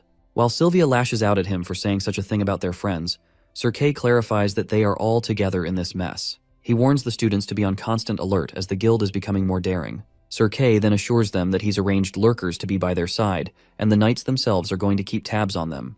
But he reminds them that there are only a few people that they can trust, and instructs them to rely on themselves. At that moment, Gary mutters that there's no other way than to work hard and become stronger. Tapping on poor Gary's broken arm, Sir Kay tries to lighten up the mood, saying that most people who rely on others to protect them are the first ones to die.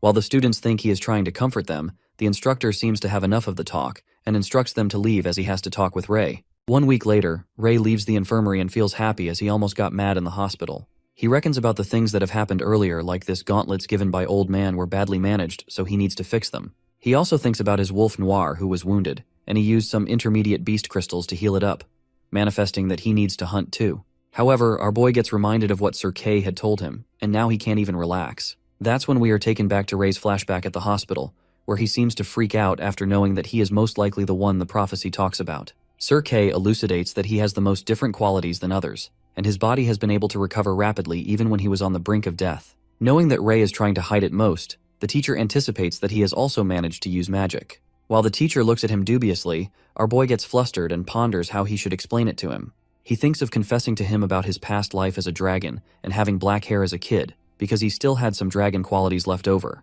Meanwhile, our boy is lost in the thought about that strange dragon system. Sir Kay clarifies that the Pureblood Guild believes he can use magic and warns him to be careful as Ray seems to be their main target. Snapping out his flashback, he ruminates how Lancey was a tough opponent to deal with and predicts that they will send someone stronger this time. The next scene takes us to Elder Gibby, who seems to be hopping mad after failing in their mission. Thinking that Lancey would be this useless, the Elder gets disappointed and says he couldn't even deal with the kid with all the high-grade equipment they gave him. While Gibby is satisfied that Lancey died upright, so he wouldn't be able to say anything, his assistant informs him that Kay and Winford have already figured out their objective. The knight assistant also reports that they won't be able to do anything to Ray for a while. Elder Gibby assures him that they can give him some time, but in the meantime, he tells him to call Delbert as they've ignored him for a while. Elder plans to have Delbert pluck a few nails to test his loyalty and leave. After that, Ray arrives at the academy, and Monk and Gary welcome him. Asking why he's hurt again, Ray lets out that he fought with the old man at the martial arts club. Dan wonders what kind of scary club it is. At that moment, Martha and Sylvia enter the dorm, informing Gary there's a letter for him.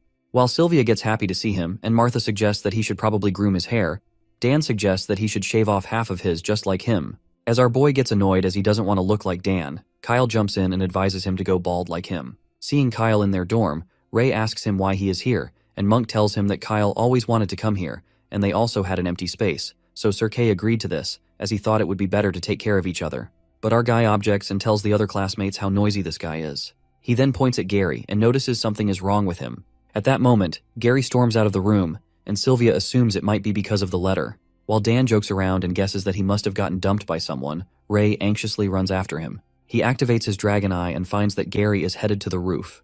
Our boy immediately runs to the roof and witnesses Gary sitting there. As our boy asks him the matter, Gary confesses that the letter he got just now was about her sister Amy. Worried, Ray asks him what happened to her, and that's when Gary reveals that she died. The next scene flashes to Ray's memories with Amy, and he realizes he never had the chance to thank her. Realizing that now he has lost her, our boy melts in the breakdown as tears start to stream down his face. Just then, Gary reveals that he could never escape his mind from the nightmare, because he dreamt that Amy was ripped to shreds by the monsters at the Roland Magic Academy. He adds that she was lying there helplessly with no way to save herself under the gazes of countless aristocrats. Gary then breaks down in tears and lets out that it wasn't a nightmare but an intuition. Anger gushes through him as his parents also inform him in the letter that the nobles at the academy gave their family a great amount of money as compensation.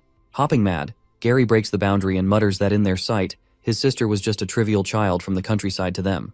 While Ray grows hushed as he listens, the blonde-haired boy starts yelling that he won't forgive them and will find the person who killed her sister. As tears keep falling down Gary's face, he makes it clear that he will kill them. Hearing this, Ray assures him to count him in his plan. Overwhelmed with emotions, Gary grabs him and says that he's aware that Ray has awakened the power of magic and can summon a beast and use flames. The boy tells him to show his magic to the elders, and they will transfer him to the Magic Academy. But Ray seems reluctant and clarifies that his abilities are normal, so if he told the elders about his powers, they would only keep a close eye on him. Our boy pats his shoulder and tells him he doesn't want to leave him alone. He then plans to find a way to leave Avrion together. But Gary finds it nearly impossible as they cannot leave the academy and even have to volunteer for 2 years after graduating. That's when Ray discloses that the academy tournament is coming up soon, and if they manage to top the first few ranks, they will be able to represent the academy in the World Combat Tournament. That's how they will be able to meet people from Roland, and Gary obstinately agrees with him.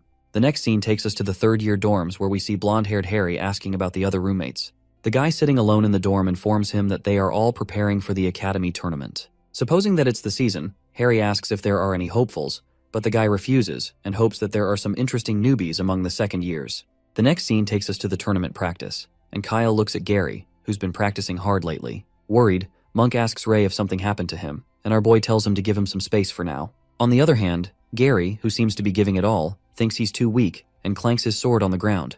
In the meantime, Sir Kay appears behind and instructs them to follow him as he has something good for him. The teacher takes them to watch the equipment, which he has gotten them to fix, telling them to pick one each. The students are astonished to see the equipment retrieved from the hunting grounds, and they begin choosing the weapons. While Monk gets excited to see that breastplate, Kyle asks if he can pick one too, and adds that they couldn't help when they were attacked. Sir Kay lets him take the weapon and lets out that the tournament is a good chance as all the second years can join. He then reveals that according to tradition, many rich families come to watch the tournament, and if they do well in the tournament, there's a high chance that they would notice them, adding that after leaving the academy, they can become one of their guards, which is a pretty nice deal. Upon hearing this, Gary is left astounded when he realizes that he can become the guards of a noble family if he manages to do well, putting on a smirk. After that, Ray grabs Lancey's sword, and Sir Kay tells him this sword wasn't much damaged, but it lost its ability to channel flame magic, and now it's a beginner's weapon, suggesting he pick something else. That's when our guy recalls that he absorbed all the fire elements from the sword, and ponders that absorbing elements is more useful than he thought. He then heads to a hunting forest and finds a place that seems to be covered in ice. He goes inside the icy place where monsters seem to guard the area. He gathers chi and flame magic, killing the monsters. Witnessing many ice elemental golems in there, Ray feels happy, thinking that it was worth the effort, and instructs Noir to take care of the ones on the left. The next scene flashes 3 weeks later on the day of the Avrion Night Academy tournaments, and it seems to be bustling with many other academies from far and wide. In the waiting hall, all the students seem to be chattering, and Martha comes rushing towards her classmates, informing them of the tournament rules changing this year. While Dan is confused, thinking that it's one-on-one duels, as Martha is about to clarify, the knights enter the hall. As the students seem excited about the tournaments, one of the knights calls out the top 5 students from the second and third years. While Monk, Ian, Dan, Sylvia, and Gary step forward, the students start gossiping as they are all from the same dorm room. Meanwhile, Dan reckons that he wouldn't have gotten into this if Ray did not give up his position. The head knight then calls out the third-year students, to which one of the third-ranked girls, Cherry, informs her that Jira is out on the mission. She then calls out Jay, and he emerges to be a giant masculine guy. The boy introduces himself as Jay Gree and utters that he's waiting to be challenged as he puts on an enthusiastic smile, while the girl Nye, ranked 5, peeks at him and calls him an idiot. Watching the strongest Jay Gree, the students chatter about him being the first ranked in the academy, and are surprised to see him as they did not expect him to join the tournament. On the other hand, Monk seems worried as he asks Gary if they will make them fight the third-year students, and Dan loses hope, thinking that they can't win. As the top 5 third-year and second-year students gather, the head knight announces that the 10 students mentioned will not join the first round of preliminaries. Listening to this, the students are shocked, and Kyle, who was worrying about his teammates that they would fight with the third year, finds out that they will be fighting with their roommates. After that, the head continues to announce that the first round is going to be a battle royale where the third years and second years will compete against each other, adding that 5 people will move on to the next round from each match. The knight then calls Ian, as he seems a big, strong guy, and points an arrow at him, making the students understand that each of them can use wooden weapons that have been supplied in the arena and will be given 100 health points. She then strikes the wooden arrow at Ian, interpreting that if they get attacked, the health points will go down.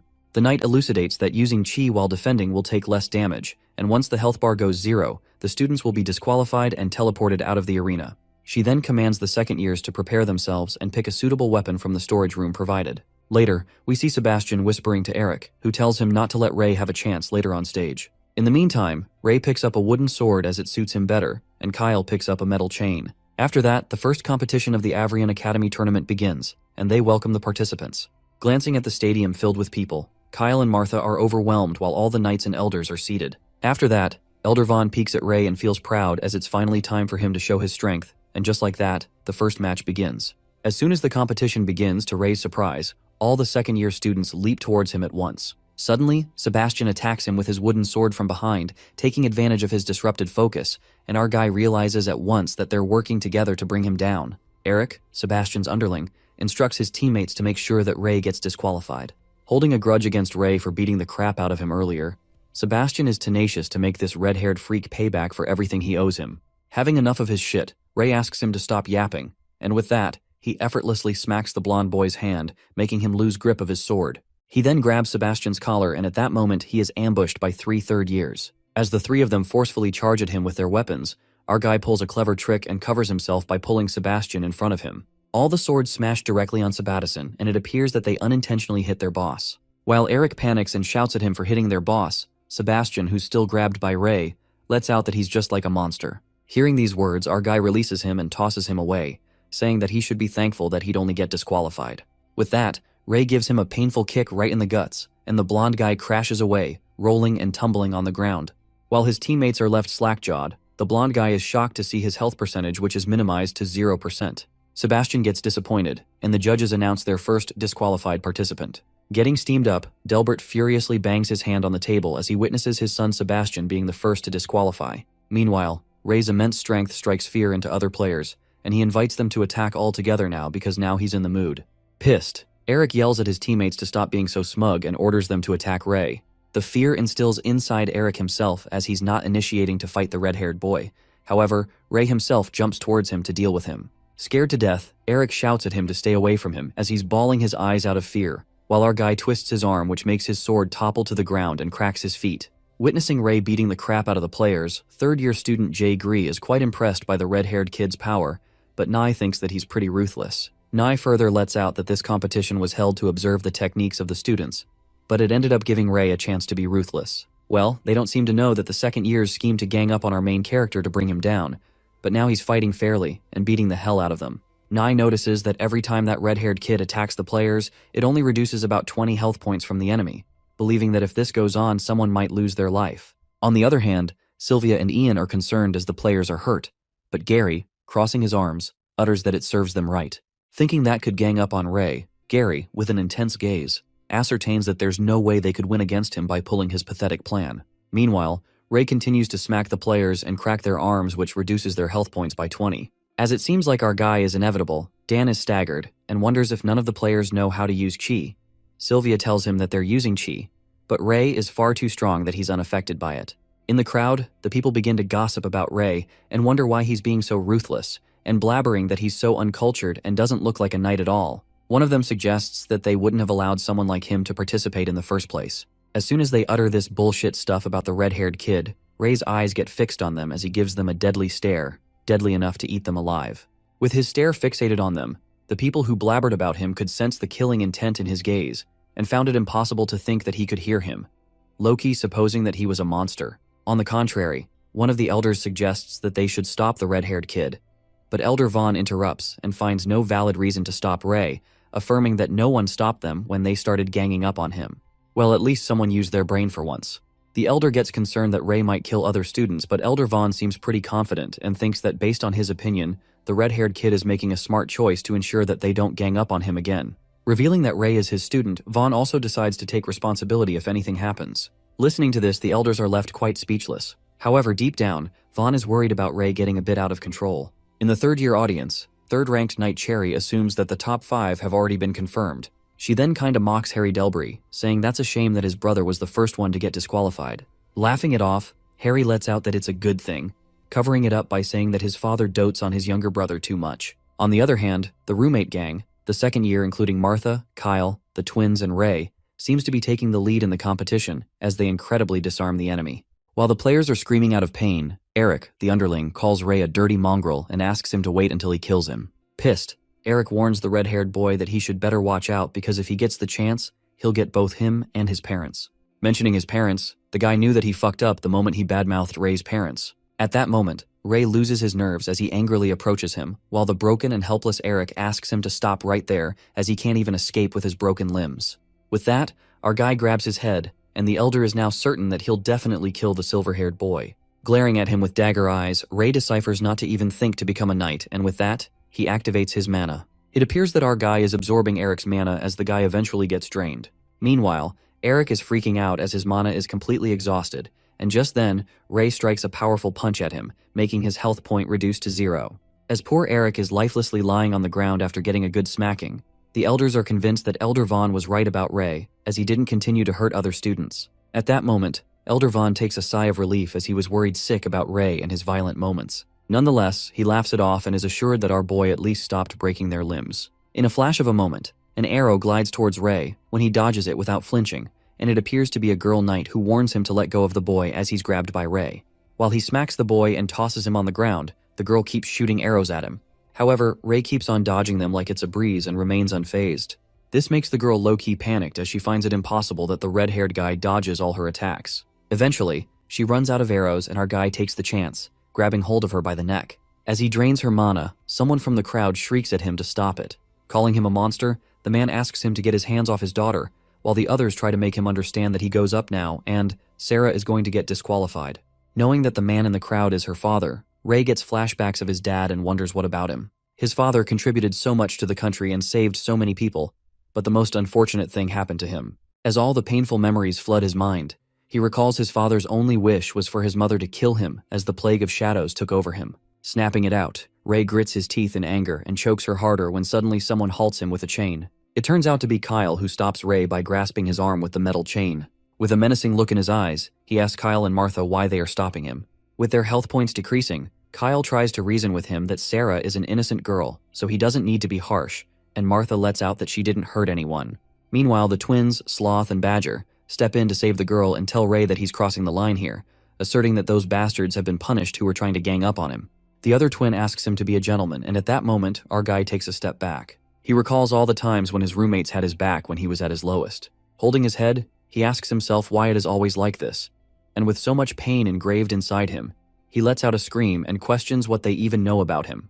While his scream creates a whirl, suddenly, Ray begins to lose control when rage takes the best of him, and he challenges them to fight him if they want to stop him. Driving insane, Ray tugs Kyle's metal chain towards him, dragging him close to him. Without reluctance, our boy strikes a punch right into Kyle's guts and smashes him hard on the ground, making his health points lose. Not in his right mind, he advises Kyle to practice focusing on his chi if he wishes to defeat him. Just then, Martha shoots 3 arrows at him, enfolded in chi. However, he dodges them like a walk in a park and grabs the arrows. Witnessing, Martha is left flabbergasted to watch him catching arrows with his bare hands. At that moment, Ray flings the blazed arrows towards Martha as they soar at an incredible speed. As she barely manages to dodge them, our guy strikes a blow at her and advises her not to hesitate if she wants to defeat him. Well, it looks like our main character's got time to school his roommates while beating them senseless. Poor Martha also crashes to the ground and our guy tells her to learn how to predict his movements instead of staring at where he stands. Shortly, Sloth and Badger seem to have enough of Ray beating the hell out of his friends as they attack him from behind. As the fire emerges from within, Ray's crazy power breaks the ground and the twins stumble back as they are blown away by a powerful force. While the twins appear to be fine, our guy advises them to plan their moves, and as the twins lean in for another attack, he asks them not to waste their time and ambush them. He smacks both of them and appears to be in pain, lying on the ground. Watching this terrifying sight, Sarah is frightened to death as she turns pale and concludes that Ray is terrifyingly strong. On the other hand, as the crowd seems to be watching all this, they are amazed by how strong he is. They think that the red-haired kid is completely unmatched, just like a monster. On the other side, the third-year knight. Nye ponders that even if that red-haired kid Ray didn't make it into the top 5, then the ones in the top 5 must be really something else. Meanwhile, Ian and Dan Loki feel defeated already. After that, the only player left to defeat is Sarah, and Ray promptly approaches her. Trembling with fear and her feet quivering, she already gives up and knows that she certainly won't be able to beat him. In the meantime, his hand is covered in chi, and Sarah's father seems to be screaming, asking the judges to stop him as he assumes that the guy is going to kill her daughter. To everyone's surprise, our guy finally comes to his senses and pokes Sarah's head lightly, making her health points decrease, and even apologizes to her. Sarah is left confused as she leaves, and her father along with other people in the crowd can't believe their eyes that the competition ended just like that, and the boy didn't do any harm. After that, the results of the competition are announced with 5 qualifying students being the winners, including Martha, Ray, Sloth, Badger, and Kyle. Moments later, our boy leaves the arena, and the judges announce to everyone to get rest, as they will continue the battle royale for the 3rd years later in the afternoon. The elders are impressed by Ray's performance, and one of them believes that if he were to go on a rampage someday, not many people will be able to stop that kid. But Elder Vaughn speaks in his defense and anticipates that Ray will be able to save many people. During this, Knight Gilbert whispers to the Master Elder, informing him that they checked on students and it was mana deficiency. It appears that the students won't be able to use chi in the short term, and they aren't sure if they will be able to recover. Upon hearing this, the Master Elder decides to speak of this any further and thinks that there's enough he needs to worry about, referring to Ray. Inside the training room, the sound of sword clacking echoes through the room, and the students chat about the second years going hard at the training in the afternoon. It appears to be Gary who's fiercely fighting with the puppet, and after numerous hits, he manages to pass the 12 level and defeats the puppet.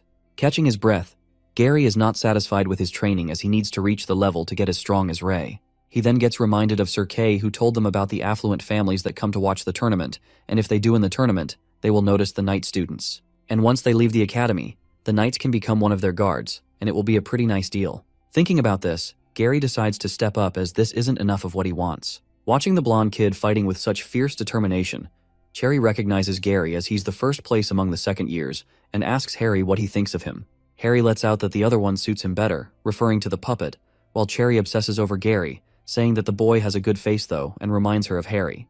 While she corroborates with Harry that the boy can do better, Harry strides towards the puppet and with a bright smile on his face, he activates level 12. Without much movement, he fights off the puppet standing in one position and jerks his sword just once. As he strikes the sword, his attacks seem more powerful. While Harry impressively defeats the puppet and passes level 12, Gary notices that he copied all his movements. After that, Harry lets out that it doesn't look that hard, and Gary grasps that he wants to fight. Cherry gets excited to have a show on their hands, and the students are surprised to see a cross-grade fighting. At that moment, Sylvia rushes in to find Gary and asks to get a good place since the competition is about to begin, dragging him by the hand. As poor Gary is being dragged away by her, he asks her to stop while Harry lets out a little laugh. Pulling him outside, Gary asks her why she stopped him, and Sylvia, calling him stupid, knocks some sense into him, saying that his right to participate might have been cancelled if he fought outside the ring. Gary realizes that she's right, and the girl affirms that she knows that he can win and has the ability to, but he just has to stay calm for now. As the afternoon round is about to begin, Sylvia asks him if he's seen Ray, but Gary refuses and utters that he disappeared right after the first round. Suddenly, they hear someone talking and approach to see who it is. To their surprise, it turns out to be Ray who's talking with Sir Winford. Meanwhile, Gary wonders what they are doing together. At that moment, our guy confesses that he doesn't want to compete any longer, leaving his friends shocked.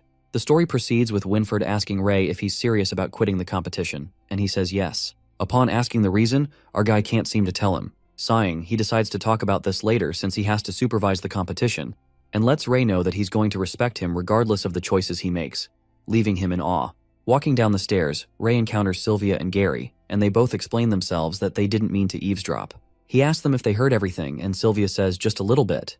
Gary interrupts, spilling the truth that they heard everything. They accept the truth while our guy assures them it's nothing important. As he's leaving, Gary stops him, asking if he's going to break their promise and if his sister's death going to be covered up as if it's not important. This makes Sylvia understand why Gary has been stressed out lately. Ray responds he can never forget that since she was a human and his first friend, adding that he does really want to take revenge for her. Sylvia affirms that she knows that Ray might feel afraid and that he's hurting. His heart is filled with rage towards the people who ganged up against him, and he must feel bad for attacking their friends and innocent people. Consoling him, she lets him know that none of this is his fault. They just want to let him know that no one is upset with him, and then she remembers how Kyle, Martha, and everyone else look up to him as an example of someone who's strong and how they were arguing about beating him next time. Gary agrees with her and reassures him that he knows Ray wasn't treated fairly in the past, but now he isn't alone. He has them and they will always be his family. The blonde-haired guy is sure of his friend and won't leave him here all alone by himself. With that, they all proceed to the ground where Martha tells him that the competitors are almost here, and it took them long enough to come. Watching Ray and Sylvia come together, Dan blabbers they would rather want to be with each other than watch the competition, but then he spots Gary third wheeling in the back, who's not that happy about it either. Sylvia asks Martha if there's someone of note, and she replies that the 3 years are all pretty strong and have their own strength. Harry, who's an elegant fighter and the only one who hasn't got hurt the entire time. Then there's Gio. He's a big guy who's strong and explosive, and he can compete with the first place Jay. Sumir and Mizuiro are experts at using fans and have nice coordination with each other to defect and attack, and she feels even Sloth and Badger do not have that high level of coordination with each other. As they were looking for the other player, Ray found Molly practicing, and he seemed to be impressed by her skills since she was in the top 5. With that, the judges congratulate the 5 winners of the third-year bracket. The main events start now. Winford announces the results after 2 rounds of the competition, which shortens the players up to the final 20. While announcing the second year's performance, which had been much better than expected, he glances at Ray, wondering if he will participate, and he nods his head, which makes him smile. And he lets everyone know about the new rules that have been implemented for the competition. On the screen, everyone's new matchups are displayed. The second years are up against third years, which makes them think it's unfair to them, because no matter how strong they are, they've been trained for 1 year less. It is shown that Gary is up against Harry, and he finds it to his liking, while Sylvia is up against the strongest in the academy, Jay Gree, making her wonder if she's capable enough. But Jay thinks it's a shame he's not up against Ray, and Harry also expresses that he wants to fight him ever since he has grown more, assuring Jay that he'll get a chance to fight the red-haired boy. Sylvia's brothers are seeing everything from above and find it a shame that they won't be able to see the youngest sister's performance today. The other one says they don't come to Avrion often, so they should let the sister bring them around. But Marsh, the older brother, suggests going later since he has to meet up with the elder. After that, Winford lets everyone know that the finals will be held a day later, and they should be prepared because the contestants should not be limited on their weapons and equipment. The second years know that they have to compete in equipment with the third years too, and Dan mumbles that it's going to be skewed in their favor, so it's easy for him to say while Ian thinks that they should treat it like one of their special trainings. Looking stressed, Monk is concerned about the fact that he has to go up against Molly in order to improve, although she's his senior in black belt. Our guy is up against Jira, who has not shown up yet, and he thinks it's fine since he will be able to relax more fighting against someone who's not a second year. As the sun is about to set, Ray asks Gary and the others if he's not going back, but Gary lets him know that they're going to do some more training. Watching him training with alacrity, our guy knows this fight is the one he can't lose since Harry's very strong, so he hopes for his friend to win. The story proceeds with a flashback of a conversation between Ray and Winford, who is glad that he changed his mind and is relieved. He says it's nothing, and it's just because his friends were nagging him for it. Then he asks Winford if he needs to know something else. To which, the knight says he can't tell him much, but briefly opens up that the top 10 winners will have the right to represent Avrion in the World Combat Tournament. This leaves the red-haired boy in shock as he recalls there are only 5 winners, but Winford's fears are realized when he tells him that this has to do with the Pureblood Guild, and that the elders will announce this after the competition. He doesn't want Ray to let go of this chance at least, and our guy gets the point. Coming back to the present, our guy didn't think this competition would cause this much trouble, wondering what the Pureblood Guild would do next when abruptly he stumbles upon a slip that read, "Meet me at the arena at 9. As he reads it, dubiety lingers in his mind, feeling that it's a trap. He remembers that Sir Kay and Winford told him not to take any action by himself, but this is the only way he can use his abilities freely. Looking around, our boy presumes that he knows nothing about the Pureblood Guild, or Dark Guild. Therefore he needs to find information so he can find clues about his father. Using the Dragon Eye, he decides to catch whoever it is, even if it's a trap. That's when we see Jay Gree approaching him from behind, who finds it a coincidence to see Ray, and finally has the chance to talk to him since the people in the morning were really ugly to look at. It emerges to be the strongest third year, Jay Gree, and Ray asks him if he's from the Pureblood Guild. Appearing confused, Jay reveals his true intentions, and says that he just wants to fight with him since they don't have a chance to fight in the competition. While Jay insists that they should combat right now, our guy respectfully passes as he doesn't feel like fighting, making Jay pissed. Disappointed, Ray thought that he had a clue and in bounds, but it turns out to be a buffoon with too much time on his hands, referring to Jay. Our guy standing in the opposite direction is suddenly attacked by Jay, who slams his big-ass sword with a clang. However, to his surprise, Ray halts the attack as he grabs the weapon with the help of his dragon turtle gauntlets. Freaked out by the sudden ambush, he asks Jay if he's mad and clarifies that he doesn't want to fight.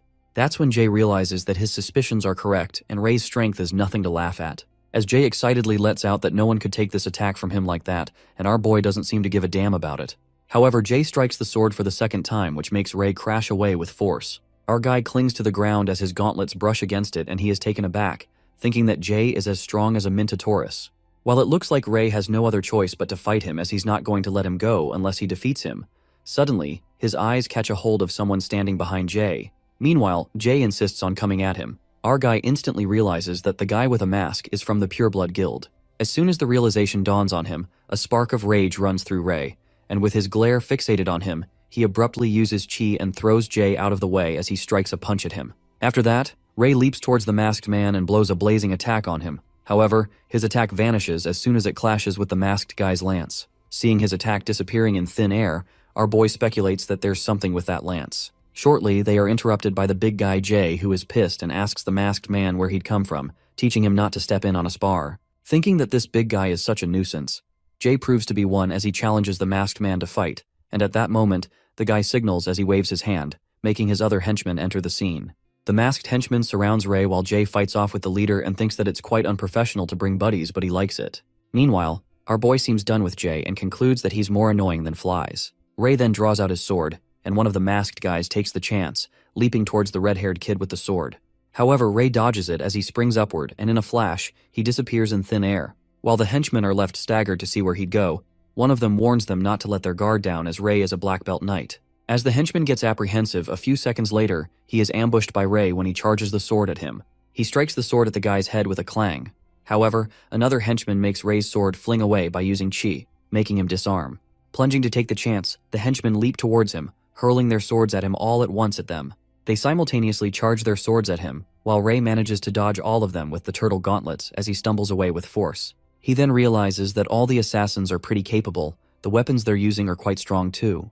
Getting lucky, if Ray hadn't used the ice golem's ice elemental protection, he'd have had to fix his gauntlets again. Freezing up his gauntlets to save from damage, Ray presumes that regular close combat doesn't stand a chance now. On the other hand, the masked leader and Jay seem to be having a fierce combat. While Jay calls the masked guy a slippery eel, the leader flings the lance with such force, enveloped in chi. But the most unexpected thing happens when Jay grabs hold of that lance with his bare hands. Holding that spear, he asks the masked man if he thought he could hurt him. As the deep rumbling of his attack scatters dust everywhere, Jay confesses that he's not good at controlling it, but in the field, he realizes that he doesn't need to.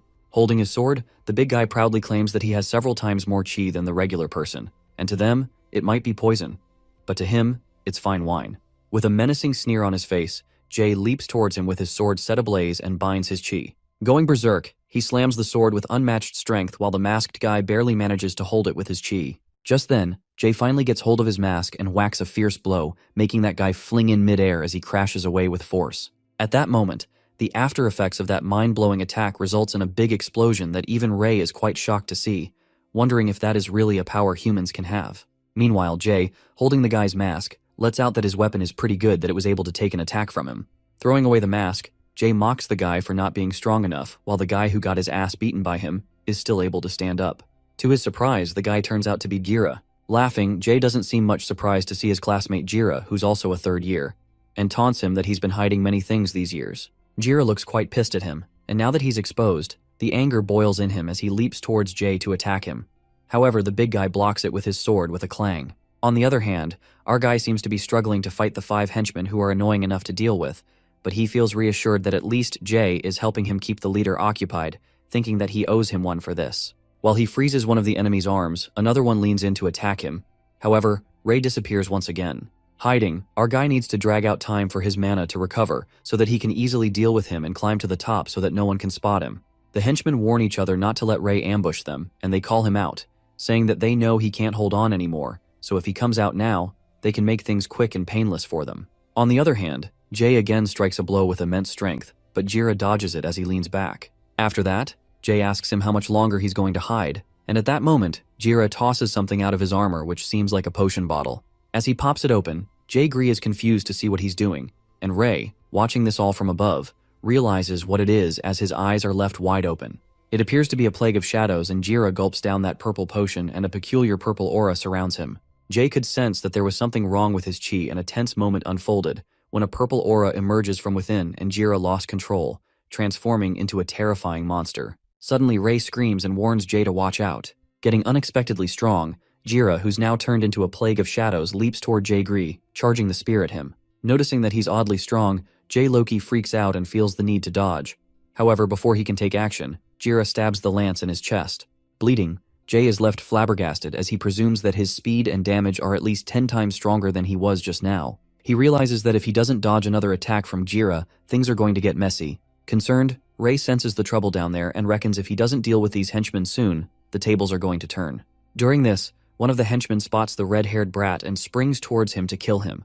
However, our guy makes it clear that he doesn't have time to play with him anymore and beats the crap out of him as he strikes him with his blazing gauntlets. Meanwhile, Jira constantly keeps attacking Jay and mocks him by saying that he's not as strong as everyone says he is. As he gets hit, Jay gets a hold of himself, and he clings his sword to the ground to stop himself from crashing away. Quivering, Jay lets out that he's not used to being on the defensive side and still has some strength left in him. Jira concludes that this is where his story ends. Telling him to die, the shadow monster soars towards him with his spear charged at him. Feeling helpless, Jay's body gets stiff as he's unable to dodge or even move. While it looks like it's the end of the big guy, Jira slams the lance with immense power. However, Ray appears at the right time as he grabs the spear with his frozen gauntlets that halt it. Thinking how's this possible, Jira peeks over at his henchmen and witnesses that they are knocked out, which makes him even more stunned that the red-haired kid dealt with 5 elites all by himself.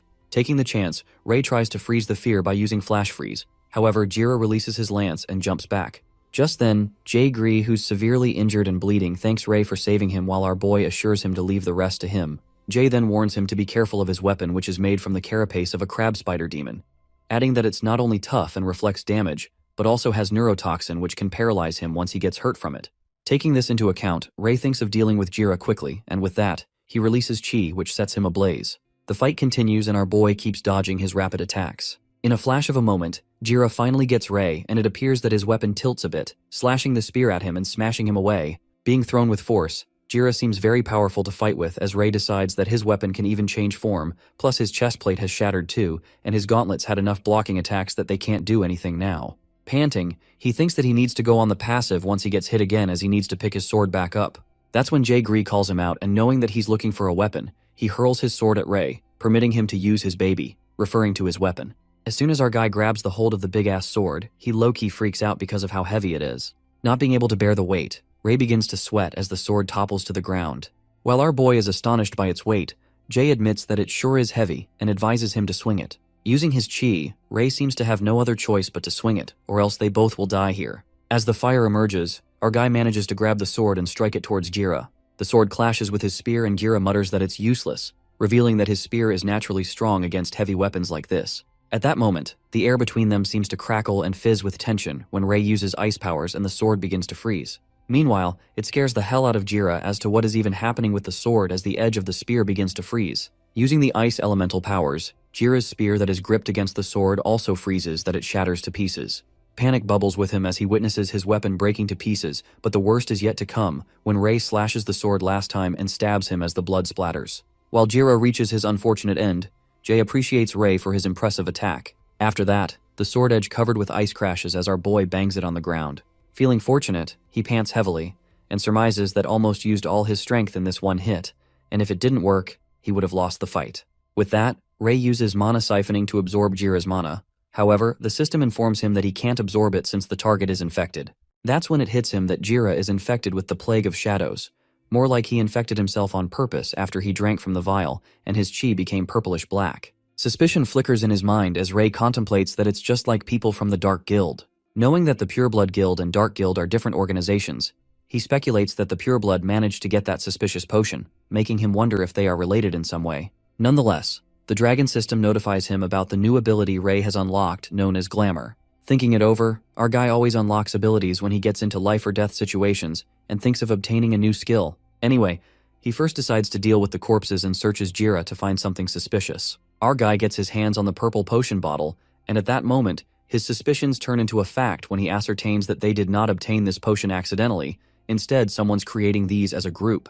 Grasping that potion bottle, Ray gets the feeling that there's danger and trouble everywhere in the academy. Even though he can trust Winford and Sir Kay, he needs to walk with caution and not trust those around them. He assumes that this potion might have been created in the academy as well, which itself is fraught with peril. The shadows seem to have infiltrated the academy, yet the students don't have the slightest clue that it could put their lives at risk. As he burns Jira's body to remove the evidence, Ray leads to suspect that this can only be that the higher-ups are hiding it on purpose. It could be head knights or even the 6 elders. After that, Ray approaches Jae and thanks him for landing the sword, asking if he's doing okay. Assuring that he's fine, Jae lets out that his baby, the sword, suits Ray well and asks if he's actually a mage. Our guy admits that he knows some magic while Jae Gree compliments him and thinks that it's freaking awesome as he's never seen a mage that could fight like he does. Ray then hopes that he can keep his strength a secret and promises to explain it to him when he gets the chance. Jae assures him that he will after all. Ray saved his life. With determination in his eyes, the big guy attributes his life to him and asks the red-haired kid to say the word whenever he needs help, affirming that he will jump into the pits of hell for him. But our guy clarifies that there's no need for that and suggests that he better deal with his wounds before the competition. Summoning his wolf, he informs Jae that Noir, the wolf, will carry him to the infirmary. Witnessing this, Gree freaks out and is left slack-jawed when he discovers that Ray can even summon beasts and is bummed out by the fact that he was thinking that he could defeat Ray. Riding on Noir, Jae asks him if he doesn't need healing, but our boy seems to be chill about it and ensures that his constitution's kinda special, so he'll be fine by tomorrow. Leaving, he instructs Noir to use a more discreet path and not let people see him, leaving Jae speechless that the beast even follows his orders.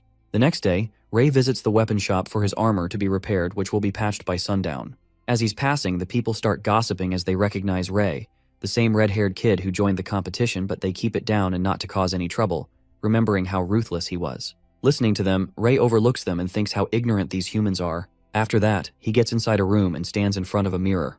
With that, our boy decides to try out his new glamour skill.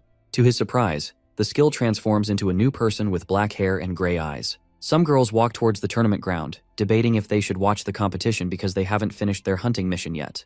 They're aware of the fact that the second years are pretty strong this year, which means that the finals will be on another level this year, and they also have to see the type of knights that are most favored by nobles so they can work towards it too. As they are talking, a black-haired guy walks past them, and they admire his beauty, getting smitten by his sight. It turns out to be Ray, and he ponders that needs to spend 5 points of mana every hour while he's under glamour, and with his current mana, he can maintain it for the next 8 hours as long as he doesn't fight. People walk past him, admiring him while he thinks about how easy it's going to be as he's working solo. With that being said, he remembers how someone was offering him a healing potion for fewer silver coins since he's an adventurer, while the other was offering him an inn with splendid view of the tournament at a fair price. Being this handsome, our boy realizes that it's not as simple as he thought it would be, and thinks it's absurd how people are treating him differently just because he changed his appearance. In his perspective, this world has a sadly pathetic mentality. Just then, he spots Sylvia, and as he calls out her name, making his way through the crowd, she gives him a baffled look, and at that moment, Ray gets it that he's not the red-haired boy anymore. In order to handle the situation, he clarifies to her that he knows she's one of the competitors that passed the prelims, and she's from the Hart family. He's glad to meet her here, and is looking forward to her competition tomorrow. Trying not to sound rude, Sylvia asks him his name since he knows her family. That's when Ray travels back to his past as a red dragon, remembering how people used to be so terrified of him and hide wherever he came. Back then he was called Sen. Immersed in this contemplation, he snaps out of it when he sees Sylvia waving her hand in front of him, and he apologizes, introducing himself as Ness. With that, he asks her where she's headed, and Sylvia informs him that she has to change the weight of her single-handed sword at the blacksmith. The thought then crosses his mind that he wouldn't stand out if he went with her since he was going to go there anyway. So he asks her if he can come along since he was thinking of buying a new breastplate. He asks her if her sword is crafted with advanced beast crystals, and the silver-haired states that it's from the beast crystal of Finn Tiger, and her family sent it to her last night for the competition. While she admires the sword, deep down Ray realizes what it's like for nobles and children from normal families would only be able to get something like that after years of hard work. Knowing that he's an adventurer, Sylvia then questions if he goes to dangerous places often, and Ness responds that he does go to places near the border for missions, which makes her wonder if her family would ever allow that because it's too dangerous. Knowing that she'll hardly get the chance to get out, Sylvia lets out that she will have to go back to her family as soon as she leaves the academy, so she feels envious of the freedom adventurers. But these words force Ray to get reminded of a painful memory where his father, who was an adventurer, lies lifelessly after risking his life. Disappointingly, he tells her no one has complete freedom here. With that, they hear an explosion and get concerned about what has happened as people run past them, shouting that there's fire, and they both rush inside.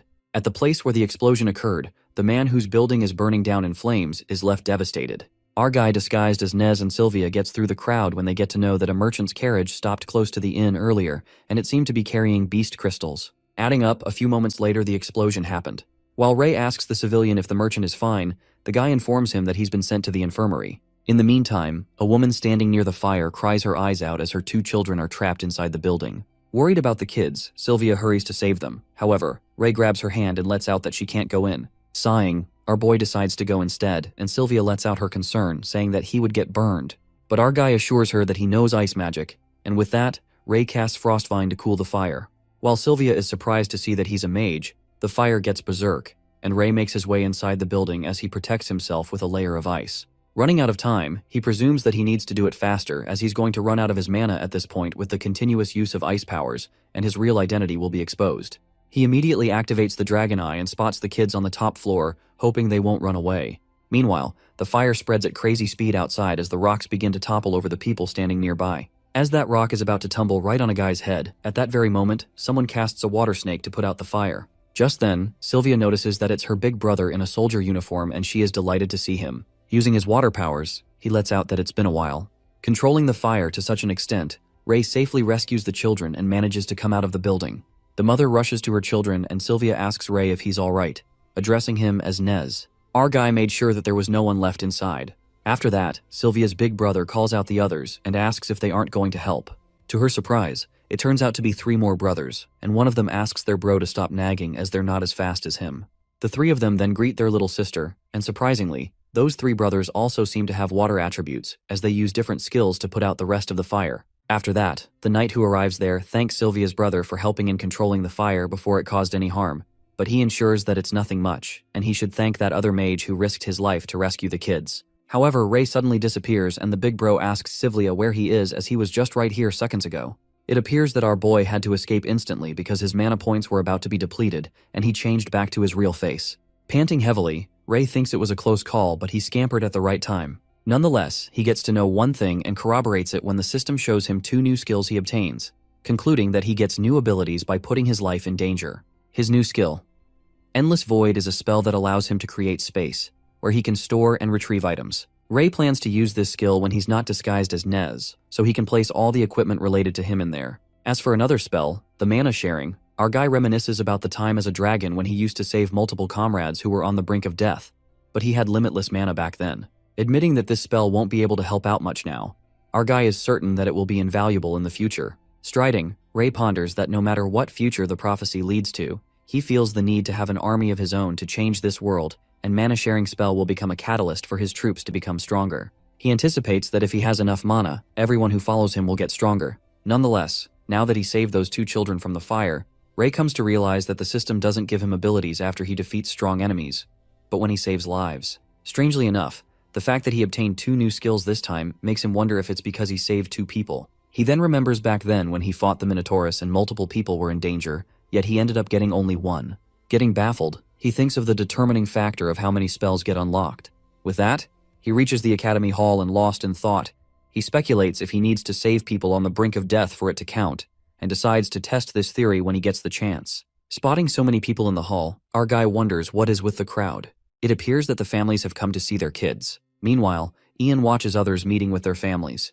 Kyle nudges him with the elbow and tries to make him the big guy feel better by saying that they're family too. As they laugh it off, Gary seems to be standing in a corner and sadly is not visited by any of his family. On the other hand, Sylvia meets up with her brothers and complains why they didn't tell her in advance that even Max has grown this tall, and the big bro lets out that they wanted to surprise her. Feeling shy, Max thinks that it's been 2 years since they last met after all, so it'd be boring to just say hello. Suddenly, Sylvia starts blushing as her eyes are fixated on someone, and her big bro asks if she spotted a friend. She then calls out Ray. Peeking at the red-haired boy, the big brother recognizes that it's the reckless boy from the first round. Meanwhile, Max is elated to see Ray and confirms if he's the one his sister talks about every other sentence, so he was wondering who that lucky guy was. As poor Sylvia kind of freaks out for getting casually exposed that she has a crush on Ray, Max, being friendly as ever, meets with him and thanks him for taking care of his little sister, insisting on doing some bonding.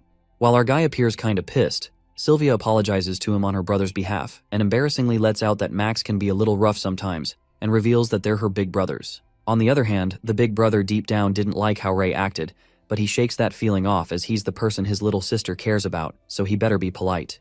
Just then, the big brother introduces himself as Marsh and asks the red-haired boy to take care of his sister from now on. Turning red, Sylvia interrupts that she can take care of herself. Shaking hands with Marsh, our boy could sense how strong he is, and that mana he has is almost endless. Ray compliments Sylvia that she's a natural leader and has been taking care of them most of the time, which makes his 2 other big brothers giggle. That's when she introduces her 2 big brothers, Johan and Jekyll, adding they both are in the military just like Marsh. She then reveals that her brother Max studies at Roland Magic Academy, and Max delightedly informs Ray they'd be able to meet at the World Combat Tournaments if he wins. But our guy's reaction is totally unexpected when he corroborates with him in disbelief that he goes to Roland. Asking what's wrong, Max questions if he has a friend who studies at Roland, and Ray gets impatient, frantically asking him if he knows a girl named Amy. Upon hearing the name, Max tries to recall, but he's not quite sure since Roland is a large city just like Avrion. Sounding desperate, Ray elaborates that her full name is Amy Blueblood, and she passed away recently due to an accident, asking if he knows anything about her. However, Max is unable to remember someone named Amy, and affirms that he'll ask around once he goes back and let Sylvia know if he finds out anything. Listening to this, Ray's face breaks into disappointment, and appreciates Max for his efforts. At that moment, a peculiar vibe lingers in the air, and Marsh immediately informs his brothers that there's not much time left, and the head knight still needs their help. He asks Ray and Sylvia to get some rest, and Sylvia waves them goodbye, adding that she'll show them around the academy once the tournament ends. As the 2 walk away, Marsh gazes at them intently and asks Max if he just lied now. Appearing apprehensive, Max confesses that he lied to Ray about Amy and says that he doesn't know what to do regarding that girl, asking him what he thinks. That's when Marsh assures him that he did the right thing, mentioning that Ray is strong and a dangerous kid and completely unafraid of them at that. Moreover, he can't tell what's going on inside his head. After that, Max asks his brother if they should avoid getting involved with Ray, to which Marsh affirms that they should keep their distance for now and notice how things go. The scene then takes us to the finals, where the contestants seem to be in the waiting room. While Kyle and Monk are kinda nervous, Sylvia is freaked out as he's going up against Jay in the first match. Being constantly on tenterhooks, Sylvia feels really nervous and asks Ray if it shows on her face. But our guy calms her down and tells her to fight as she usually does, advising her not to worry about the results too much. That's when Sylvia expresses that she really wants to join the World Combat Tournament. Being born in a family of mages, she's the only one who is not gifted with magic, unlike all her brothers. Having a sense of trepidation, she couldn't forget how embarrassed her parents were. Peeking at her with concern, Ray asks her if she really wants to win, and she immediately agrees, as she needs to prove her worth. Feeling like she's truly at the end of her tether, the determination in her eyes is apparent, and she adds that she wants to prove that she can be as excellent as her brothers even as a knight. At that moment, our guy holds her hand and takes her somewhere. Meanwhile, Kyle informs them that the match is about to begin, and Dan blabbers that they're getting lovey-dovey before the match. Going somewhere secretive, Ray offers to lend his strength to her temporarily. With fire emerging from his hand, Sylvia looks at his glowing hand. Helping a friend in need, our guy hopes that she can lend him her strength when he needs it too, and Sylvia, blushing, affirms that she wants to become his strength. Just then, our guy uses his new spell, Mana Sharing, and transfers his mana to her. He tells her to use his chi when she needs it, but warns that it should be utmost for 10 minutes, or else if she goes past this time, it will damage her body. Meanwhile, the flares emerge from Sylvia with the help of Ray's chi. With her eyes snapped open in shock, she presumes that Ray can absorb people's strength and absorb it too. Come to think of it, she'd never seen anyone use a technique like this before, or even heard of this spell before. Feeling dubious, Sylvia wonders how many secrets he has that keep unraveling one by one. On the other hand, the final competition is about to begin. The people are exhilarated as the first one to come up is Jay Gree, and wonder if he's going to hold back as his opponent is a second-year girl. Just then, the match between Sylvia and Jay begins. They are allowed to use any equipment, and 2 Master Knights will judge the competition. The commentator further informs if any side has been hit with a fatal attack, they will do their best to stop the match and announce the results as soon as possible. With that, both contestants enter the arena and Sir Winford stands at Jay's side while Sir Kay stands at Sylvia's side. The match begins and Monk is skeptical whether Sylvia will be able to win or not. But Martha, keeping her hopes up high, believes that she can definitely win as they all know how strong she is. Despite her strength, Dan admits that it's true, but he gives a reality check that her opponent is Jay Gree, a big guy with big muscles, concluding that he's strong as a bull. Low-key agreeing with Dan, Ray recalls that Jay was badly hurt before, but it seems like he has completely recovered. Even though he lent Sylvia his power, she can only win against Jay if she's capable enough. Suddenly, he makes eye contact with Jay. The big guy, without any reluctance, begins shouting in the arena and waves his sword, asking the boss if he wants him to lose to this girl. While our guy is kind of flustered to think what that idiot is doing, Jay keeps calling out the boss, and while Ray tries his best to ignore him and tune out Dan, guesses that he's really pointing towards Ray. The people in the crowd are confused about who Jay is even talking to and wonder why he's calling a second year his boss. That's when the moment of truth unravels when the big guy screams out Ray's name and our boy, feeling utterly embarrassed, lashes out at him to stop shouting and fighting already. As Dan realizes that he was right, Jay assures his boss that he'll do his best, and pointing his sword towards Sylvia, he justifies that he mistook her as the boss's girlfriend, so he was thinking of going easy on her. Making her jaw drop, Sylvia turns red and clarifies that she's not Ray's girlfriend, rather they're just good friends, and tells him to bring it on as she doesn't need her opponent to go easy on her. With that, Jay, without wasting a second, leaps for an attack and slashes the sword. But Sylvia dodges the deadly sword attack as it slams into the ground, causing it to break. Realizing that it was such a heavy hit, she deduces that she wouldn't be able to block it with her shield, and if she took that hit, her arm would break. While Jay moves in for the second attack, Sylvia springs up, dodging the strike. She agrees that the guy does have a lot of strength, but he also has a lot of openings. Planning to give it a try, she emerges from behind and stabs her sword in his back. To her surprise, her Fin Tiger sword doesn't pierce the big guy's skin, which truly exudes that his muscles are no joke. As Sylvia fails miserably to even scratch him, Jay clangs his sword and she blocks it with her shield, barely holding on against his immense strength. Just then, Sylvia decides to use Ray's power that he had lent him. She bounces when her shield breaks to pieces, unable to withstand Jay's sword strike. Stumbling, she grabs a hold of herself, clinging her feet to the ground, and at that moment, she uses Ray's power. She decides to make it quick within 10 minutes. As fire emerges from within her, Jay is quite surprised to see her aura that is completely different and gets thrilled as things start to spice up. Tossing her shield away, Sylvia's strength seems to rise in a flash, and she leaps towards Jay at such a crazy speed that even the guy is unable to catch up with her. However, Jay underestimates and thinks that her speed is not enough to land a hit. Abruptly, he loses focus as Sylvia seems to be moving too fast, and his excitement is short-lived when she emerges from behind and manages to stab her sword in his stomach, making it bleed. Flabbergasted, his eyes snap open in shock and he wonders what's going on lately, muttering about his lucky streak as he's getting surprised one after another.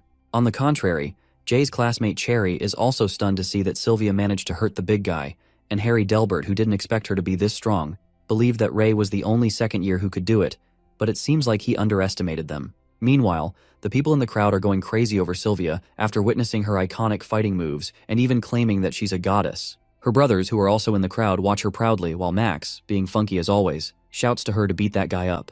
His brothers, Johann and Jekyll, tell him not to get excited as the match has just begun and Sylvia's opponent hasn't gone all out yet. But Marsh peeks at her with pride and affirms that his sister is performing better than he'd expected.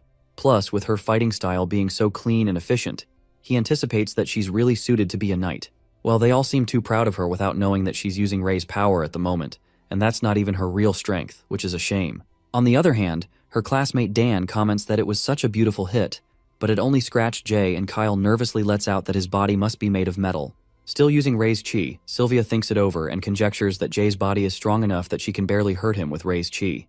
That being said, she observes that the big guy is overly reliant on his natural constitution, so he isn't good at concentrating his chi to defend his weak spots, and concludes that there are many openings that she can take advantage of. She plans to continue to hit him at the same spot that might give her a chance to win. Following her plan, Sylvia with her fast movements slashes her sword at Jay's wounded spot, making him hurt again. In the meantime, Jay slams his sword and breaks the ground while Sylvia bounces to dodge. Dashing towards Gree, she certainly thinks of targeting the wound on his lower abdomen, but suddenly she feels her energy dissipating. Her luck leaves at the crucial moment when Ray realizes that she's sadly run out of time. Trembling, Sylvia holds onto her hold and thinks of holding on a little bit more. As she's zoned out, in a flash, Jay strikes, making her sword tumble and leaving her disarmed. Taking the chance, he fiercely slashes the sword at her while her classmates are freaking out as she's gonna get hurt. At that time, Winfred casually halts the sword and says that it's enough while Sir Kay grabs Sylvia into his arms. Apologizing, Jay justifies that he got a bit too excited because he hadn't met a girl who could fight this well in a while. After that, the judges announce the winner, Jay Gree, while the crowd applauds for him. After the match, Monk is surprised to see that Sylvia became so strong before they even knew it, and thinks that it's a shame that she lost to Jay. Even though she lost, Martha believes that she'll be able to surpass Jay by the time their third year. Nonetheless, the match proceeds between Ray and Jira. His friends wish him luck, and our guy walking to his position is aware that Jira won't come since he burned him to death, but he needs to go there to keep up appearances. Encountering Ray, Jay praises his friend Sylvia that she's pretty strong, addressing him as boss while our guy thinks the same. While Ray stands in his position, the commentators call out for Jira to step into the arena immediately. It creates a buzz in the crowd as people begin to wonder if Jira slept in or what, guessing that maybe chickened out and called it an embarrassment. Jira's classmate Cherry asks Harry if he has seen him lately because she didn't happen to see him since the tournament started, but Harry also refuses, saying that he didn't see him either. Well, it looks like Jira had disappeared in thin air, but in reality, he has met his unfateful end at the hands of our main character. Meanwhile, the head knights seem to be discussing the absence of Jira. The crowd seems to be going berserk over it, thinking who the hell Jira is that everyone is waiting for him. Just then, the announcements notify that seeing Jira not showing up at the competition, he has been disqualified, making Ray the winner by default. Listening to this, the crowd is left in disappointment and assumes that it's all rigged. On the other hand, Marsh also seems to have his hopes dashed, knowing they won't be able to watch Ray fight, while Max, letting out a sigh of disappointment, is bored to death as he really wanted to see him fight, since they might go up against each other in the future. After that, the next contestants, Badger and Samir, are called up for the match. However, Badger doesn't seem to feel much confidence without his twin Sloth, as he's fought separately without him before. They've always been together, and the fact they use the same toothbrush shows how strongly bonded they are. While Dan, who is trying to comfort Badger, is disgusted by him, Ray lets out that he's going to check on Sylvia. Taking it the wrong way, Martha asks him to wish her well from her side, and Kyle is jealous of him, saying that bro is winning at life and he want to fall in love too. Heading to the infirmary, our guy ponders that Sylvia wasn't hurt badly and also has to take his chi back. Asking if she's okay, Sylvia hides her face in the blanket and apologizes to Ray for losing, even though she had his power. He assures her that she did her best, but Sylvia, looking crestfallen, utters that she is too useless, and tears start streaming down her face. Our guy tries to make her feel better and convinces her that Jay is just a monster with all those muscles. Disgruntled, Sylvia knows that he's trying to comfort her, but she expresses that it's not an excuse for her loss, and predicts if they meet a strong beast in the wild, there's no point if she fails to protect everyone. Hearing this, inside his mind, a vision unfolds when Ray recalls his life as a dragon, and how he failed to protect his own kind. Yanking out of his sad memory, with his eyes glistening with the pain of his past, he concludes that they can't protect everyone no matter how strong they become. Sobbing, Sylvia responds that she wants to protect their team and Ray. Hearing these words, Ray realizes that Sylvia doesn't have even half his strength yet. She still wants to protect everyone. He's been keeping his distance from his friends because he hoped that they didn't need his protection, but it seems that it's the other way around. Nevertheless, he takes his power back from Sylvia as he absorbs his chi back. The thought lingers in his mind that he's already failed once as a dragon, and doesn't feel that way again. After that, he asks Sylvia to get some rest and informs her that Martha and others are worried about her. As he is about to leave, Ray assures her with tenacity that she doesn't need to protect everyone because that's his job.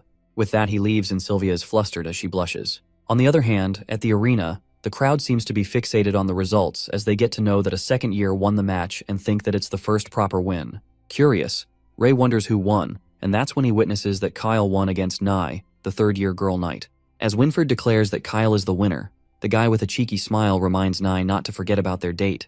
With the metal chain wrapped around her, poor Nye, feeling abashed, agrees to him and asks him to let her go. Witnessing this, Ray is not quite surprised to see that Kyle won, but our guy is kinda left in disbelief after seeing that red-haired baldy securing a date. After that, the next match proceeds versus Gary and Harry. Meanwhile, Gary steps into the arena. The people anticipate if the red-headed guy won it should be a breeze, plus he's the first ranker. Assuming that Harry is not a flashy one of them reveals that he's Knight Master Delbert's son, which leaves the other shocked as they thought Delbert's only son was that snob Sebastian. Ray meets up with his friends and informs Martha that Sylvia is fine, but feeling a little upset, asking how the fights go. That's when Monk unveils that Sloth and Badger lost as expected. They can't even walk straight when they're not together, but luckily, Kyle managed to win, and even got the girl to agree to go on a date with him. Listening to his, Dan is freaking out to know that even that baldy rizzed up the girl, wondering if that's the power of love. Monk then affirms that Ray just came in time as Gary is up next, and everyone is looking forward to it. Uncertain, Monk asks him if he thinks that Gary is going to win, but our guy doesn't have an answer to that. Deep down, our boy contemplates that he hasn't had the chance to fight Harry again since he lost him when he was in his first year. He remembers that Harry called himself a 50th place back then, but he's certain that he wasn't showing his full powers. Ray then low-key yearns that Gary needs to win for him. Meanwhile, Gary, with fierce determination etched in his eyes, gets adamant to win this thing. With that, the battle begins and they both scamper at a crazy speed. Their swords clang against each other as they clash, and Harry chuckles, mocking Gary by asking if he's using any of his strength as he can't feel it at all. Pissed, Gary gulps down his anger and clarifies that he won't hold back. With that, he goes berserk as he goes in for a continuous attack, giving a little hard time to Harry. While Dan is quite impressed to see Harry as it appears to him that he is keeping that third year on the ropes, Monk doesn't seem so positive about it. Watching them combat, Ray comments that Harry hasn't even got started yet, and his assumption turns out to be true when Harry hits his sword with a clang, making it fly far away. As Gary's eyes snap open in shock, Harry provokes him as he utters that the fight is boring, asking if this is all he's got. Low-key panicking, Gary presumes that it feels like none of his attacks are connecting well, as his attack definitely hit his sword. With that, he leaps in for an attack at a fast speed, however. In a flash, Harry parries the thrust of his sword like it's a breeze. Dodging the attack, Harry pisses him off, uttering if he's really the strongest in his year and believes the silver-haired girl is stronger than him. But Gary doesn't even get the time to get mad as Harry bounces and strikes a hit with a forceful thrust. As Gary gets smashed away, he holds the grip with the help of his sword. At that moment, Harry, if he can't even sense sword chi, he's clearly wasting his time while Gary is left baffled as to what the hell he's going on about sword chi. The scene then flips to Gary's flashback where Sir Kay teaches them about the sword chi that is actually just used so that people can visualize the concept. It's more of a feeling. The instructor demonstrates how the sword chi works by testing their cognitive abilities and tricks them as he asks which candle he's targeting when he swings his sword at the candles. Grasping the trick, Ray conjectures that it's to predict the enemy's attack before it happens, and Sir Kay agrees. He elucidates that if they continue to train their skills and hone their senses, adding a bit of talent to that, they'll be able to feel it too. Skeptical, Kyle asks if they're not guaranteed to be able to feel it, and Sir Kay admits because they've never perceived it. He further reveals that not many believe that sword chi exists and thinks that it's a made-up concept. While it's true that everyone perceives swords differently, the way they describe varies too, and for this reason, its existence is hard to prove. Meanwhile, Kyle is kind of convinced that it's a superstition. Gary asks Kay when people usually start sensing sword chi, assuming there would be some sort of common factor. That's when Sir Kay answers that it's different for everyone, but it's usually when they're on the brink of death. Yanking out his flashback, Gary gets whacked in the face with a force that drips blood from his mouth. It appears that Gary is testing Sir Kay's theory as he continues to take the hits from Harry to reach the point of death. Witnessing Gary getting beaten brutally without any counterattack, Elder Humphrey gets concerned and assumes that it doesn't look good as it's a fight between knights, not barbarians. But the other elder ensures him the elder knights are there so it won't cause any trouble for his hospital. On the other hand, Dan is freaking out, watching his friend getting beaten ruthlessly, and believes that Harry is trying to get Gary to forfeit. Sounding pretty confident, Ray lets out that he will never forfeit, and that's when we see Gary with a piercing stare that exudes that he's up to something with a hint of menace. Admitting that he can take a hit, Harry asks if he's not going to forfeit and Gary refuses to give up. Not wasting time, Harry leaps towards him to end things once and for all. Just as he gets closer to him, Gary remains glued to his position and closes his eyes as he tries to sense the sword chi with mad focus. The people are freaking out at him as they wonder if he's calling his death himself, coming to the conclusion that he is disqualified. The intensity of the moment seems very high as everyone's gaze is fixated on them, keeping at the edge of their seats as to what is going to happen. As the distance shortens with an inch of Harry's sword hits him, at that moment, Gary makes his move and jaw-droppingly blocks that attack with his sword.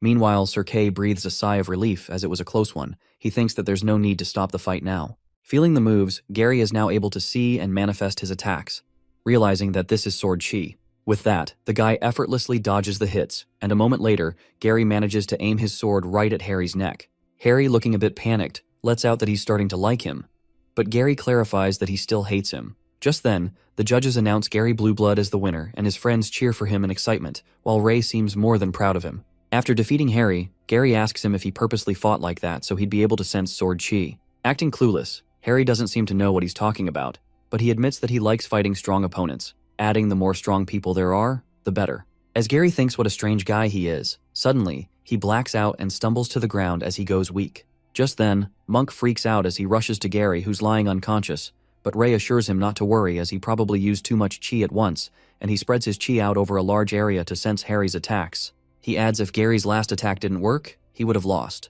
Our guy then reminds him that they have more to worry about and asks him to look at the next matchup.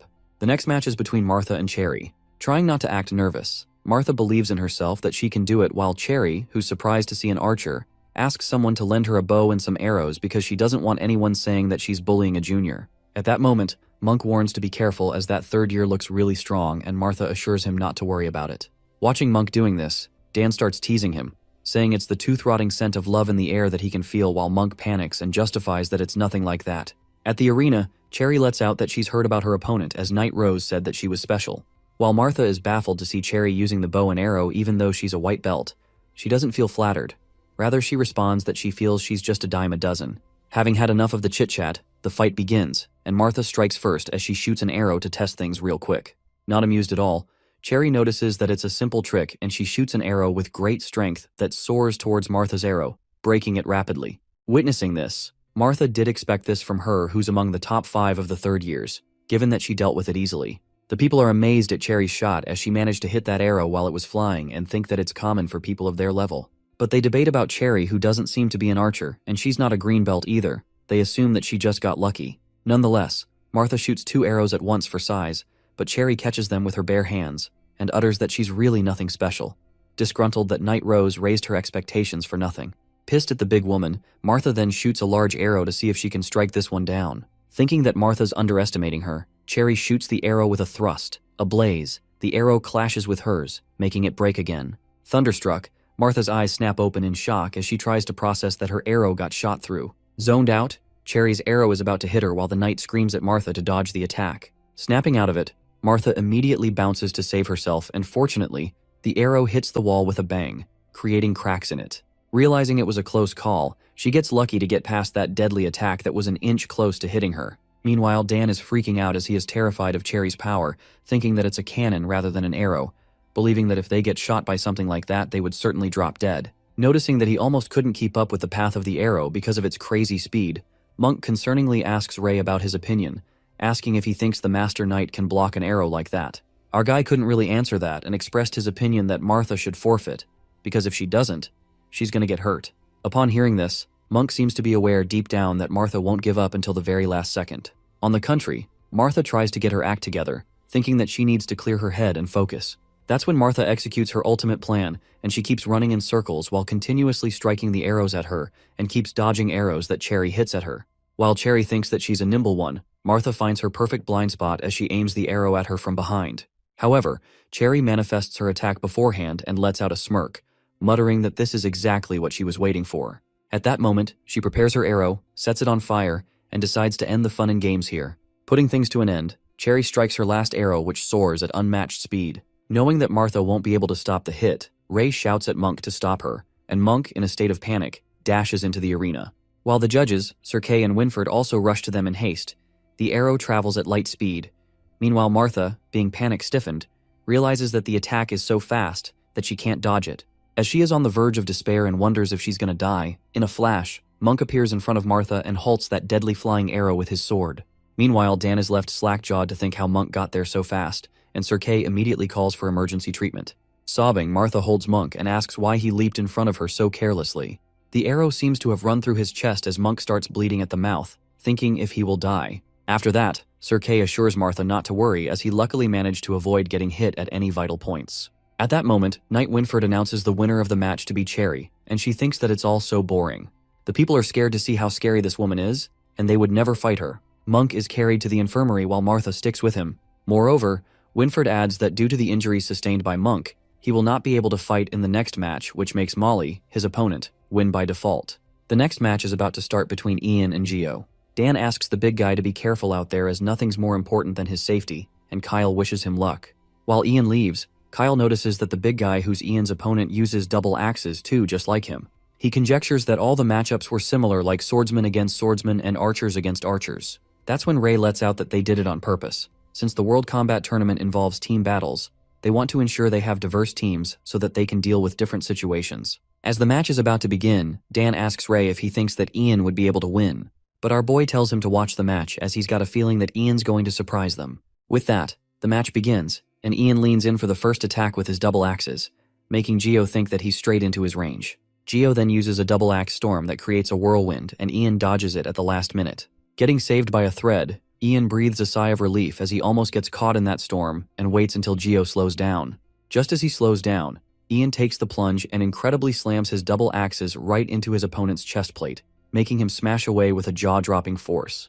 Taking that critical hit, Geo is taken aback as his opponent is more nimble than he thought and thinks if Ian keeps doing that a few times, it's going to leave a mark on his chest plate. However, at that moment, a hint of panic strikes Geo when he witnesses not just a mark, but damage to his chest plate that even leaves cracks on it. As the crowd watches this, they are awestruck by Ian's monstrous strength as that red-haired kid shatters his chest plate in one blow. At that time, Geo sneers maliciously and utters that he can't play with him much longer, ending things quickly. That's when the guy gulps down the potion, the same one that Gira drank, and affirms that there's no room for error. It's an order straight from the master, so he's left with no choice. Their eyes snap in shock. A realization dawns on Ray when he notices that it's the potion, and a sudden jolt of power runs through Geo after drinking the potion, like a monster. Watching his classmate drink the potion, a suspicion flickers in Jay's mind, but Harry interrupts that they're allowed to use anything in their matches, asserting that what Geo did might not be the most honorable thing, but doesn't go against the rules. However, deep down Jay seems to know that it's something dangerous and similar to what he encountered earlier.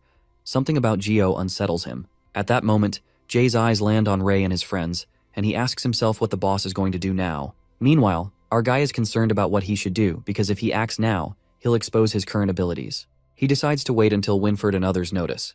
But he pauses for a moment and ascertains that if they haven't stopped it now, that means they have no idea how dangerous it is. With a grimacing grin on his face, Geo's power uplifts real quick as he hits Ian and goes ballistic when he slams his double axes to attack Ian, while the red-haired kid bounces to save himself. Without further reluctance, Ray immediately leaps out of the boundary to the arena, while Dan shouts at him, asking where he's going, and Kyle stops him as he might get Ian disqualified. However, Sir Kay blocks our boy and states he can't interfere with the match, but Ray seems unstoppable as he tells Kay that he doesn't have time to explain and asks him to get out, punching his teacher right in the gut. Meanwhile, Kay takes the hit and even coughs blood a little. He left in disbelief that this brat had so much power in him. At that moment, Winford asks them what's going on and instructs Ray to get back to his seat, whose is held by Sir Kay. That's when our guy calls out Jay and commands him to get Geo. Without wasting a second, Jay springs up and runs into the arena with his sword on the go. Just as Geo, who's going berserk, leaps in for another attack, Jay soars with his sword and slams it right onto his head. The people are left shocked to see Jay do something like that, aside from that red-haired kid. Meanwhile, Winford is utterly baffled as he thinks what the two of them are even doing. In a flash of a moment, Winford's eyes widen, and Jay is startled when he witnesses that his attack doesn't even put a scratch on Geo, and the peculiar aura emerges from within, like the plague of shadows. With a sinister look on his face, Geo calls out Jay Gree. While the peculiar purple aura surrounds Geo and he calls Jay a piece of trash, Winford commands him to stop or else he will be disqualified.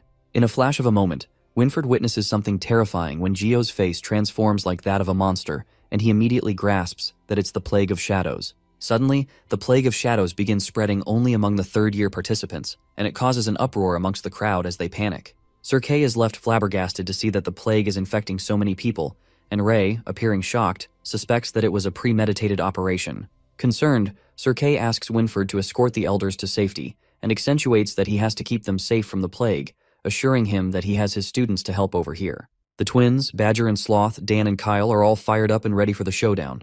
Meanwhile, Kay realizes that the infected third years are attempting a coup. The big guy Ian is smashed away once again as his battle with Geo continues.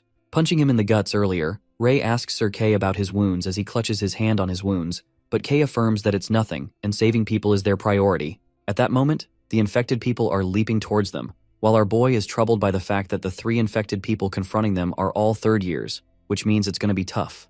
With that, the twins ask him to go and help Ian defeat Geo, while Dan also assures him to leave the 3 third years to them because his match isn't happening, so he's planning to hash it out here. Counting on his friends, Ray leaves and Asher, one of the infected third years, flings her sword towards Ray, but Dan emerges with his spear, asking where are her manners when her opponent is right in front of her. On the other hand, the 2 infected twins confront Sloth and Badger, calling them losers. However, this time Sloth and Badger are amenable to fighting them because they were separated back then, but it's different now that they're together. Geo, who's now turned into a terrifying shadow, threatens to slaughter all the red-headed mongrels. Poor Ian was floundering about on the ground, dragging himself on his feet as he ran out of power to fight.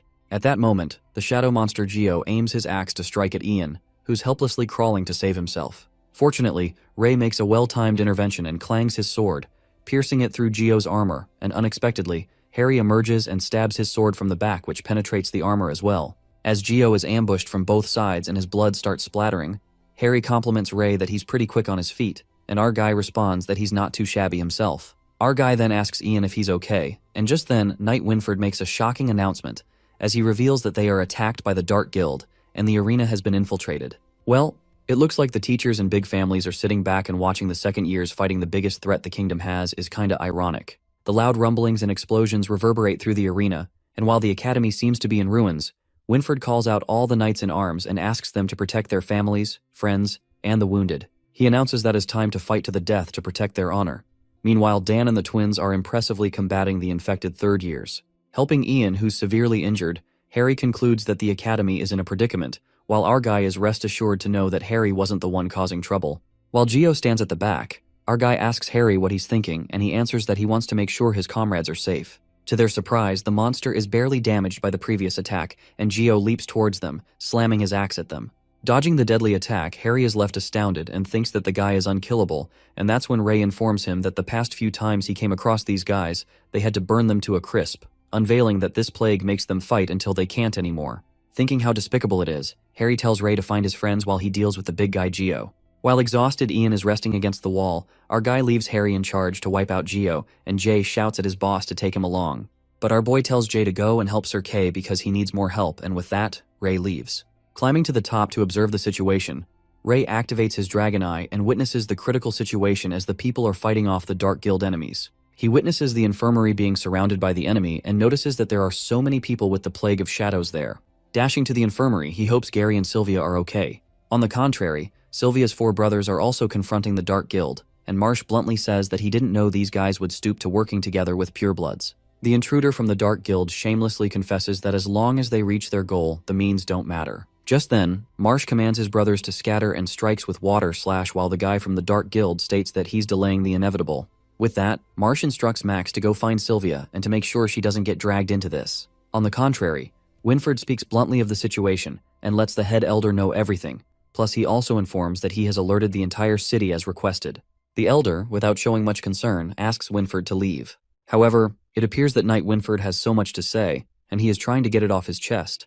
Taking it all in, the knight chooses silence and takes the leave. Gary seems to be lying down in the medical station infirmary when a man dressed up like a conductor shows up with a syringe. As he asks him what he's doing, the guy tells him that this is going to help relieve his pain, and as he is about to inject it in his hand, Sylvia and Martha arrive at the spot and stop that man. While Martha attacks the guy, he dodges it and shows his real self, as he turns out to be infected by the shadows. Sylvia rushes to the boy who has just been injected by the potion, asking him if he's okay, but it's of no use since it's too late. That's when numerous infected people emerge, and one of them gives them a choice to become one of them or die.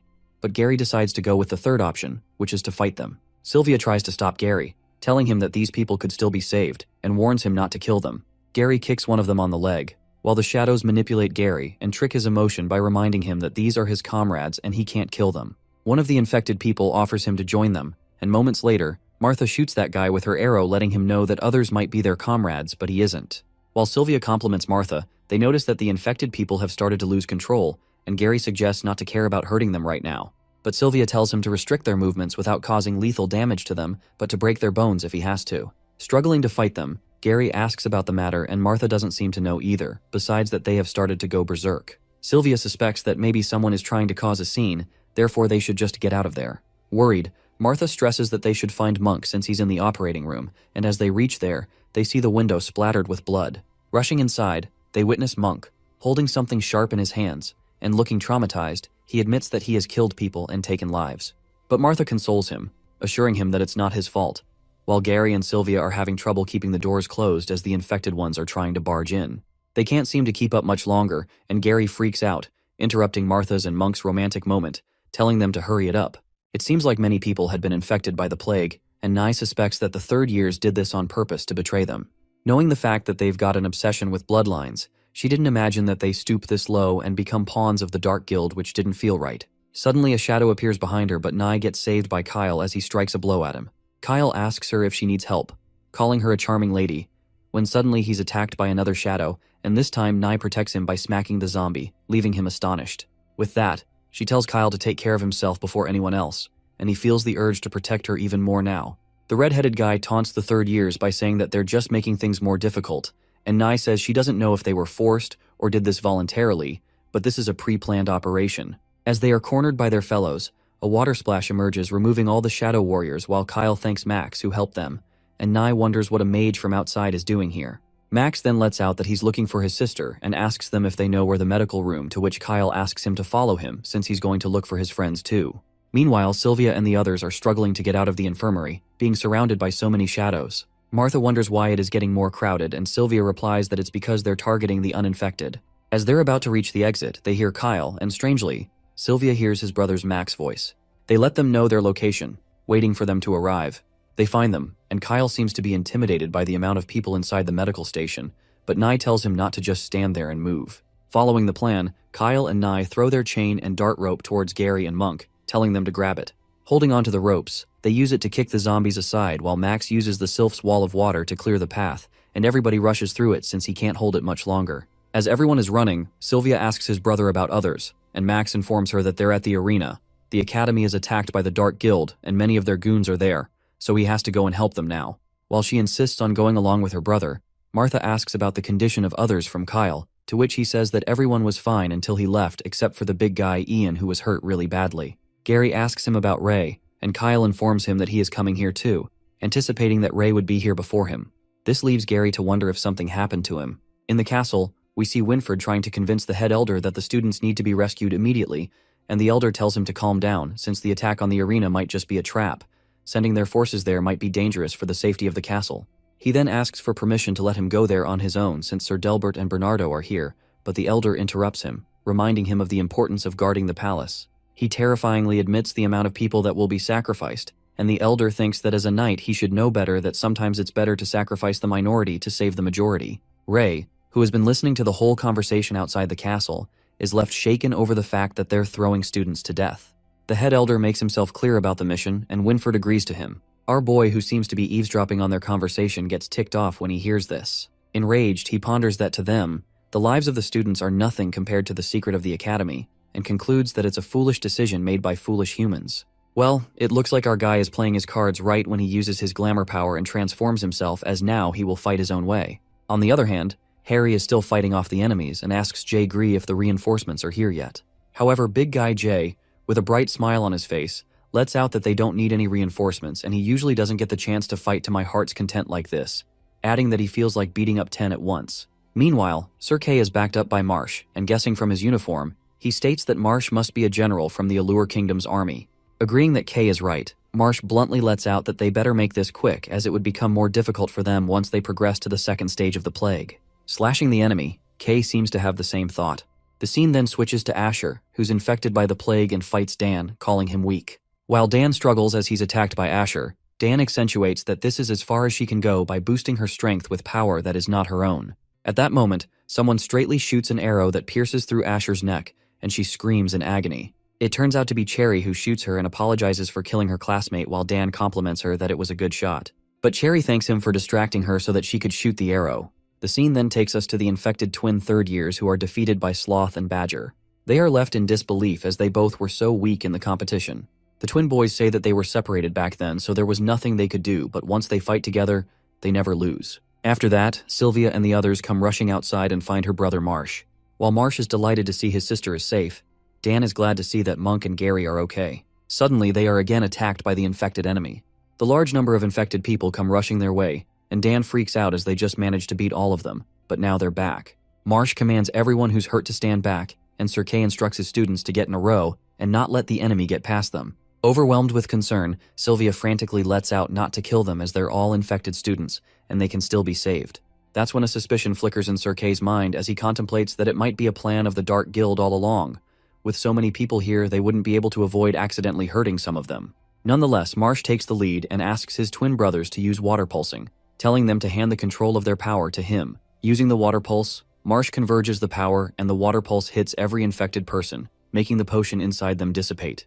It appears that the potion they were injected with is being extracted from them with Marsh's powers. While most of the infected people stop moving, Marsh holds on a bit longer to extract the potion from the remaining students. Just then, Marsh stumbles on the ground as he goes weak, and while all these siblings rush to him, Sir Kay is amazed by Marsh's strength, as having a lot of mana is not enough to be able to perform such precise operations on so many people at once, concluding that he's terrifyingly strong. Meanwhile, Sylvia holds her big brother. Marsh affirms that he's fine. It's just that he used too much mana at once, assuring he will be fine after a few days of rest. After that, Sir Kay commands Kyle and Monk to lead a team and gather the wounded, while he asks Gary to check on those who were infected and see how they're recovering. Deep down, Kay feels grateful for these mages that the casualties are within acceptable amounts and thinks that once everything settles down, the Academy will have to thank them properly. When things are finally settling down, suddenly, black clouds form and a strike of lightning occurs, which frightens everyone to death as their eyes snap open in shock. It appears that something forceful bangs on the ground, creating a rumbling crash. While everyone gapes with bewilderment to see what it is, to their surprise, someone emerges from the dust and makes quite a destructive entry draped in full armor. Eyes widened, Gary asks Kay if he knows who this is, and that's when the powerful armor guy calls out Kay by his real name, Caden, as it is delightful to see him after a long time. Enraged, Kay clarifies that he has no right to call him by that name while Marsh recognizes Mothram and is surprised as he didn't know he'd come personally. Well, it appears that he's the previous elder of the Avrian Knight Academy and the leader of the Dark Guild, Mothram. At that moment, Marsh nods to his brother, signaling them to attack, and all of them strike with a water slice that seems to pierce across Mortham. Sneering at their futile attacks, Mothram is not having any impact of the silver-haired mage's powers as he remains unaffected. Meanwhile, Marsh is appalled to see that his powers went unnoticed. Mortham threatens them, saying if this is how they want to play, then it's the end. Using magic, Mothram emerges, lighting from his hands as it forms into a ball of lighting, and ruthlessly strikes the lighting at the silver-haired twins, Johann and Jekyll, as they scream in pain. Left in disbelief, Marsh is shocked to see that the armor elder can use the power of the lighting while his two brothers lie unconscious on the ground after getting hit by the jolt of lighting. A chilling thought crosses Caden's mind when he presumes that they've never seen a human using lighting magic before, as it's a strong element that only legendary monsters can use. Even back then, he never heard of him having an ability like this. While Kay tries to figure out the situation, Mortham apologizes for not being here sooner, but he believes that none of the elders are willing to appear, not even if he kills everyone here. Just then, Cherry steps in and shoots the arrow at the armor guy with unmatched force, but Mortham thinks that it's too slow and breaks her arrow like a flying bee. Jay Gree then ambushes Mothram from behind and is about to slam the sword on his face, but the armor guy, mocking his futile attempt, calls him a foolish child and strikes lightning at Jay, smashing him away with a force that he bangs in the wall. After that, Mothram seems to have a personal beef with Caden, and he asks him if students call him K. Exasperated, K cuts to the chase and asks what he wants. That's when the armor guy states that he will give K a chance to make a choice. Baffled, Caden wonders what choice this is going to be, and then a tense moment unfolds when Mothram utters that he will let him leave to seek aid from the elders. However, he will kill one person for every minute K is gone, adding that it's up to him how many people he can save. Putting him in a life-or-death situation, Caden asks what's the other option while signaling Gary, Kyle, and Monk to attack. While Mothram reveals the other option, which is to watch him kill all one by one, Kyle and Monk furtively prepare for an ambush. In a second, K, Monk, and Kyle leap toward him, aiming their weapons at him. Watching himself getting surrounded, Mothram realizes that this is Caden's choice. As they all attack him, in a flash, Mothram disappears like a bolt of lightning, leaving everyone to wonder where he'd go. A few moments later, K spots him as the dust settles, and the armor guy seems to be choking Cherry as she appears in pain, struggling to release herself. While the armor guy reminds K that he is going to kill them all one by one, Nye rushes toward him and commands to let go of Cherry, calling him a bastard. Throwing Cherry away, the armor guy sneers at Nye's foolish idea and grabs her rope dart, releasing lighting through the rope that strikes Nye, making a loud crackle. In the meantime, Caden arrives and cuts off the rope, saving Nye from being electrocuted. Fortunately, Monk catches her and asks if she's okay, and Nye seems to be fine. As this happens, Kyle takes advantage of his distraction and wraps the armor guy with his metal chain. Tugging hard, after wrapping the chain around the big guy, Kyle pulls back and smacks the tip of his chain into the ground as it crashes, calling out to Gary for the next move. At that moment, Gary and Harry appear and they pierce that metal chain, confining it inside the ground with their swords. Hopping mad, Mothram seems done with them as these brats seem to be getting on his nerves so that he's trapped. Loud rumbling echoes when Mothram gears up for an iconic lighting attack. Sylvia interferes at the right time and shoves Gary and Harry away to protect them from the deadly lightning attack. Watching this, Mothram is taken aback as Sylvia predicts his attack, which triggers him a bit. Taking the only chance she has, Martha aims her arrow and hopes that the big woman's technique works, referring to Cherry. As she releases the arrow, it soars to hit Mothram. However, the armor guy disappears once again and unshackles himself like it's a breeze. Tripping to the ground, Martha is left in a state of fright as she realizes that they can't keep him in one place when abruptly Sylvia shouts her name, alerting her about the incoming attack. While Martha is saved by a thread, Mothram corroborates that Sylvia can predict his attacks, which means it wasn't a fluke. Dealing with her first, the armor guy dashes towards her, but he is halted by Marsh and Max, who cast water slash at him while the rumble of attacks grows louder. At that moment, Dan scampers with his spear and frantically leaps toward Mothram, striking his spear at him. Witnessing the armor guy didn't even get a scratch, slack-jawed, Dan is left in disbelief as put almost all of his power into that one hit. Sneering, Mothram mumbles that he's grown bored of this fight, and now it's time for him to die, emerging a big orb of lighting with his magic with such force that it makes the ground crack. Getting frantic, Mothram surrounds the atmosphere with terrifying lighting that seems inevitable and powerful enough to destroy the whole academy. While his power emerges as the lighting is produced, in a flash of a moment, Gary takes the leap and hits his sword on the armor guy's shoulder with immense power. Remaining unscathed, Mothram is impressed that the Avrian Academy has still managed to produce a few special students, but he thinks that it's a shame because they're going to die here anyways. With that, he casts his lighting to hit Gary, who crashes away, and the armor guy surrounds himself with lighting that keeps emitting, creating such a force that could fling anyone away. Kay, who's barely standing his ground, tries to move closer to Mothram and wonders how he became so terrifyingly strong, surmising that now only the 6 elders can stop him. He manages to walk closer to the armor guy, clutching his chest because it's nearly impossible to move through. Confronting him, Mothram lets out that it seems like his plan didn't work, confessing that the elders are willing to sacrifice all of them just to keep those things buried deep underground. Sweating, Caden realizes that's what this guy wants and clarifies that he will accomplish this in his dreams, calling Mothram a madman. As soon as Kay erupts these words out of his mouth, the armor guy points his finger at him, charged with lighting, and stating he has his ways. He stresses that he can't go home empty-handed today. Just as he's about to bid Caden farewell, something screeches in the back, and someone strikes a powerful blow at Mothram that he somehow dodges. Looking at who it is, it turns out to be Jay Gree, who smacks him with his big-ass sword. Smirking, Jay asks the armor guy if he thought he could kill him just like that, so he's sorely mistaken while Kay asks if he's alright.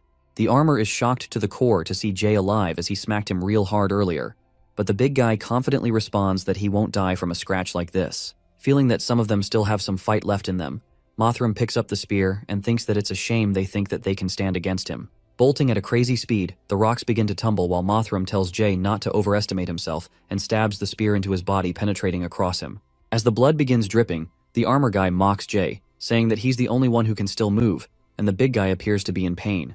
While that spear is pierced into Jay's body and he's unable to counterattack, Mortham is about to walk towards Caden, who's also injured, and lets out that he's going to send them to the afterlife one by one. Suddenly, the armor guy turns back, feeling dubious, and Jay, trembling with pain, utters that it's not over yet and he can never beat them, adding that his boss is going to beat his ass. Just then, Mothram asks him where his boss really is, and at that moment, someone appears and kicks him with a thrust that Mortham forcefully crashes into the wall. Finally, our guy is back with a bang, and Sylvia recognizes him as Ness because of his glamour ability. Approaching Jay, Ray asks him to prepare himself as it's going to hurt a bit to pull that spear out of him. Believing that he can take it, Jay assures him to do it, and our guy immediately yanks the spear out as the blood splatters. Jay then thanks him, and our guy affirms not to mention it as he already owes him for saving his life once, and now he owes him again. His eyes widen with shock. Jay realizes that it's his boss Ray, and our guy asks him to keep it a secret. Suddenly, big rocks come flying towards them, and Ray halts those rocks that are about to hit Jay. It appears that bastard Mothram is back, and he's really furious as all of them seem to take turns wasting his time. He threatens Ray that he's going to pay for their mistakes, but our guy is in a fighting mode and replies that he's already pissed off today, so he came just in time for a beating. Bracing himself, our boy activates his dragon eye, and with a fierce look in his eyes, he challenges him to bring it on. As Ness fights the enemy, Sylvia tells him to watch out for its lightning attacks, and is shocked over the fact even Jay, who's the strongest among them, can't keep up the fight and loses immediately, but Ness is completely okay. As our guy dodges the lightning attack, he's glad that he prepared for this fight beforehand. Meanwhile, a knight rushes to Winford to inform him one of the squads stationed at the mansion of the Elder had been attacked. As he interrogates about the casualties, it is told to him that there were no casualties, but more than 50 people lost their consciousness, and those who woke up couldn't remember what happened and couldn't see the enemy, but they did say that it was a single person. They are out of danger and do not have external injuries. Strangely enough, those who woke up found that they couldn't use chi anymore, as if they were suffering from mana deficiency. It hits Winford's and he's left stunned, wondering if Ray is behind all this. On the other hand, Ness is fighting with Mothram and is relieved over the fact that he absorbed the mana from all those soldiers, and that's really helping him, otherwise it would have been a mess. He calculates that he needs to convert 100 points of mana into chi to cope with these attacks, and keep 20 points for the glamour, because the guy he's fighting is pretty strong. As he's busy in these thoughts, his opponent is ready to charge its thunder attack on him, that no one can withstand. His lighting attack is dodged by Ness, and when Kay witnesses his movements, his eyes snap open in shock, wondering who's that young man, because the stunt he just pulled is a stealth technique only taught to black belt knights. Mothram seems to be cocky of himself as he wonders how long he can hide by playing tricks. Our guy knows he can't take the attacks head on since they're way too strong, and if he gets hit a few times, then things might turn bad. Suddenly, he is hit by lightning, and to block it further, he casts an ice element. At that moment, Mothram realizes that he's a mage, and decides to show the difference between mages, while our guy has a plan, and utilizes the Endless Void.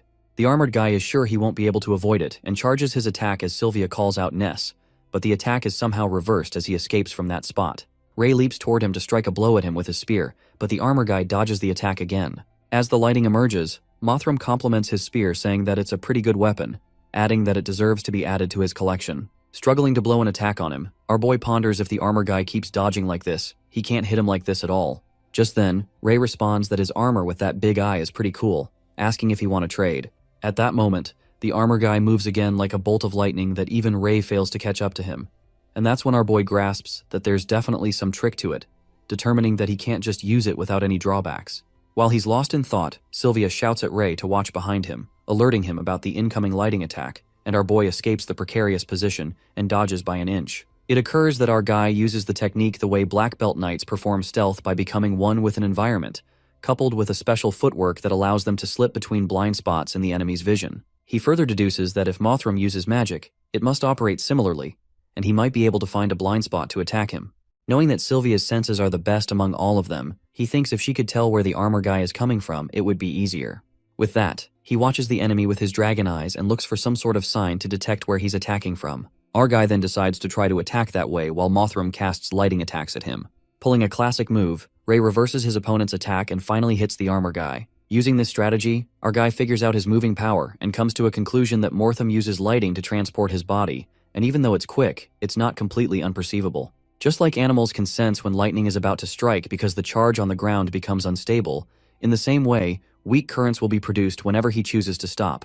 Triggered, the armor guy furiously asks how dare he use his skill against him, and urgency presses upon him to get rid of Ray and Sylvia before they become obstacles in his way. Feeling apprehensive, our guy presumes that Mothram's magic is pretty difficult to deal with, so even if he can catch the tells, it's still arduous to perceive the current and react within that short frame of time. That's when the armor guy bursts out a large string of lighting and affirms that he can't stop him just because he realized how his skill works, catching Ray off guard as he detects his weakness. Realizing that he got busted, our guy doesn't seem to have any mana left, and while he appears weak, Sylvia signals him about the imminent danger.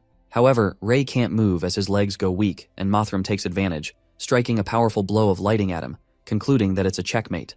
The lighting attack is so strong that it destroys the area while our poor boy crashes away with savage force to the point that he starts bleeding. Clutching his wound, Jay worriedly rushes to Ray and carries him. Our guy seems to have lost his strength and realizes that he can't block his attacks even if he uses 100 points of mana as chi. Watching him still being able to stand after that hazardous attack, deep down, Mothram thinks that that boy is a monster, and wonders who's this young man as he's never heard of someone like this in Avrian. After that, Jay explains to Ray that they've been fighting with the armor guy for so long and haven't even chipped his armor. That means the differences in their abilities are vast and add up. If this goes on, they might all die. That's when our guy asks for Jay's help and pleads with him to lend him his strength, while Jay without any reluctance agrees, saying that he'd even die for him. In the meantime, Ray absorbs the big guy's mana, and Mortham is bothered that it's been silent, wondering what they're up to. He surprises our guy with an attack. Fortunately, Ray seems to have his strength back by absorbing the strongest guy's power and asks Jay to rest as he lies unconscious on the ground. Witnessing Ray emerging chi, the armor guy is left in disbelief as he notices that something's not right, given that the boy's chi has multiplied within a split second. Set ablaze as flames emerge within him, our guy seems to be charged with immense chi and he speedily confronts the armor guy, frantically striking multiple attacks at him at light speed. Watching him attacking so incredibly, Sylvia seems proud of him while her brother Marsh is astounded to see that he can still move, and Caden gapes with utter shock, surmising that with his current power, he can rival an elder. After that, Mothram admits that this boy is really something and angers him as things start to get frenzied. Using the skill of Endless Void, our guy blocks the lightning from hitting him. The armored guy charges a big strike of lighting, deadly enough to turn one to ashes, but our guy holds on and protects himself with the chi as the lighting strikes him. While Sylvia and Jay shout out of concern to see if he's alive, as the dust settles, Ray appears to be just fine. Surprised that the kid could persevere for such a long time, Mothram seems to have no other choice but to use his last attack as none of the elders are willing to show up. So he decides to use that power on Ray. Meanwhile, after borrowing such a large amount of chi, it starts to burden this body, and Ray plans to finish it up quickly. At that moment, the armor guy is interrupted when someone contacts him and notifies him that they have found the passage just as he ordered. Mothram then asks them to meet at their usual place, and as he's leaving, he addresses Ray as Ness and lets out that he'll remember him. He reveals that from today onwards, a bounty from the Dark Guild will be placed on him while Ray asks rhetorically if he should be honored, saying to raise the price tag a little bit. With that, Mothram bids him farewell and tells him to enjoy the fleeting days of peace he has left, disappearing in the blink of an eye. While the armor guy leaves, a wave of relief gushes through everyone and Sylvia realizes that he's gone. After that, Ray, who's completely worn out, takes a sigh of relief, presuming that he thankfully retreated and his body was almost at its limit. He then asks Jay to leave this place and the big guy supports him, helping him to leave. Sylvia still seems doubtful and wonders if it's really over. Meanwhile, Gary and Monk finally regain consciousness, left in disbelief that they're still alive. Just then, Marsh, who's also lost power, gets up and asks his sister where that young man went. Informing Marsh that he can't move yet, Sylvia grabs, and as the breeze brushes against her hair, she responds that Ness disappeared just like last time. But with a subtle hint of hope in her eyes, she seems to have a feeling that she's going to see him again somehow, giving a warm smile. It is then revealed to us that the Dark Guild's insurgents came to an abrupt end after Mothram retreated. Later on, the knights arrive to eliminate the remaining insurgents and reclaim control over Avrian. Moreover, the injured were quickly attended by medics, yet almost 30 students died that day. Among them was Ian, the red-haired fella, who was gravely injured. Of the surviving students, almost half of them were gravely injured, to the point where they would never be able to become knights. As tragic as that sounds, after that day, a morose air blanketed the academy as everyone lived in fear and anxiety, worrying they'd be the next ones to be targeted. Recalling all these traumatizing and tragic moments, Ray feels regretful if that day's aid could have come sooner, and if Sir Kay and Winford wouldn't have stopped him from stepping in, and if Ian wasn't red-haired, none of this would have happened. Dwelling on these possibilities, he couldn't have avoided the inevitable, and what was bound to happen after all. Just then, he yanks out his thoughts and realizes that it wasn't because of Ian. With a flicker of pain in his gaze, our boy becomes determined and thinks if the world and academy are twisted, he'll change it for sure. At that moment, he receives 7 abilities from his dragon system after risking his life by fighting with the armor guy, and notices a new ability known as a contract. Checking the contract, He realizes that it's time he builds his team, and the first one to join his team is Jae as expected, who's as excited as ever, and guesses that the boss is planning something awesome. Our boy then informs Jay that 2 more people will be joining him, so he waits for them and asks the big guy to keep his nest look a secret, as he's the only one to know about it. Jay assures him that he'll take this secret to his grave, while our guy is relieved to have a guy like Jay, as he does whatever he asks him to. Recalling that he even dealt with Geo without even hesitating, Ray believes that he will continue being loyal. Well, the other 2 people seem to be the twins, Sloth and Badger. One of them seems to be upset about how the Academy blamed everything on them just for their red hair, and protests that they're victims here, plus they saved a lot of people too, questioning why they are being discriminated against. That's when Ray expresses his motive to invite these 2 and says that he doesn't like to be discriminated against either. That's why he's joining a team that wants to change this world, hoping that the twins would join him if they have the same thoughts. Enthusiastic as always, Jay asks him to let him in the team, while Badger lets out that he always thought Ray was a lone wolf, so he didn't really expect him of all people to work with others. Hiding the fact that he's the one to form the team, Ray reveals that the leader of the team is Ness, so he's joining his team because he agrees with his ideals and believes that the Dark Guild is going to come back sooner or later. He further states that if they join Ness's team, they'll be able to obtain the power he shares and protect each other. That's when it clicks to Jay that it's the boss's team and thinks it's rad. Listening to the name, Badger assumes that Ness is the same guy who fought Mothram and drove him away, adding that if he's inviting people to join his team and doesn't seem like he's discriminating against them, the red hairs, it sounds like a good idea. While Badger asks his brother Sloth's opinion, Sloth seems to be cool with the idea, and Ray reminds them that they'll have to die if they betray them, asking if they accept. Being loyal as he's always been, Jay agrees to him, and Badger assures him that he'd never betray his allies. Besides, Jay and Ray agree, so there's no problem with that. After that, our guy gets everyone to accept and join the team, asking them to put their palms on the magic circle, more like a contract. As they place their hands on the magic circle, they sense a sizzling sensation, and to their surprise, a dragon tattoo is printed on their arms. Just then, Ray mentions that this is the emblem of their organization, and they'll be known as Crimson Wings, which itself is just a banger name. Being fine with the name and everything, Badger asks Ray why he only invited them and not Kyle, who's also a red hair. Our guy then justifies that Kyle is much of a loudmouth, so they need to be covert for now, putting off asking him for a bit. Given that it's true, Badger lets out that they can trust Gary, so why he didn't invite him to the team, while Sloth admits that they can trust him. Thinking about Gary, Ray contemplates that he's been down ever since he found out that the tournament is being postponed, because that means he won't be able to investigate Amy's death. It's not that he doesn't trust Gary. He's afraid about the lengths he'd go to take revenge for Amy if he had this power, and knows that he won't be able to control him. This leaves him to wonder what he's planning. 1 week later, everything seemed to be going pretty smoothly at the academy. In the meantime, Gary approaches Ray and asks him to meet him at the library after practice. Going to the library, our guy finds it unlikely for Gary to invite him to the library and asks him if he's trying to read up on something.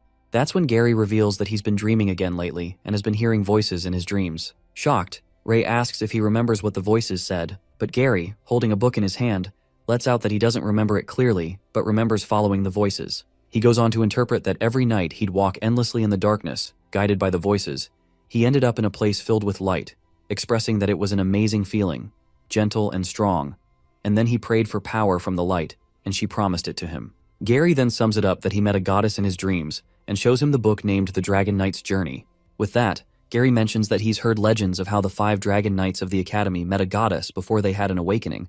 That's where they obtained their power. As Gary's face breaks into a smile of excitement, he seems to grasp something and shows Ray the records of what led up to the awakening of the Dragon Knights, showing that almost every one of them experienced something similar. It is then revealed to us that one of the Dragon Knights expresses his experience, disclosing that for a few nights in a row, he heard voices calling them from the darkness. Guided by them, he arrives at the source and finally meets the goddess who dispelled the evils in her heart and blessed him with power. Then, she showed him the future as well as the role he'd play in it. After reading it, Gary says that he's talking about the dungeon behind the red door, plus everyone says that there's a goddess at Roland, and she might actually be hidden beneath Avrion. Upon hearing this, Ray is knocked for a loop when he recalls the Elder was talking about protecting something. While Gary happily grabs him as he can see a ray of hope to find the goddess and be blessed with power, Ray ponders that it's pretty suspicious. Judging from what the Elder said, something important must be hidden beneath the Academy. Something they'd sacrifice the students to protect, leaving him to wonder if it's really related to the divine like Gary guessed. After that, our boy notifies him about the increased surveillance in the area where the dungeon is and knows that it won't be easy to get in. Nonetheless, Gary seems to have forgotten to tell Ray something and lets out Molly came to see him a few days ago and said that she's been having a lot of strange dreams lately, which sounded pretty similar to his situation. However, What was different in her dream was that she remembered how to get there, and trying to follow the traces in her dreams, Molly ended up on a path just outside the city that leads underground. Curious, Ray asks if she met the goddess, but Gary answers that she didn't meet her. It was just like that time at the prison. Gary further reveals that Molly hadn't gotten very far before she was blocked by gates she couldn't open. Saying that he's not dumb, the blonde-haired kid grasps his shoulders with fierce determination and enunciates that's why Ray is here, because he was the one who opened the gates back then. Sounding desperate, Gary asks for his help and states that he needs to come with him. Feeling the pressure, deep down, Ray seems to have a lot on his mind, and he's harboring anxieties when he contemplates that they can flee from a monarch-ranked monster since they're stronger now. But they don't know a thing about that place, and it might be dangerous than they think. Troubled in spirit, our guy presumes that if the goddess is really here in Avrion, he has a flood of questions in his mind for her, about his reincarnation, the prophecy, the Dark Knights, his father, and Amy. Willing to go with Gary, Ray accentuates that they have to be prepared, and before our guy can complete his sentence, the blonde kid thanks him and grabs his hand to take him to see Molly. Arriving at the dorm, Gary lashes out at Molly as they only agreed on telling Monk about this, asking why there are so many people here. Molly justifies that she only told Monk, and Gary, hopping mad, grabs him and asks when he became a big mouth like Kyle. While Kyle asks him to stop with the friendly fire, Monk clears himself and lets out that he couldn't do it, confessing that Martha told him that lovers should not have secrets. Upon hearing this, Ray and Gary freaks out as they get to know about them being a couple, while Dan is left slack-jawed as he didn't expect Monk to just admit it like that. After that, Sylvia speaks up and mutters that they already know everything, and promises to keep it a secret, insisting to take them with him. She further lets out that things have been strange around here in the academy, and sudden pain flashes across her face when she confesses that she doesn't want to lose any more friends. Suddenly, Ray asks all of them to keep quiet as he senses that someone is outside. Discreetly stepping near the door, our guy assumes that they've been followed, wondering if the Dark Guild's goons are still in the city. Shaking it off, he immediately bursts open the door and witnesses that there's nobody. Thinking if it was just a mistake, Monk can't see anyone either, supposing it might be an animal or something. Our guy then warns everybody that it's been tense around the academy lately, so they should be careful and head inside to hear what Molly has to say so that they can curate a proper plan. The scene takes us to the academy, which has been hit with a heavy downpour. While the city is soaked in the rain, the knights seem to be guarding the big gate when suddenly a red-haired kid who turns out to be Badger comes rushing towards them to ask for help. Panicking, the red-haired kid screams for help and approaches the knights. With a fearful look on his face, Badger begs them to save his brother from a monster, and points to the other side where his brother seems to be attacked by a wolf monster, who is Noir, Ray's summoned beast. The knights witness Noir attacking his brother and freak out. One of them tells Badger not to worry as it can't be far while carrying someone, and commands his fellow knights to notify the sentries and tell them to be prepared to intercept that monster so they'll flank it. As the knights rush to deal with the wolf monsters, Ray and the others, hiding behind the bushes, wait until the knights go a bit further. Taking the chance, Ray and Jay open the bridge gate as they pull the chains. Meanwhile, all of them stealthily scamper inside the gate, and our guy instructs Jay to draw the bridge back up and close the gates, telling him to contact him immediately if anything happens. Jay nods to whatever his boss has said while Ray joins the others inside, and Gary gets the reason why he invited the twins, to distract the knights, which was smoothly accomplished. After that, Ray asks Molly to lead the way, and while striding, she reveals that the entry is near the foot of the mountain, which means it's some distance away, telling everyone to keep up. While it's raining, Monk feels like it's getting colder and asks Martha if she's okay too, which she assures him that she's fine. But Dan seems to have a problem and expresses he's not okay, being fed up with third-wheeling with these two. Suddenly, their way is blocked by what looks like snow, but Martha senses imminent danger as she aims her arrow, uttering that snow doesn't move. Well, it appears to be numerous ice golems rumbling their way towards them, and Saliva shrieks that they've got some unexpected visitors. To their surprise, the rabid rabbits also pop out from the forest, and Sylvia is grossed by them. Fighting off the ice golems, Ray ponders that there are so many monsters in these woods, but to think that Molly gets through this all by herself leads him to suspect that she is hiding something from them. While Dan deals with the rabid rabbits and is delighted to acquire an intermediate-grade crystal, Kyle is shocked and asks how he got so lucky as he didn't even get a single crystal from both of the monsters he killed. On the other hand, our guy proudly looks at his dragon system and presumes that he's at 79 points for intermediate crystals, which means he's close to leveling up. After that, Molly asks everyone to get going if they're all done, reminding them that they've to get back before dawn. Moments later, they reach the entrance of the cave, which exudes a peculiar aura. Meanwhile, our guy hears a sound from inside the cave, and Gary proceeds to go in. Walking inside, their footsteps echo and Molly lets out that they're here, adding this is the farthest she got last time. They are halted by a big tall gate, and Dan is surprised, wondering when they built this and whether they're capable of opening it.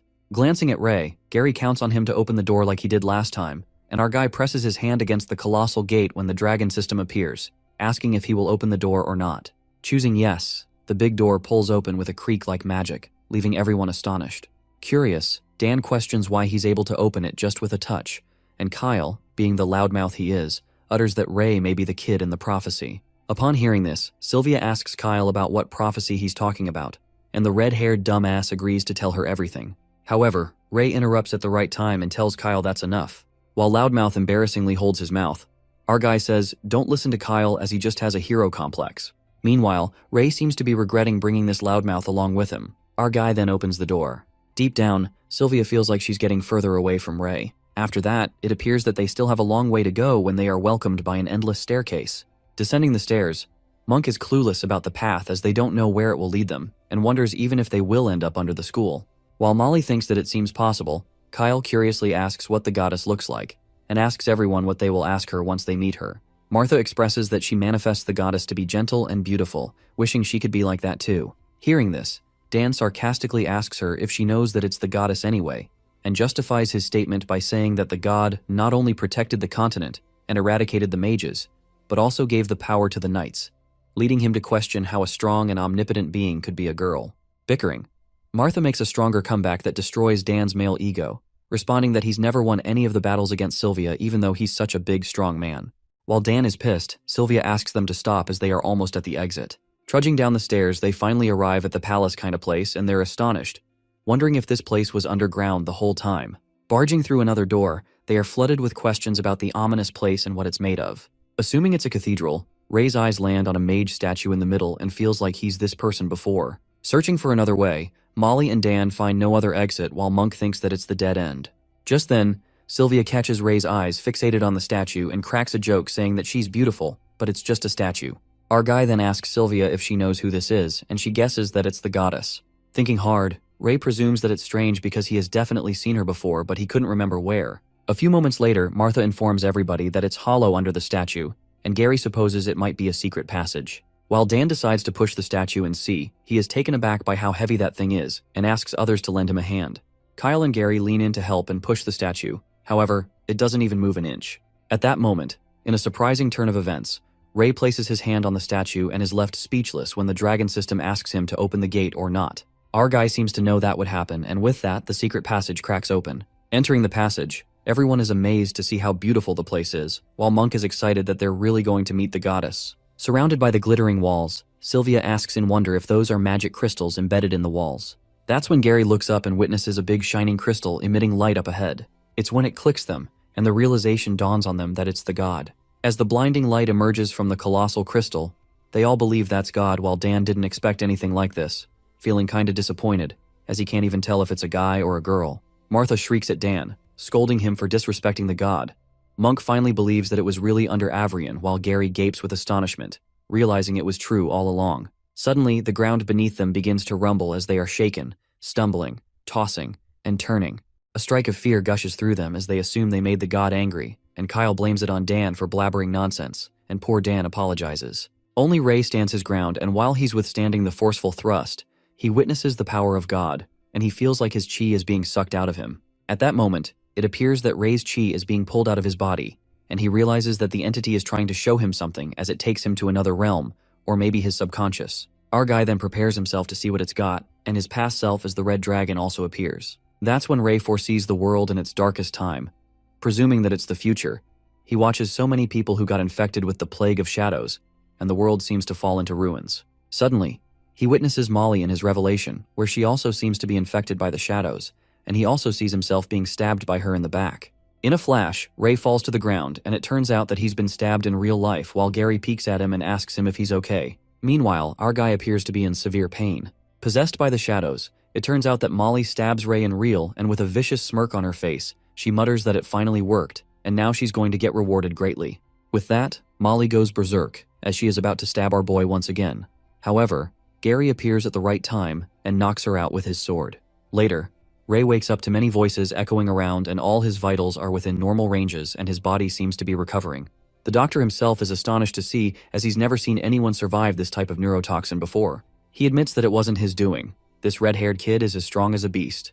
The doctor assumes that he's going to awaken soon enough, and a few moments later, Ray opens his eyes worriedly, asking how long he was unconscious for and if everyone's okay. The director of the hospital informs him that he's blacked out for a few days, assuring him that all his friends are okay except the girl Molly. Upon hearing this, our guy realizes that it wasn't a hallucination after all, and Molly actually stabbed him. After that, the doctor warns him that Ray and his friends are in big trouble, saying that he should know better than to step into forbidden territory. While our boy is harboring anxieties, the doctor further reveals that the head elder has called an emergency meeting to discuss his punishment. Curious, Ray asks him about the decision of the elders, but the doctor affirms that he doesn't know yet and tells him to rest, as whatever comes next will only be after he recovers. As the doctor leaves, our boy gets reminded how close he was to knowing the truth, plus that God has something to tell him which he seems very certain about, regretting because this chance won't come again. The next scene takes us to the elders' meeting, where they seem to be discussing how they should be more alert and keep a close eye on all the red-haired students from the beginning. Winfred then lashes out that more and more signs are showing that the prophecy is to be trusted, and if they let things continue to unfold, there will be dire consequences. Upon hearing this, one of the elders, Gibby, asks Winfred to stop making mountains out of molehills, elucidating that those students slipped past the guards into the forbidden territory, so the guards should be punished along with the students. Knight Delbert seems to agree with Elder Gibby, however, he also admits that Winfred has a point. But then he explains what he truly meant, muttering those redheads could possibly bring ruin, suggesting that they should execute them so that they can avoid dire consequences, staring callously at Winfred. Furious, Winfred shrieks at him for twisting his words and accentuates that they should protect the children of prophecy rather than punish them. The head elder then asks them not to get worked up and neither of them should act on their emotions. He then reminds everybody that Ray might be the child of prophecy, and that's the reason he's gathered all of them here. The head further explains that the world hangs in the balance, so they have to deal with it carefully. Just then, one of the elders spurts out asking, "When did they need a child to save us?" while another elder interrupts him, reminding him how these children fought with Mortham when they were hiding, just to hide a puny secret while those kids were risking their life. During this, one of the elders affirms that Ray is the utmost important child to them, so they should keep him in the academy, and Winfred interrupts, asking what about the other kids. At that moment, the head elders let out that they should follow the rules and expel them from the academy for good. At the academy judgment hall, all the students involved in the act are called to the hall, and the elder announces that they've discussed the infringement of the rules by entering the forbidden territory, revealing the following conclusion. The head elder calls out Ray Talon, uttering that he shall be punished with probation. However, as for the rest of them, he expels them from Avrian. Listening to this, the kids are left flabbergasted and immediately advocate for their rights, reminding the elders that they have fought to protect the academy, and this is completely unfair. Sylvia also comes to her defense. She makes it clear that the Hart family will stand for this decision if the academy insists on going through with it. That's when Elder Vaughn favors her and tries to convince the head that the Hart family is very influential. On top of that, these students are the ones who helped them defend against the insurgents. Putting his nose just to spit nonsense, Elder Gibby bangs his hands on the table and lets out that the place they stepped in is strictly forbidden, clarifying only the elders have the right to enter, and no one else can enter no matter the family they hail from. With a malicious gaze, Gibby targets Ray and derides him with gusto, mumbling that some preferential treatment can be given to a certain someone, since not everyone could potentially be the prophesied redhead, exposing Ray in front of his friends. Upon hearing this, Ray's eyes crackle with anger as his body burns with rage, clenching his fist as if he would beat the crap out of Gibby any minute. Before moments could take an intense turn, Elder Vaughn steps in and agrees that rules have to be followed no matter what, agreeing with whatever Elder Gibby says. Stepping down, Elder Vaughn approaches the students and mentions how Gibby said that only the elders can enter the forbidden grounds without special permission. That's when Vaughn strikes an Uno reverse and a mind-blowing plot twist takes place when he announces to give up his position as an elder and pass it to the young man, Gary Blueblood. While Delbert and the others are left slack-jawed and strongly object, it looks like the blonde kid gets a lucky strike or a twist of fate, and now he will be known as Elder Gary. Gibby thinks that Vaughn has gone mad just to save a few children, and the other elders think the same, calling it madness. One of the elders states that the elders hold the secrets of the academy for this reason. It's not a position that can be given away this easily. Just then, the head elder corroborates with Vaughn, and he stands firm, saying that according to the rules, if any of the elders wishes to pass their position to someone in the academy, all they need is the approval of Master Knights. Vaughn then asks Gary's name and announces that he shall hand over the mantle of elder to Gary Blueblood, asking Master Knights to make their call. Eyes flaming with fury, Delbert seems to be bursting with anger and bluntly says it's preposterous, adding even if it's an elder's wish, no one would agree to this. However, Winfred cuts his words and approves of Elder's Vaughn's decision. While Delbert bickers with Winfred about how he could let a countryside peasant become an elder, Sir Kay adds fuel to the fire and agrees as well. Giving a death stare, Delbert doesn't take this well, and that's when the woman head knight refuses to approve this. justifying that becoming an elder is not something he can decide on a whim, apologizing to Vaughn as she can't allow it. Then, Delbert asks the last Master Knight Bernard, hoping that he would disagree, but then Winford approaches him and reminds him that these children helped them in their darkest hours. So many of their friends died in the battle, yet they could do nothing. Getting emotional, Winford says that all they need to do is repay what they owe them. A tense moment unfolds as everyone waits for Bernard to speak, and the guy finally speaks in favor of Vaughn's decision. Delbert twists his head out of frustration, blabbering that it's utter foolishness. After that, the head elder states that since Vaughn has passed down the position to Gary Blueblood, he will not be punished but the others will.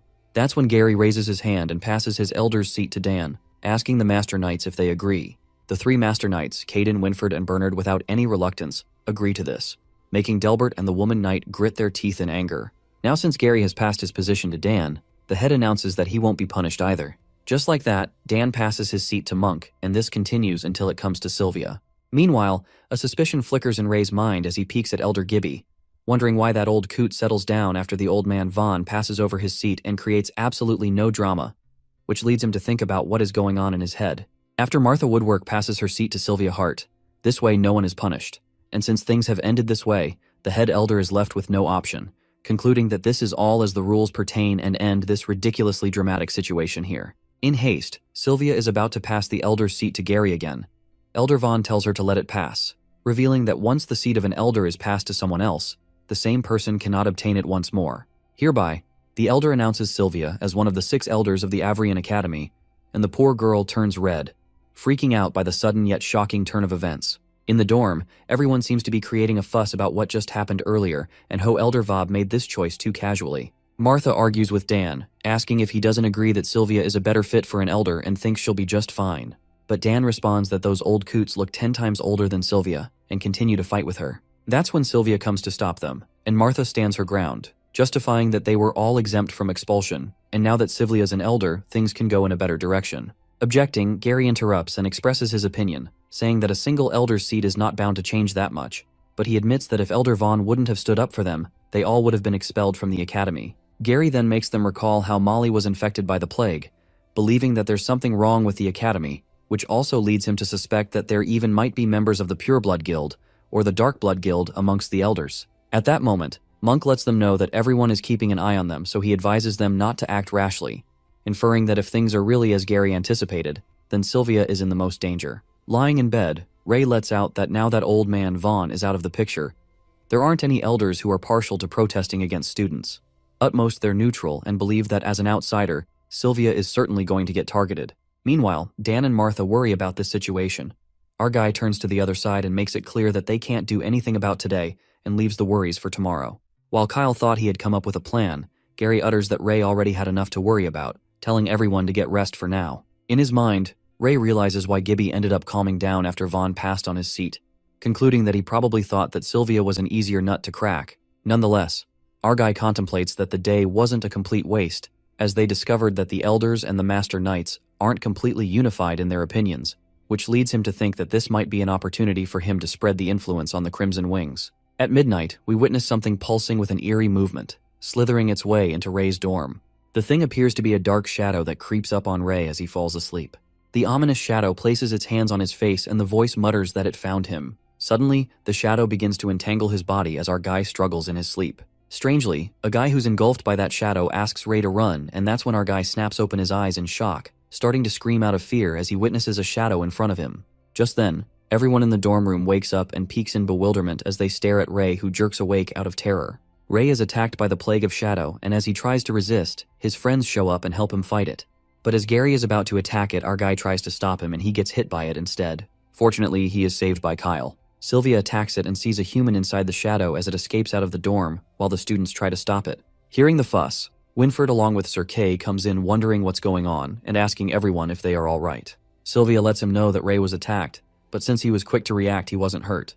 Kay interrogated him about the person who attacked him, but Ray confessed that he couldn't tell who it was. Winford orders the knight to report this incident to the elders immediately and dispatch 2 teams to find the culprit, and also keep 1 team patrolling outside the dorm rooms to ensure the safety of students. On the other hand, Ray wonders that he didn't see the face, but from its voice, he could tell that it was his pops. Coming out of the dorm, Winford inspects that things might get worse than they imagine now, and based on the description given by students about the intruder, who didn't seem like an ordinary infected person, but a shadow warrior. Realizing that things are getting intense at the front line too, Winfred stresses over the situation and about the report he got about the platoons being surrounded by shadow beasts. Kay asks him about his take on the incident, and he thinks the academy is in tatters now as they don't know who to trust now. With that, they decide to wait and see if something happens. Later at night, Ray calls out Jay on the roof as he wonders why he called him this late. He tells him to let the twins know that they guys can invite anyone trustworthy to join the Crimson Wings from now on. He then permits him the right to sign the contracts under his supervision, since he wants the Crimson Wings to become stronger quickly.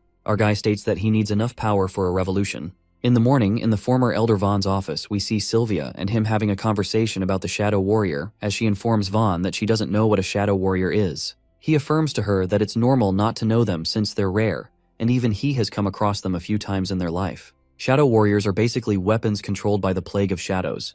They're not like those who are infected by elixirs. If someone is stronger than most and doesn't die within a year of being infected by the plague, their consciousness will be taken by the plague and they will become their puppets. Moving like a ghost, they are difficult to track, making them natural assassins, and their bodies are covered with a layer of shadow, making them impermeable to a source of danger. According to Sylvia, if that's the matter, then they should be rare, and they wouldn't be out to achieve anything unimportant. Elder Vaughn agrees with her and thinks that Ray is one of their targets since it's certain they know the prophecy. They come to think of the more crucial thing, anticipating that the Shadow Warrior must be after gods. The silver-haired girl gets worked up and forgets she's now an elder too, while Vaughn calms her down and reassures her that other elders already know about the incident, and they might have already guessed the objective of the Shadow Warrior, although no one has made a move yet. This makes her wonder if elders have a hidden plan of their own. But Vaughn doesn't want to influence her judgment. Therefore, he advises her to collect the people she trusts, since the power of many is greater than one, so no matter what she plans, she needs supporters. While Sylvia and Vaughn seem to be having a conversation in the office, a deliberate knock disrupts their focus, and it turns out that Ray is here to pay a visit. Seeing that Ray's here, the old man excuses himself, saying that he has to leave to meet the head elder and talk to him. Leaving, he asks Ray to find him at the martial arts club when he has time because he still has a lot to teach him. As he leaves, our guy walks up to Sylvia as she wonders what brought him here, and he says that he needs her help to leave the city. Trying to convince him that he was just attacked yesterday and people still have eyes on him, Sylvia doesn't think it's a good idea. He insists on her by saying that he needs to hunt down more beasts to become strong and that stopping here is going to put his life in danger anyway. Taking advantage of her feelings for him, he uses a desperate tone to which she becomes flustered and agrees on the condition that he has to be back before the sunset. Thanking her, he feels bad for doing this, but he has to find his father before anyone else does. It is then revealed to us Ray actually came here to invite Sylvia to join the Crimson Wings, but he overheard the conversation between her and Elder Vaughn, finding out that Pops came here for the god. He then leaves the city, and since the underground area must be heavily guarded, the only way in the city is the cave outside the city. In the office, Sylvia is left worried as Elder Vaughn comes back only to find that Ray has left already, and she asks him for help. She asks him to reassign some of the guards stationed at the prison. Assuming that she already has a plan, Sylvia lets out that if the Shadow Warrior is targeting God, then she should use that to their advantage and lure it in, although she wonders if they will be able to kill it if they find it. The old man says that it's not impossible, but it's difficult. With that, she leaves to gather her team and asks Vaughn to teach them how to kill the Shadow Warrior. She ponders that she can't always be protected by Ray, therefore taking this action is necessary. And now that she's an elder, she has to protect everyone. Ray prepares to leave as he hides to observe the security. But it appears that the security has increased now since they're now checking the temporary pass where certification of trade approval from the traders are questioning about the goods being traded and even the time of arrival and departure time. Seeing this, our guy realizes even if he uses glamour, he can't manage to get out. But then a man on a cart shows up asking him if he's Ray Talon and instructs him to get on the cart, since Lady Sylvia ordered him to take him out of the city. On the other hand, Sylvia instructs her team to prepare for the mission and tells them to stay cautious, confirming with everyone if they want to take part in this. Gary asserts that he has his own reasons to participate, since he has to find that god and that Shadow Warrior who wanted to kill his friend, so it can't be left free. Just then, Monk suggests trapping it underground so that it's harder for it to leave, and Dan asks if it's fine not to let Ray know about this. Martha thinks it's for the better that they don't tell Ray about this, because if the Shadow Warrior sees him again, then that will be dangerous. Kyle thinks they're worrying too much since Ray is the strongest among them. That's why Sylvia says that they have to work together just like Elder Vaughn said. Shadow Warriors have weaknesses too. They have a chance to kill it if their plan works. Elder Vaughn then advises them to stick to their backup plan when their attacks fall short, and assures them he will be waiting outside the red gates. The moment they leave the underground area, they will be safe. Ray, on the other hand, comes out from hiding as the man on the cart lets him know that he will be waiting for him before the sunset outside the forest. Reckoning about the time till sunset, our guy thinks it's less, but then he starts looking for the shadow warrior using his dragon's eye and witnesses some people hunting in the forest. Terrified, the girl shrieks at her brother for coming this deep into the forest while the brother tells her to retreat slowly while he will keep an eye on it. Suddenly, they're attacked by the snake monster as it smacks them with its tail, and as they smash away, Ray appears from behind and catches hold of them. Being saved by our boy, the blonde kid suggests to Ray, who's transformed into Ness, that they should run as this snake is an intermediate rank so they don't need to fight it. However, Ray instructs to pipe down for a bit, and he goes on to fight the monster. Our guy grabs the snake, pinching it hard, making it go berserk. Meanwhile, the snake monster twirls his tail around Ray, trapping him, and the blonde kid screams as they think he's going to die. A few moments later, thinking if this is all it has got, our boy tightly strangles the snake monster, gripping it to death as the monster collapses on the ground. While the kids are amazed by his powers and assume that he must be a high-ranking adventurer, Ray asks their names, and the boy introduces himself as Taffy and his little sister Candy, revealing that they're adventurers. Taffy further lets out that they live in a village not far from Avrion, and they were hunting out here in the forest. Hearing this, Ray is quite surprised to see adventures at their age, and speculates from the looks of it that these kids don't seem well off, wondering if Amy will be like her at this age. Summoning weapons out of his magical pocket, our guy hands them weapons and warns them not to stray too far next time. Delighted by the weapons, the kids are overwhelmed as it's too precious of a gift. But Ray affirms that these weapons are not expensive. Besides, he doesn't have any use for them, so he lets those two have it. Showing their gratitude, Taffy asks his name and our boy tells him to call him Ness, leaving as he has urgent business to attend to. As he's leaving, Candy calls out to Mr. Ness and informs him that the beasts in the forests have been very aggressive lately, warning him not to go deeper into the forest. Ray then questions if this is something that just started happening today. Candy tells him that they're adventurers who are active around these parts. Plus, in the past, they'd come across beginner-rank beasts in packs, but that's not the case today. While our boy thanks them for the heads up and leaves, the kids ask him to find them at the village in the west if he gets the chance. After that, Ray, scampering into the forest, immediately suspects that the beasts must be acting abnormally because some trespassed into the forest, leading him to surmise that it's his dad. The next scene takes us to the Avrion prison, where the night guards are mumbling about the strange decisions the higher-ups are making. One moment they want to tighten the security, and the next they're reducing it. At that moment, we witness the shadow warrior sneaking and discreetly slithering on the walls of the prison. Meanwhile, the knight plans to do what's told. The shadow slips its way from between the crack of the door. Just then, the night guards spot Elder Vaughn coming their way, and his fellow partner reminds him the night that he's not the elder anymore. The guard informs Sir Vaughn that they've already asked everyone to leave, to which Vaughn tells the two night guards to get some rest. While they object, Vaughn, taking off his cloak dramatically, asks them to just follow the orders and assures them that he's still got the semblance of usefulness, so if anything happens, the presence of the guards is going to drag him down. With all the guards gone, Vaughn signals to Sylvia and the others when suddenly someone sneaks up on them. It turns out to be Jay, who lets out that it's just as the boss predicted while Sloth and Badger come along too. Jay then reveals that the boss asked to follow them since they might need their help, and Martha guesses that Ray must have sensed something. Deep down, Sylvia is touched by Ray as he's still thinking of protecting them all. Just then, Badger asks them to stop acting as strangers and tell them whenever they are going to do something like this next time. Dan seems to be delighted by their arrival, and Kyle thinks they're true bros. As Sylvia is assured to have them here as well, since they have new comrades, she redistributes their responsibilities and positions. Entering the prison, Sylvia makes everyone understand to hold on to the gems used for communication and light, assuring her team members to backtrack immediately if they get lost, as Elder Vaughn will be waiting for them here, on top of the staircase. The team trudges down the stairs while Vaughn predicts that the Shadow Warrior is close to God by now.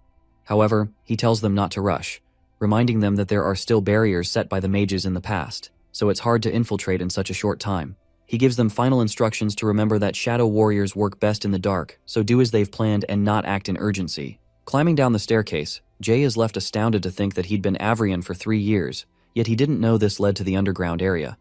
Meanwhile, the twins sensed something strange. After that, Dan asks if they think the elders will punish them again, but Martha affirms that they got permission from Sylvia this time. Not thinking about this before, Monk gets concerned as to how they are going to open the gate without Ray, but Sylvia asks them not to worry as Vaughn has taught her how to open it.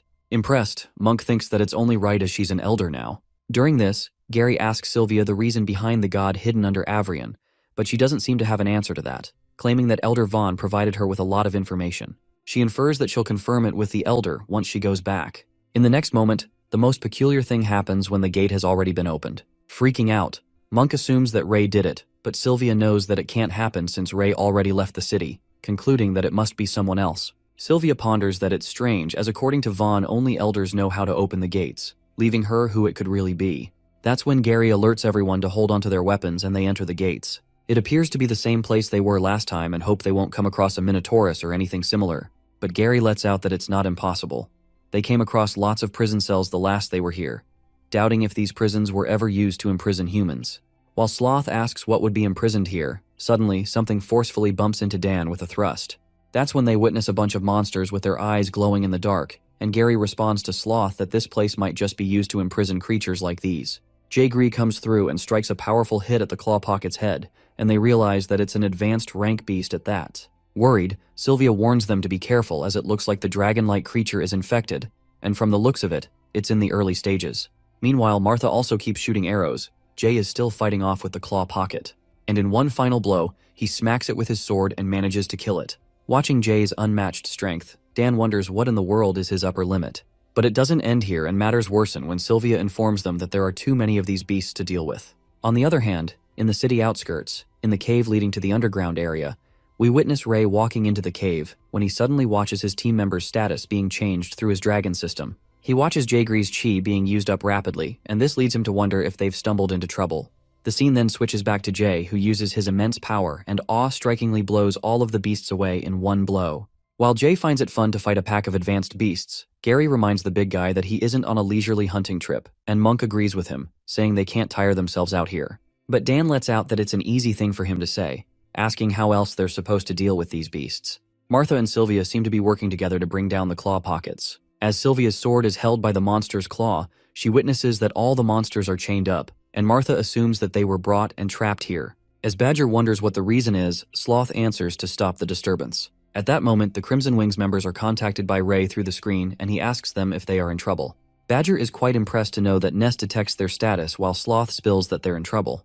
Without further ado, Ness lends them his strength as chi begins pouring into their bodies, and they can feel the endless power while Jay is more than delighted as he realizes that it's Ray, thanking him for looking out for them. But Ray clarifies that he's not done yet when he activates the Dragon Roar, and Monk feels that something stronger is here. As Gary slashes one of the beasts, his eyes land on Jay and he's left stunned. Firing up with power, Jay seems to be gushing with utter excitement, thinking that it's freaking awesome when he gets even more power, and fur begins to appear on his back as he soars with his sword to hit the beast.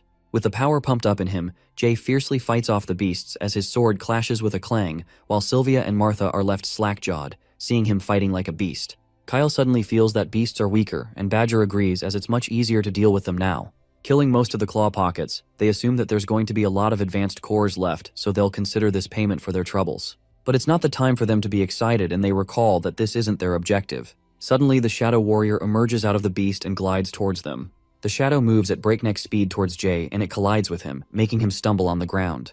Taking the shape of Jay Gree, the shadow puts on a wicked grimace and peeks at Jay, muttering that this youthful flesh is just what he needs. Just then, Sylvia tells everyone to move ahead with the plan while the shadow gives Jay a gift. But Badger shrieks at the shadow, clarifying they don't need its disgusting gifts. With a malicious smirk on its face, the shadow challenges them to try and kill it. That's when Kyle and Monk leap towards it to trap it while Gary sneak attacks from behind. As Kyle and Monk fail to trap the shadow, Sloth and Badger go next and attempt to slash it with their edgy weapon. However, it is also not effective, and Sylvia deduces that it's just as they predicted. But she counts on Dan as he's next to make the move. Now it seems to be Dan's turn, and he braces himself with his spear topped off with a crystal. In the next scene, it is revealed to us that Elder Vaughn unveils a very secret on how to kill that Shadow Warrior to Sylvia and the others. He reveals that to kill a Shadow Warrior, they must kill the human who is being controlled. It occurs that the Shadow Warrior's body is covered with an armor of shadow so regular weapons can't pierce it easily. Even if they did, it'd recover easily. For this reason, Elder Vaughn lets out that they need Heaven's Light, which appears to be blue crystal. We are then revealed that Heaven's Light, the natural enemy of the Plague of Shadows, can help them momentarily break the defenses of the Shadow Warrior, and that's the only chance to strike. First, he instructs them to attack it all at once, and not to give it any chances to catch a breath, adding to let the Shadow Warrior focus on defending. In the present scene, they all attack the shadow at once, not giving it a chance to relax with relentless attacks. Following the old man's plan, when the Shadow Warrior is being attacked from all fronts, it uses its shadows to defend passively. When any part of its defense gets thinner, the team knows that that's their chance to strike. While the team is keeping the shadow distracted, Dan appears from behind and pierces the Heaven's Light in the shadow's body with his spear. For a few seconds, the face of the guy is revealed who's covered by the shadow and shrieks loudly out of pain. Suddenly, the guy goes berserk, and Dan flings away with a thrust with his spear, realizing that the heaven's light didn't penetrate through its body. Recalling what the old man Vaughn said, if heaven's light can't slay the shadow warrior, someone will have to follow up immediately, concluding that will be their final chance. That's when Sylvia makes her move, and all her teammates seem to be counting on her as their eyes are fixated on her move. Soaring from above, Sylvia with great force strikes her sword at the shadow. While Kyle asks in a desperate voice if her attack worked, Sylvia, with her eyes filled with terror, reveals that she failed miserably. The shadow warrior somehow seems more frantic and terrifying. Flabbergasted, they all decide to go with the backup plan, and Gary shouts at everyone to run away now. Getting reminded that Elder Vaughn said if everything fails, flee, they'll have to count on him for the rest. With that, the shadow warrior asks where they're going and casts something at them that makes all of their moments come to a halt as they stumble on the ground. Feeling such a strong pressure, they all seem to be struggling, and Monk assumes that the shadow can control their actions. Casting such a strong force, the shadow warrior reminds them that they haven't received its gift yet. Feeling guilt, Sylvia in her head apologizes to Ray as this is all she can do for him, and closes her eyes shut with fear as she's about to get attacked by the shadow. However, things take a 360 turn degrees when our guy arrives at the scene and heads straight for the shadow warrior. Left in disbelief, Sylvia shouts and asks what he's doing here since he left the city, but Ray does not listen to anything. Meanwhile, Ray smacks his sword. The shadow warrior seems to be waiting for him. The thrilling counterattack continues while Gary shouts at Ray, warning him not to engage with it head-on. Without a flinch, our guy effortlessly dodges the attack and gets to know that the shadow's weakness is its back. As Ray without a thought is about to attack its back, the beast's claw pockets await him, and the shadow warrior makes it clear that if he doesn't join them, he will perish. With that, the warrior grabs the hold of Ray's sword, leaving him defenseless, and his friend Gary shrieks loudly, calling him out as they're worried sick about him. The shadow warrior then aims the sword at our guy, and as it is about to strike him, the sword halts. That's when the shadow warrior is caught off guard, and something begins appearing on his body, more like symbols. Looking a bit strange, Ray seems to be wearing a blue locket, and the light beams through it, affecting the warrior's shadow. The lights disperse when suddenly the shadow warrior spits out black blood. Just then, in a dramatic turn of events, Ness emerges behind the shadow out of nowhere and pierces the heart out of the man who's covered by the shadow. While Sylvia recognizes that it's Ness, Dan and Kyle are left in utter shock to see that clenching the heart out of the shadow is working. Jay is excited to see his boss while the shadow warrior is left bewildered when Ness appears out of the blue. With tears streaming down his face, Ness apologizes to his dad, thinking that he'd taken his father's heart out, and affirms that he won't have to suffer anymore. With that, the red-haired Ray slices the shadow's head off with his sword as it flings away, and Ness, holding the heart, feels sorry for his father. As soon as the warrior shadow is annihilated, suddenly, the place begins to rumble, signaling an earthquake. The crack forms in the walls and the wild shadows seem to be gathering again. The twins alert everyone to get out of here, and while everyone is leaving, Gary calls out to Ray to retreat quickly. Ray joins them, but Sylvia screams at Ness to escape with them. However, Ness tells her to go ahead, mentioning that he has something to take care of, and instructs Jay to take them away. Taking his orders, Jay grabs Sylvia's hand and scampers away, assuring her that Ness is stronger than them so he'll be fine. On the other hand, our guy with a heavy heart burns his father's body to ashes and cries. He then recalls the time when his mother Scarlet gave him the blue locket.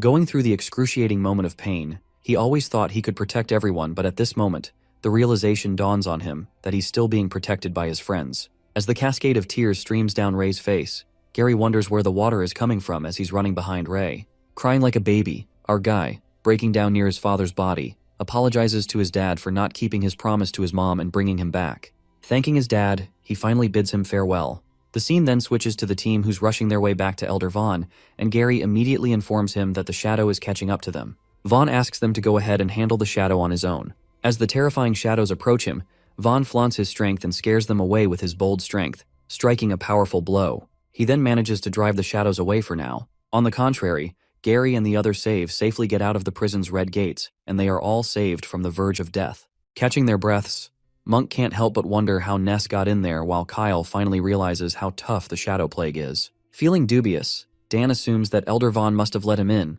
Meanwhile, Jay discreetly approaches Ray and asks if he should take him away first. Panicking, Jay tells him that Gary is approaching them, but our guy seems to be zoned out. It appears that Ray uses the ability of magic teleportation, and that's how he was able to appear twice in one place. As the magic ends, Ray comes back to his original form. While Gary questions his sudden appearance underground, Jay tries to drift him away, saying to let the boss rest for a while as he's tired. But then, Ray finally speaks and utters to Jay that let him talk to Gary alone. After that, They both go somewhere quiet, and Gary assures Ray that Sylvia and Jay have taken everyone back, plus Vaughn and the Master Knight are handling the rest. He then asks Ray if he cares to share his secret with him. Ray then opens up and asks Gary how he coped when he heard about Amy's death. Gary responds that he never coped with it, even though his life seems unchanged and the city's gears keep turning. Not a single day passes that he thinks about revenge. From the day he learned about Amy's death, his heart felt hollow, and clutching his chest, Gary emotionally affirms that maybe killing and murdering would make him feel better, but he doesn't know if it will ever heal. Listening to this, our guy concludes that it seems like that only by avenging he'll find peace. While Gary gets curious and asks why he's asking this all of a sudden, Ray overlooks it and assures him that he'll have the chance to tell everything to him eventually. But before that, he invites Gary to the organization to help them defeat the shadows. Upon hearing about the organization, Gary immediately catches on that it's the same organization that Jay and the twins have already joined. Agreeing, Ray informs him that the leader is Ness. However, in a couple of seconds our boy is exposed when Gary asks him to drop his lousy lie, revealing that he's Ness, and he knows it. Freaking out, our guy bombards him with questions while Gary lets out that he wasn't sure at first, but he caught him off guard after seeing his reaction. Laying his observations, Gary then explains that the Black Belt Knight's fighting style is rare enough, let alone one who can use magic. Being the true friend, he bets that in the entire Avrian city, no one, in fact the entire Allure Kingdom, there's no one like Ray. Caught him in the act, Gary throws his arms around Ray and asks him about his plans while our guy gives in and decides to tell everything to this buddy, as this time he owes him one. Well, at least our main character has a real friend like Gary who can see through his actions. The scene then takes us inside the office, where Sir Caden is left in disbelief after hearing that the Shadow Warrior was taken out while Winfred confirms if Ness did this alone. That's when Elder Vaughn corroborates that from what the trainees said, Ness did defeat the Shadow, and Ray helped a bit too. Given that Ness first fought Mothram and then killed the Shadow Warrior, Caden is quite impressed by that young man, while Winfred asks Vaughn if he knows Ness's background, letting out that he sent someone to investigate him before, but they found nothing.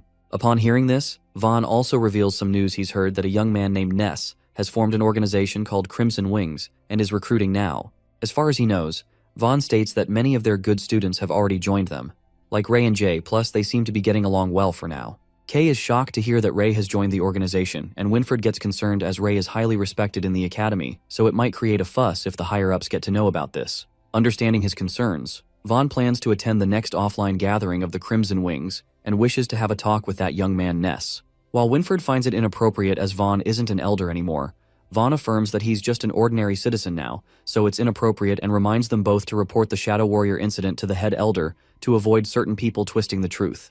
The next scene takes us to the suburbs, where Bernard, the Master Knight, seems to be walking towards a house. As he creaks the door open, Bernard asks why they called him here so urgently and asks them the matter. It turns out to be Master Knight Delbert along with Knight Rose. Appearing worried, Delbert informs Bernard that they're in trouble and asks if his Knight Squad is guarding the Dragon Knight's tomb tonight. Bernard asks what's going on, and Rose reveals that they received a tip-off that the city will be attacked by Dark Guild again tonight, and Delbert adds that the Dragon Knight's tomb will be the first target. Freaking out, Bernard questions what they are waiting for and shrieks that they should alert the entire city. Trying to leave, Knight Rose blocks his way and asks Bernardo to wait, which strikes a suspicion into him. That's when Delbert lets out that their forces are scattered across the front lines, villages and passes. Plus, they don't have enough troops to fight the Dark Guild, not to mention that they still have to follow the Elder's orders, accentuating that they can't protect the entire academy due to what happened in the last attack. At that moment, Delbert exposes his true self and confesses that he's dealt with the Dark Guild. In addition, Delbert mumbles that he'll let the Dark Guild into the city and give them 2 seats on the Council of Elders, so as long as they integrate into Avrian, they won't harm anyone else. Having enough of his blabbering shit, Bernard lashes out at him and asks if he's gone crazy to make a deal with those beasts. Hopping mad, Bernard anticipates the consequences, uttering that if they get into the city, they'll slaughter them all, and once the gates open, it'll be an open bloodbath. Asking Delbert if he's blind enough to see this simple truth, the old man seems to have enough of his madness, and as he's moving towards the door, Delbert brutally stabs him in the back with his sword. As the blood splatters, Bernard, on the brink of his death, realizes that he's been fooled by this monster, while with a malicious grin on his face, Delbert erupts that war means bloodshed, but it won't be his. While the female knight thought he'd hesitate a bit, Delbert, without a single trace of guilt on his face, justifies that he isn't happy to kill his old friend, but he didn't listen to him. As the poor old guy mercilessly lies on the ground, the blonde knight asserts that Bernardo should be happy that his men didn't die in vain, and informs Ross that Bernardo's men are now under her commands. He then heads back to report to Elder Gibby, and it turns out his son Harry Delbert witnesses this horrific incident, seeing Lord Bernardo dead, and wonders what his father is up to. The scene then switches to Ray and Gary, who are walking back to the academy. Gary asks him if he didn't encounter God this time as he came in from outside the city, and Ray agrees, finding it strange unless the god moved ahead of time. Judging from the time of Gary's battle, Ray assumes that his father, the infected one, must have sneaked in from the prison side. However, when he entered the cave, our guy noticed that both the iron gate and the entrance to that church were open. Finding it mysterious, Gary freaks out when he tells Ray that the entrance on the prison side was open too, and the door was open when they went down, so he thought it was done by the Shadow Warrior. That's when our guy reveals that before going into the cave, he met two adventurers who said that the beasts in the forest were restless, as if there were signs of intruders. As our guy is getting onto something, Gary asks what he saw under the church this time, and our guy states that the place where the god was kept was empty, so he walked further and found countless cave entrances in that hall, guessing the god might have moved into another cave. Ray then describes that underground place as a huge ant nest that is hard to navigate without a map, disclosing that there are countless interconnected passages inside with the protection of magical barriers. He cannot even manifest where they lead. Listening to this, Gary is impressed as Ray managed to find them in the cave even in such conditions, but our guy makes it clear that he got lucky as he could sense Jay's location. Otherwise they might not have met even after wandering underground for 3 days. Suddenly they witness a lot of knights rushing somewhere and wonder what they're doing so late. Meanwhile, Ray hopes that nothing bad happens. Sensing someone, he suddenly asks that person to come out, knowing that he's there. To their surprise, it turns out to be Harry Delbert. Pulling his sword, Gary asks why he's here, and Harry justifies that he wasn't following them, but the group of the knights. But Gary doesn't seem to believe his nonsense, and Ray steps forwards, asking him why he was following them. That's when Harry reveals that something worse is coming. The scene then switches to the Dragon Knight's tomb, where the Master Knight Rose announces that they have received orders from Lord Bernardo that the Dragon Knight's tomb is under their guard tonight so they can return to camps. But the knights don't believe such orders, stating that before Lord Bernardo left, he made it clear that without his orders, they are not supposed to leave their posts. The knights suggest to Lord Rose that they should wait for Bernardo to come personally, but Lord Rose asks him if he's defying military orders.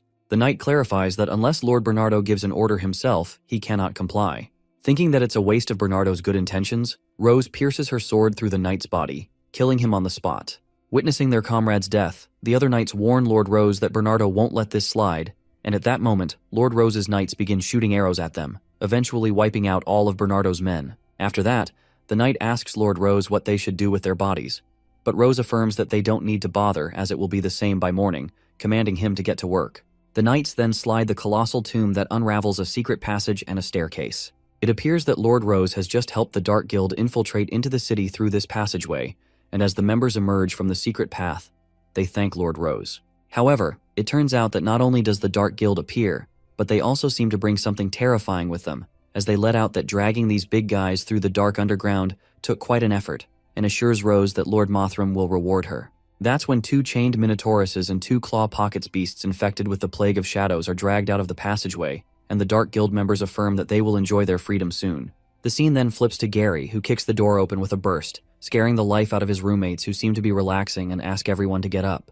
While Dan and Monk's soul nearly leave their bodies, Sylvia freaks out and asks if something happened to Ray, but our guy emerges from behind and thanks her for the concern. After that, Gary, in a state of panic, confesses that they're about to have trouble and Ray backs him up, revealing that Lord Bernardo was killed, asking everyone to grab their weapons and put on their armor. With a serious look on his face, our guy mentions that the Dark Guild is back, evoking terror in everyone as this news stirs up a storm of fear into them. At dawn, the 2 knights guarding the academy are ambushed by the shadows, and it instantly annihilates them as the blood splatters all over the wall. The Dark Guild members then rush into the academy. Inside the head elder's office, the knight tries to warn the old man, but the head seems to know what's coming.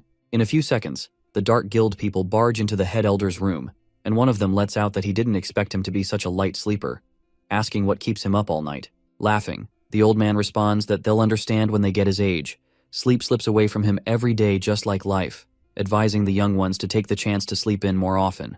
Putting the paper down, the head asks, what's the reason they've come to him this early in the morning? One of the guild members assumes that the old man already knows what they're here for. Not beating around the bush, he lets out that the god has been moved, believing that the head would know where she is. The old man utters, of course, they're here for the god. Putting up an act, the head elder tries to remember where he sent the goddess and thinks being old is such a hassle. He then apologizes to the young man as he can't help him with the matter. Holding the weapon behind him, the guild member threatens the old man, saying that in that case, they'll just have to help him remember. The knight protecting the head elder draws out his sword, and the head concludes that the Dark Guild is well prepared this time.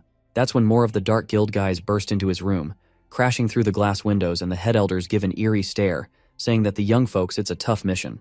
The scene then takes us to somewhere underground where Winfred seems to be burning a map, adding that now no one can say where the god is hidden. Sir Caden, who's also along with him, agrees that no one can find out unless they personally bring the elders here, but at least they need to remember the way back. As they're walking, Kay asks Winfred what he thinks will happen next, and Winfred mumbles that it's hard to say since Mothram invaded the academy.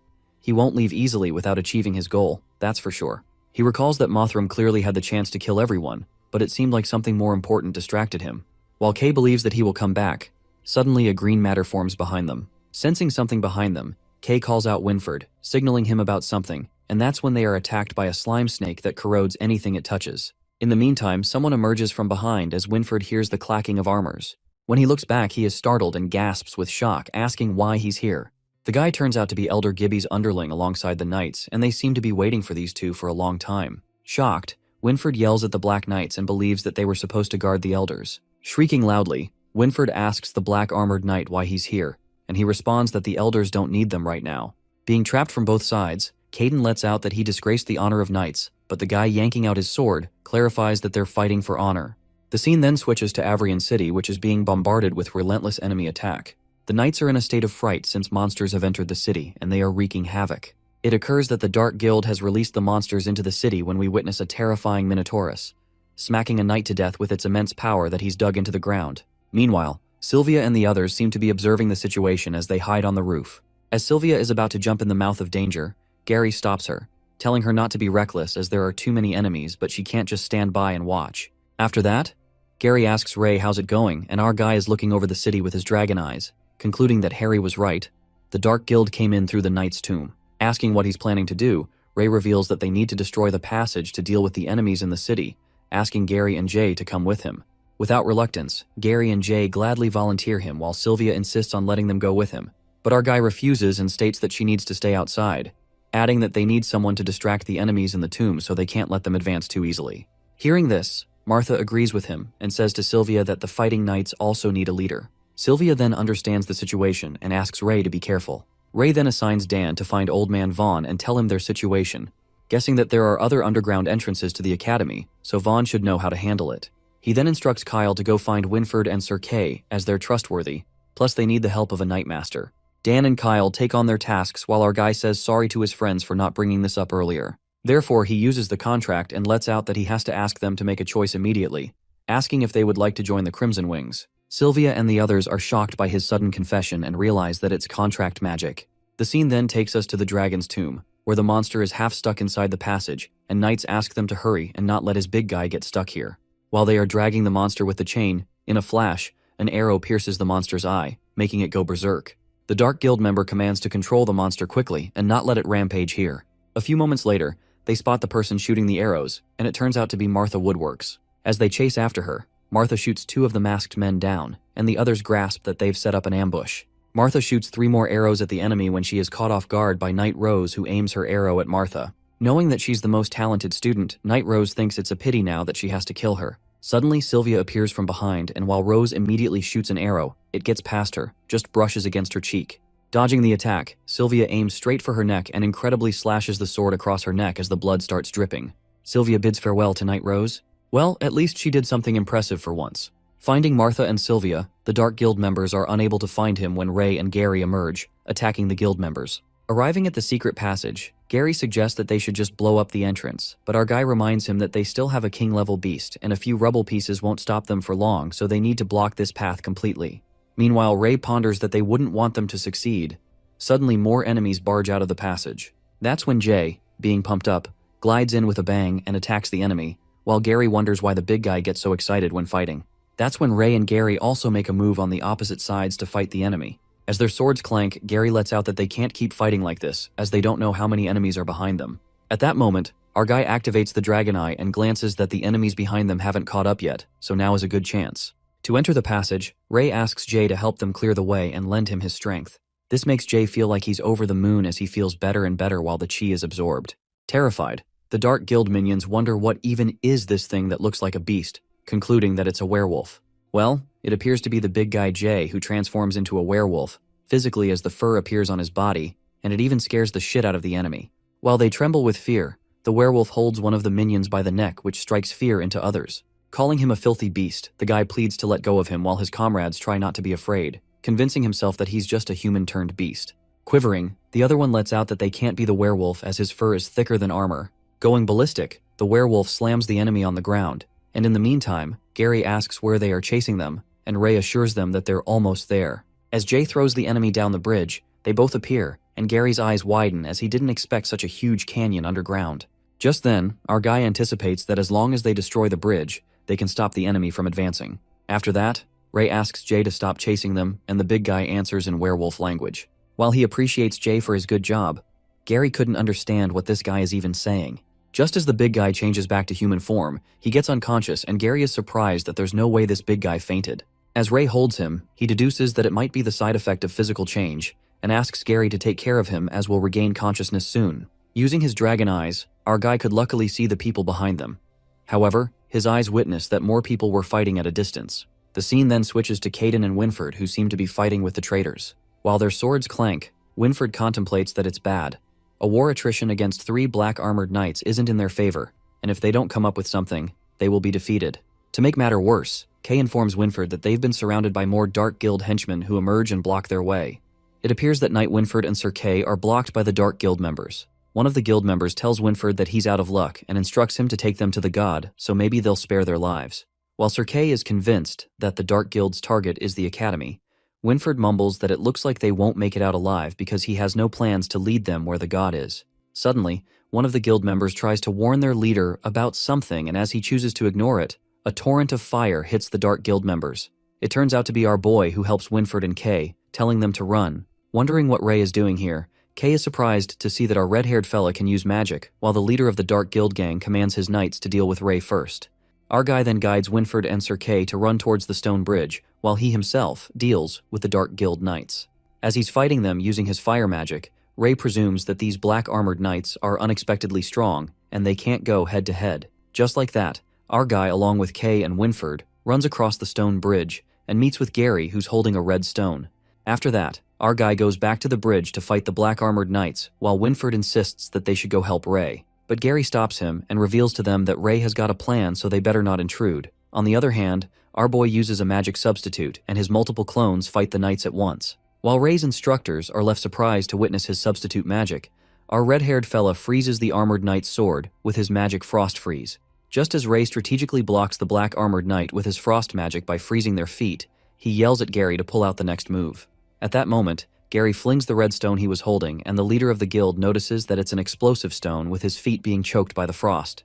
As soon as the stone explodes with brute force, even Ray is astonished by such strong energy that even his substitute gets blasted away. Abruptly, our guy gets caught off guard as the Dark Guild guy lands a kick, pushing Ray off the bridge as he plummets. The Dark Guild guy, who was also Lord Gibby's underling, sends his regards to Ray Talon, and just like that, he pierces his sword through our guy. Moments later, the stone bridge explodes into pieces, while the Dark Guild guy tortures Ray down there to make sure he dies as they both tumble down the bridge. Smirking, our guy apologizes as he states that he won't be able to accompany him down there, and in that split second, Ray uses his skill of teleportation that makes his real body turn into a substitute while the real body teleports. Just like that, that evil Dark Guild guy meets his destined fate as he falls into the hollow pit.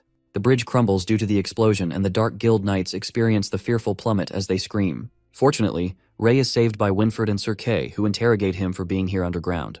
Our guy affirms that he needs some time to recover, while Gary informs him about the Dark Guild invading their academy once again, revealing that they are here to block their advance. Upon hearing this, Winford believes that since they're targeting the underground passage of the Dragon Knight's tomb, Bernardo will be in a tough fight. Not knowing that his friend died a brutal death, Gary, gloomily, confesses that they received news about Lord Bernardo that he was killed by Delbert. As soon as the words pound in Winford's ears, he is shaken to the core and his eyes bulge with disbelief. The scene then switches to the head elder's office, where all the Dark Guild members are annihilated. Sneaking out of the door, the head spots an elder with his face covered in blood, and his eyes reflect the horror of the moment as he reveals that Elder Zora was killed. The elder appears to be Elder Jin, who's approaching the head elder in a terrible state. While the head asks who did this to him, Elder Jin unveils that it was his Black Knight, following Gibby's orders, adding that Elder Zora was attacked by his own bodyguard, finding it unbelievable. The head elder is appalled to discover that Gibby was a traitor, as he thought he was just a supporter of bloodline theory, but he never expected him to go this far, blaming his oversight. He then tells Elder Jin to let his guards take him to a safer place while he plans to go find Gibby himself. Suddenly Jin's eyes glow strangely, and he utters that it's not necessary, while the head elder consoles Jin, saying that it's not the time to give up. Suddenly, Elder Jin's hand emerges lighting and strikes the head elder along with his guard, smashing them away. Trembling, the head elder, bleeding at the mouth, didn't expect it would him, and realizes that he's always been here. To everyone's surprise, it turns out to be Mothram as he takes off his mask, and he confesses that he came back not long after he expelled him from the academy, adding that the elder's position is a valuable asset that he'd gladly keep. Changing his face into Elder Jin's again, the head, in a state of shock, asks about Elder Jin, and Mothram tells him that the old man was quite insignificant, so he just sent him where he belonged. Traumatized by all the strange turn of events, the head elder is not in a good state as he's also gravely injured. After that, Mothram, using his lighting power, warns the old man that he's running out of time, asking him where he hid the divine artifact, and the head elder makes it clear that he will never get this information from him. Knowing that it's true, it appears that the head elder is now on the brink of his death when Mortham casts his insane lighting attack that even emerges out of the academy. The scene then switches to the secret passage, where Ray and the others are coming out of the passage again. Gary tells Jay that he woke up at the right time while the big guy apologizes, justifying that he can't control himself sometimes. While he assumes that he missed the best part of the fight, Gary assures him that he didn't. Getting out, Ray contacts Sylvia and informs her that they're out now, asking her to report the situation. That's when Sylvia answers and reveals that the situation isn't looking good. Besides the Dragon Knight's tomb, the Dark Guild also ambushes 2 other underground entrances, concluding that Avrian is about to fall. Hearing this, our guy's eyes widen, revealing a look of pure shock. Acting in a hurry, they all scamper toward the academy, and Ray asks Sylvia about her location, informing her that they're on their way. Rushing, Winford states that the Black Knight betrayed them, so they need to check on the Elder's safety first. After that, Winford and Caden change their path and assure Ray that they'll find a way to meet up later. Reaching at the academy's entrance, they are welcomed by more Dark Guild henchmen, and Kay asks Winford not to get tangled up with them. Killing all the hurdles along the way, they arrive to witness something more unexpected. Kay and Winford find Harry Delbert, who murdered his own father, as he lies on the ground, draped in blood. While Harry lets out that they're late, Winford yells at him, asking if he killed Delbert. Appearing sad, Harry confesses that he didn't want to do this either, but his father made the wrong choice, causing irreversible consequences. We then witness the head elder along with his guard annihilated brutally by Mothram, with holes in bodies that were caused by the lightning attack. On the contrary, Sylvia, Monk, and the others are surrounded by the Dark Guild members, and Sylvia tells them to wait since Dan went to get help, so he will be back soon. Meanwhile, they wait for Dan. They are disrupted by an explosion in the academy. In a flash, the Minotaurus is about to attack Sylvia from behind when Ray, riding on his Wolf Noir, arrives just in time, attacking the beast. Sylvia is delighted to see him while Gary and Jay also make their way, slashing the enemy, and are glad to see that no one got hurt. In the meantime, Dan also comes along with Vaughn and the hospital director. Abruptly, a voice commands them to drop their weapons. It turns out to be Elder Gibby, who's standing on top of the academy. He asks everyone to stop the pointless resistance, stating that from today, this academy will be reborn. While the knights are shocked to see that it's Elder Gibby, they are baffled as to why Gibby is asking them to stop. Someone interrupts and reveals that Gibby is from the Pureblood Guild. Gibby gives a speech that the bloodline of knights is noble by birth, and Avrian Academy exists to train knights, not peasants. While the knights are surrounded by so many rebels, the Dark Guild men, Gibby makes it clear that reform always comes with bloodshed, adding that those filthy bloodlines can't exist in his academy. At that moment, Ray commands Jay that he needs him to get him close to that person, referring to Gibby. Laughing hysterically, the evil vibe exudes from Elder Gibby, as announces that things will change from today, commanding to kill those lowlifes. That's when Martha, Monk, and Gary get in action and kill the Dark Guild minions, while Jay Gree turns into a werewolf once again, striking fear into his enemies. The werewolf effortlessly kills the enemy, while Sylvia wonders if Jay is a werewolf, and Martha thinks that it's amazing as she's only seen this in books. Monk is also astonished and gets the reason why Jay's strength is extraordinary. Not expecting such a beast in his academy, Gibby freaks out and instructs to kill him immediately. Just then, Jay picks Ray in his big werewolf hand and flings him like a catapult. Witnessing the red-haired boy gliding towards him, Gibby asks his men to stop him, but our guy slashes them with his sword and stands in front of Gibby after making a perfect landing. Shitting his pants, Gibby asks him to stay away, but Ray grabs him by the neck and gets him on the brink of falling as he's about to throw him down. But before that, our guy, giving him a deadly stare, seems to have some questions for him. Scared for his life, Gibby pleads with him to let him go and promises to spare Ray's life. While our guy tells him to save his words for the dead, the elder, teetering on the edge of falling, asks what he can do for him, and even offers an elder's position if he wants one. But our guy cuts to the chase and asks him who's leading the pureblood. Terrified, the elder doesn't seem to know, saying that he's never seen their face. Thinking that it's a waste of time, Ray activates his ability, Magic Dragon's Truth, which uses 20 mana points to make the target reveal true information. Controlled by the ability, Gibby reveals that he's the leader of purebloods. Ray then asks him if he was the one to send the Shadow Warrior to kill him, but Gibby refuses, answering that he follows orders from the Dark Guild. Upon hearing this, our guy realizes that the Dark Guild is involved too. Curious, he then questions if Mothram is the leader of the Dark Guild, and what is their connection to the Shadow Plague. Gibby responds that he's never seen the leader of the Dark Guild, nor does he know what truly the Plague of Shadows is. He adds that it's something far more powerful than humans, and he just follows orders. Ray surmises the pureblood is just a puppet, and seeing that now Elder Gibby is useless to him, he releases the hold of him and Gibby plummets as he screams helplessly. Crashing on the ground, his body is crushed while the knights are flabbergasted to witness that Elder Gibby is taken down by that red-haired boy and dies just like that.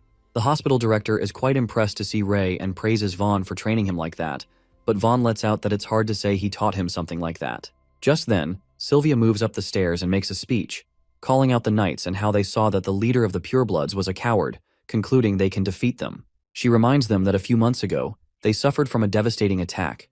Their friends and family died in battle, and today, they face the same situation. But she gives them hope that even though only some of them fought against them, they still defeated them. She expresses that the Dark Guild is not scary. They are just cowards who don't dare to challenge them openly, assuring them that this time they can still defeat them. Sylvia then asks who will stand with them this time, and all the knights enthusiastically stand with her. Well, it looks like they were quite moved by the speech. As the Dark Guild minions are kinda scared to see knights standing in their favor, the other one clarifies that it's just a cornered beast fighting back, reminding them that their goal is to take the gate.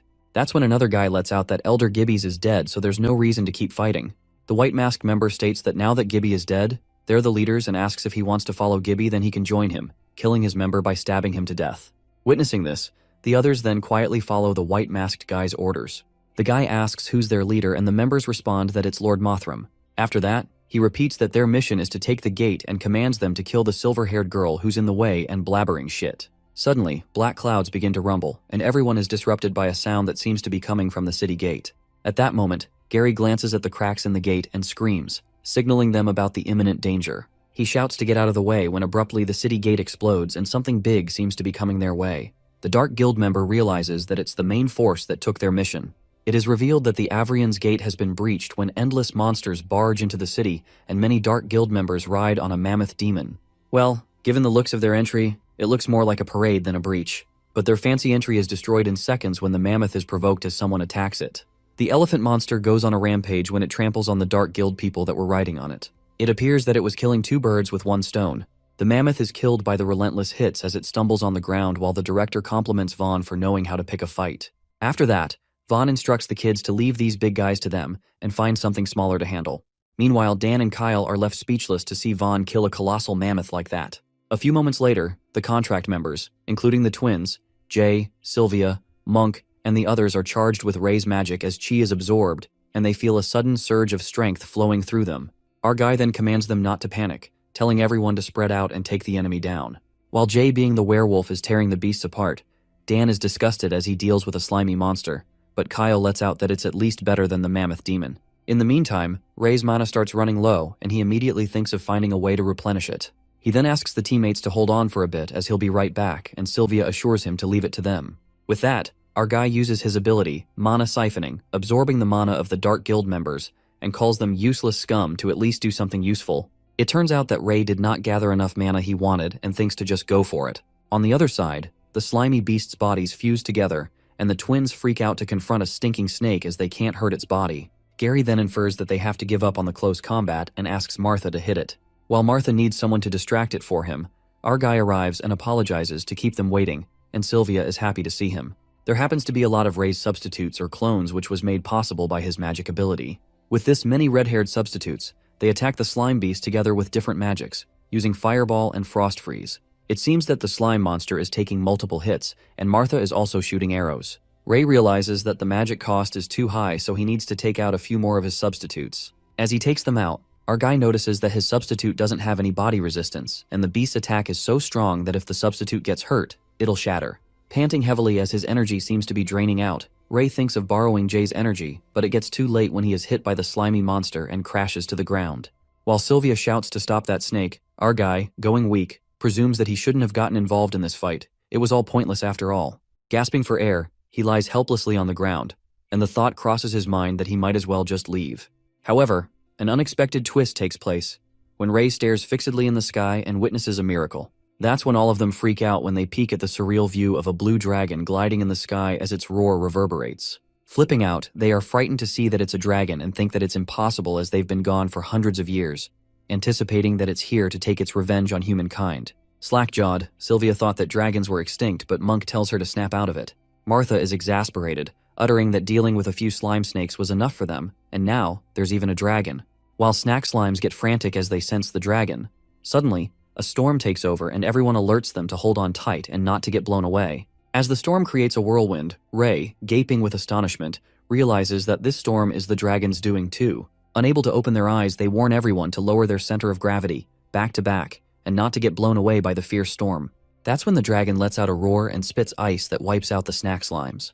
The appearance of the dragon strikes fear into the other beasts as they begin to escape, and the Dark Guild minions call him useless beasts, asking where they are running to. At that moment, those minions are also frozen by the dragon's blue breath. The dragon seems to be wiping out all the enemies and the beasts, while Dan is awestruck as he glances that it's one breath that can wipe them all out. As Kyle suggests that they better run away, Gary hurriedly asks Dan and Kyle to follow them underground.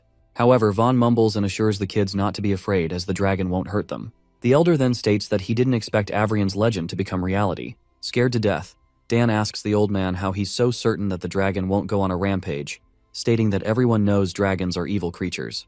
While Kyle freaks out that they should hide with Gary for now, old man Vaughn mentions that it's not a dragon they imagine, and before he can complete his sentence, Ray interrupts him and lets out that it's a wyvern, leaving the old man astounded. It is then revealed to us that a wyvern is like a close relative of dragons, and they mainly differ in two ways: size and limbs. Dragons are usually 2 to 3 times larger than wyverns, and they have separate limbs that can merge with their wings as needed. In addition, the wyvern's forelimbs are naturally connected to its wings. Our guy contemplates that when Dan shouted earlier that it was a dragon, he really thought he'd see his kin again. But unfortunately, it seems that the dragon race is truly extinct. At that moment, Vaughn states a prediction that when the Academy faces life or death, there will be a divine companion descending from the sky on a storm to protect the Academy in the place of gods. As the dragon descends its wings, settling on the ground, the old man tells them that they must pay their respects to it, kneeling to bow the dragon. Vaughn then expresses his gratitude to the wyvern and thanks it for saving them. The dragon seems to speak and introduces itself as Glack, unfolding that it's here to fulfill the promise with the gods. Glack concludes that it has completed the mission, so from today, it owes them nothing. While Vaughn bows and thanks Glack for keeping his promise, Dan is convinced that Glack sounds like a female and starts to believe that gods are female. Martha then asks him to shut up, and abruptly, Glack mumbles that it seems some humans don't appreciate its arrival.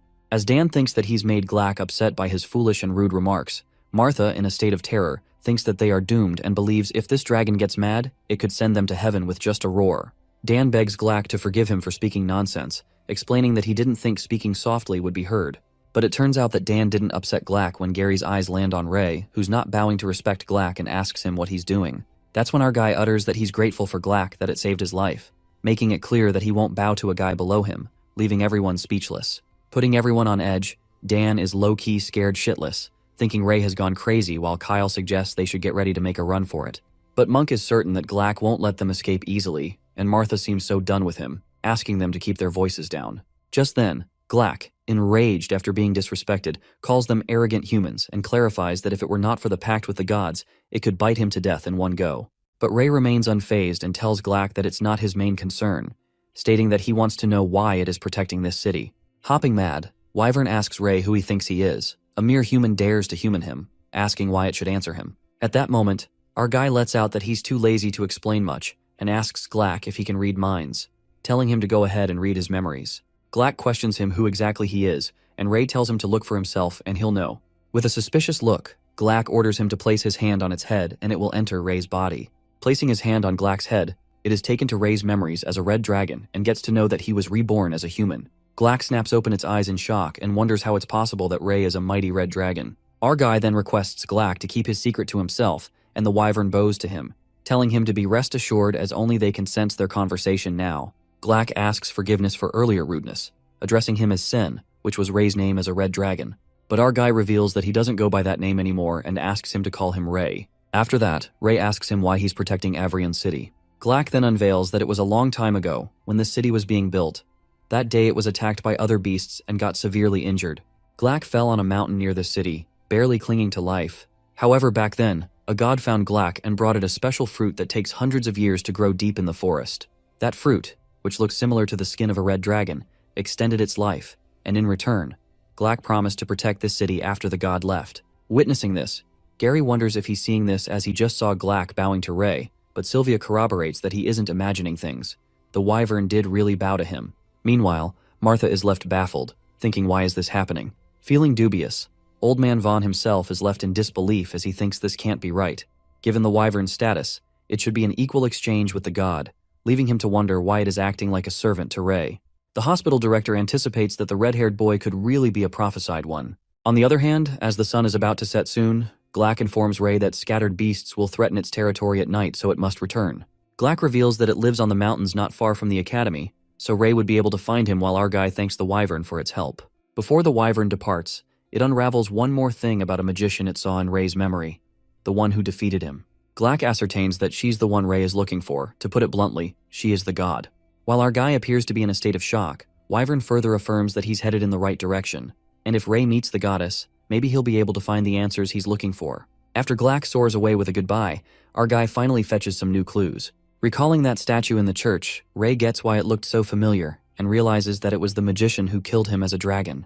However, a question flickers in his mind, wondering if that magician saved wyverns, and why she slaughtered their dragon clan. Plus, if she's the god, he wonders what that giant crystal was they saw back in the church passage that almost showed him the future. Well, it looks like it's time to leave Avrian as Ray concludes that there might not be any more clues here. That's when Gary runs to him and asks what he was talking about with Wyvern just now, asking why his attitude towards him is so strange. Overlooking his questions, our guy cuts to the chase and asks Gary if he wants to leave Avrian to check out Roland's Magic Academy with him. It turns out that Gary had been waiting for his moment for too long as the fierce determination flashes through his eyes. It is then narrated by our main character that the cost of the war was enormous as Avrian was on the brink of collapse. The knights suffered heavy casualties. Only 3 elders and half the city turned into ruins, and the once great city of Avrian was no more. The new change was after driving out the Purebloods and the Dark Guild, the Crimson Wings took over the city. As the leader of the Crimson Wings, Ray gave the knights a choice. He kept it simple. He offers them to accept the contract to join the Crimson Wings and stay in Avrian, or they can choose to leave. During the last attack, many witnessed Ness's heroic battle against Mothram, which quickly made him an idol among young people. Moreover, during both attacks, it was the members of the Crimson Wings who led the knights in a fierce counterattack, while the higher-ups did nothing. So when everyone heard that Ness, Ray in disguise, was the leader of the Crimson Wings, nearly half of the knights immediately joined them. Meanwhile, half of the people chose to leave, and this was the result within his expectations. After that, Ray ponders that since upgrading to Dragon Knight experience has become more difficult, even intermediate beast crystals aren't helping much anymore. As more awakens to magic, maintaining Ness's image with glamour continuously drains mana, and it's starting to run low. Our guy thinks of finding a breakthrough. Just then, his thoughts are disrupted when Sir Kay along with Vaughn and Winford approaches him.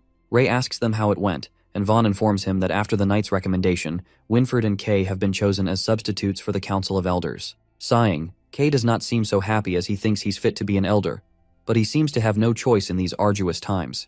Winford adds that if they refuse, another person like Gibby might appear, and a flash of guilt momentarily marred his expression when he admits that he was unavoidably responsible for Bernardo and the head elder's deaths. Ray then asks him if he found any clues about who killed the head elder, and Winford elucidates that it's strange as the wounds on the head elder and the black armored knight aren't sword wounds but burn marks. He describes that those wounds were fatal, and there were hardly any injuries on them. Sir Kay further depicts that in the head elder's room, there were bodies of the Dark Guild members everywhere, which clearly indicates that they had a battle, but even those people couldn't inflict any harm on them. That's when Old Man Vaughn mentions that it's not possible unless it was an ambush by someone they trusted, which leads Ray to guess that it might be Gibby. But Vaughn refuses and utters that Gibby isn't capable of that level of power.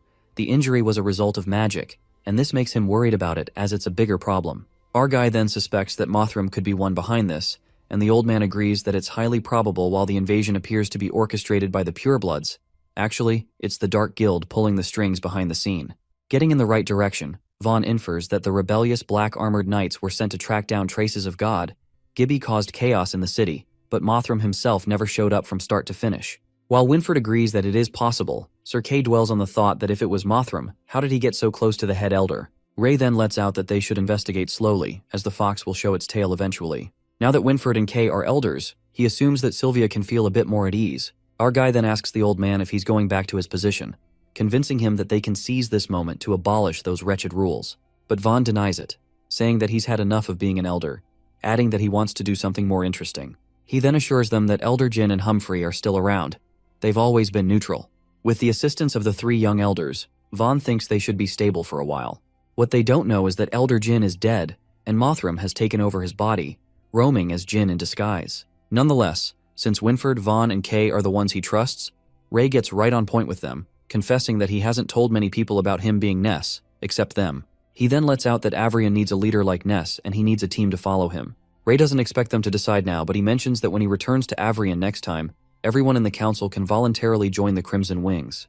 Winfred thanks him for respecting them, assuring him that they'll consider it carefully, while Vaughn is proud of his amazing student and doesn't mind joining right now. After that, Sir Kay asks Ray if he has decided to leave already, and our guy responds that he can't be in Avrian forever, plus he needs to find the truth of the Plague of Shadows and some personal matters. For that reason, he's planning a trip to Roland Magic Academy. As Vaughn guesses that he's going to Roland to meet God, the old man discloses something shocking. Since Kay and Winfred have become elders and they would have gotten to know about this sooner or later, Vaughn decides to tell them now.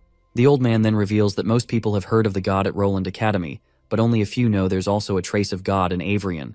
Pointing to Ray, Vaughn lets out that he's already met the god of Avrian, and as the prophesied one, he needs to meet the remaining gods. Upon hearing this, Winfred freaks out as he thought that the god at Roland Magic Academy was just a cover, while Sir Kay curiously asks if there are 2 gods. But there seems to be more when Vaughn reveals dramatic twists that mention that the gods of Avrian and Roland Academy are both real, adding that besides, there's also a 3rd god in this world. This came in like a bolt from the blue. This jaw-dropping plot twist leaves them slack-jawed, and Kay enunciates that their god is not the only one. As curiosity gets the best of him, Ray impatiently asks Vaughn where the 3rd is, and the old man tells him not to rush, asking him to listen to his story. It is revealed to us that according to the records, it was after the gods led the kingdom's army to defeat the dragons. Years after the war ended, the god prophesied that a disaster would befall the future generations, and the world would be destroyed.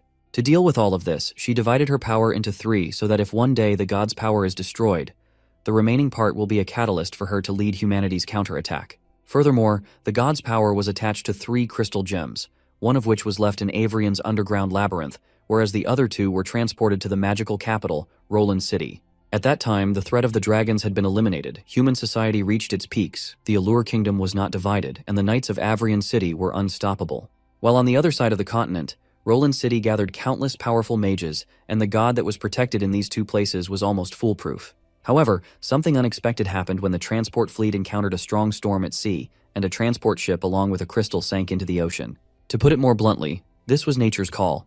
Whenever humans think they are omnipotent, nature's power reminds them how insignificant they are. Hearing this, Winfred frantically asks if the 3rd god sank into the ocean, but Old Man Vaughn lets out that it was indeed a good plan, and asks him to hold their horses as there's more to it. Vaughn tells them that's what the ruler conveyed to others back then, and reveals that hundreds of years passed, and over time, except for a few at the top, no one knew about the existence of the 3rd god. However, since it was a major issue, the head elder secretly arranged for nearby fleets to salvage it. After the salvage, to avoid suspicion, the 3rd crystal was placed nearby in a bustling trade area with abundant waterways. That's when the realization dawns on them, and Winfred, in utter shock, concludes that the 3rd god is in the merchant city, Kelberg. Ray is also baffled after hearing about Kelberg. After that, Sir Kay explains that Kelberg is on the main route between major city-states, plus with developed waterways and convenient trade. It's a hub for merchants. Since caravans need protection, there's a bounty hall for adventure quests, attracting many adventure guilds, making it a mixed place. While Winfred still can't believe the god was placed here, he believes that since it's on the way to the Roland Magic Academy, Ray also needs to stay there. Old Man Van also informs Ray that since the prophecy of the god appeared over 10 years ago, the red-haired child became their hope to prevent the world's destruction. He then makes it clear that the prophesied child will meet the 3 gods at the right time, and they will give him new guidance. Clenching his fist, Ray clarifies that he doesn't wish to save this ridiculous world. However, destroying the shadow is a must, and if God can help him, he's willing to meet her. Deep down, our guy also wishes to know why his fate is like this. At night, in the Elder's office, Sylvia freaks out when she gets to know that Ray's planning to leave Avrian. Our guy justifies that won't stay here forever as he has a lot to do, but Sylvia tries to make him understand that they just finished a battle and Avrian needs his leadership. That's when Ray uses his glamour ability, uttering that Avrian needs Ness leading the Crimson Wings, not him. Revealing that he's Ness, our boy states that now that Sylvia's both an elder and a member of Crimson Wings, it's time that he entrusts her with more responsibilities. Getting to know his secret, Sylvia is overwhelmed, and Ray apologizes for hiding it from her, hoping that she will understand his situation. Step closer, Sylvia embraces him into a hug, assuring him that she understands him and feels for him as it must have been tough to be through it all alone. With pain flashing across his eyes, our guy affirms that he's used to being alone and hopes that the war with the shadows ends soon. Knowing that she can't him, Sylvia asks him to promise her not to linger too long in Kelberg on his journey to Roland Academy. She then reveals that she just received a report about multiple deaths near Kelbury City, and the Bounty Hall has issued the highest bounty notice, disclosing that a weapon capable of destroying a town has appeared there, known as a dragonbone hammer. As soon as Ray hears this, his eyes flicker with terror. The next scene takes us in front of Avrian's city gate, on a beautiful day when Ray and Gary seem to be leaving for Roland Academy. Winford and all their friends wish them safe travels while Monk asks them to be careful on the road and let them know if anything happens. As they are leaving on their horses, Ray's gaze meets Sylvia, who's looking at him. Her eyes hint a gist, telling him not to leave. Ignoring the pain in her eyes, he leaves while Sylvia deep down begs him not to go as tears start streaming down her face. Galloping, something doesn't settle with Gary when he annoyingly asks Ray why he brings this big guy Jay along, objecting to how big he is and stands out. Appearing as enthusiastic as ever, Jay clarifies that he goes wherever the boss goes. Besides, he expresses that Avrion is boring at the moment, and he doesn't want to stay in that place.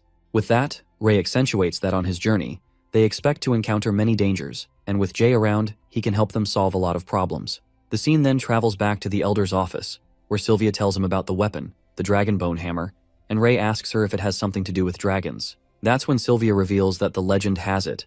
It was a weapon once used by a dragon knight, and it is made from the spine of a dragon. She further asserts that although it has not yet been fully unleashed, it has already caused devastating damage to many villages. Showing him the picture of the weapon, Sylvia asks him to promise her not to stay in Kelberg for too long. As she gets concerned, Ray assures her that their destination is Roland Academy, so they'll stay in Kelberg for one night. Yanking out of the flashback, our guy glances at the weapon's picture he seems to have bought with him, and apologizes to Sylvia as it seems he can't keep her promise. Suddenly, Ray senses something and Jay sniffs something. While our guy asks them to ignore it for now, Gary realizes the reason why the prices in town have gone up recently. It looks like the merchants are afraid to go out and restock. The looters hiding inside the trees think that they're in luck today, but one of them suspects that they might have noticed them, but another member of their team dismisses the thought, saying it's impossible as they have never been spotted from this distance, let alone by 3 kids. The guy then asks his members to get ready as they plan to take out the big guy first, and it looks like he's here as a bodyguard, referring to Jay Gree. On the other hand, Ray and Gary, making a deadpan face, seem to hear all of the looters' talks clearly because of the hearing training. Sighing deeply, our guy suggests that once they settle, they'll let Sylvia know this path needs clearing. A few moments later, the raiders make an ambush attack as they jump from the trees and clang their sword at Jay first. However, this doesn't affect the big guy, as he remains unfazed, and this strikes a fear into the enemies.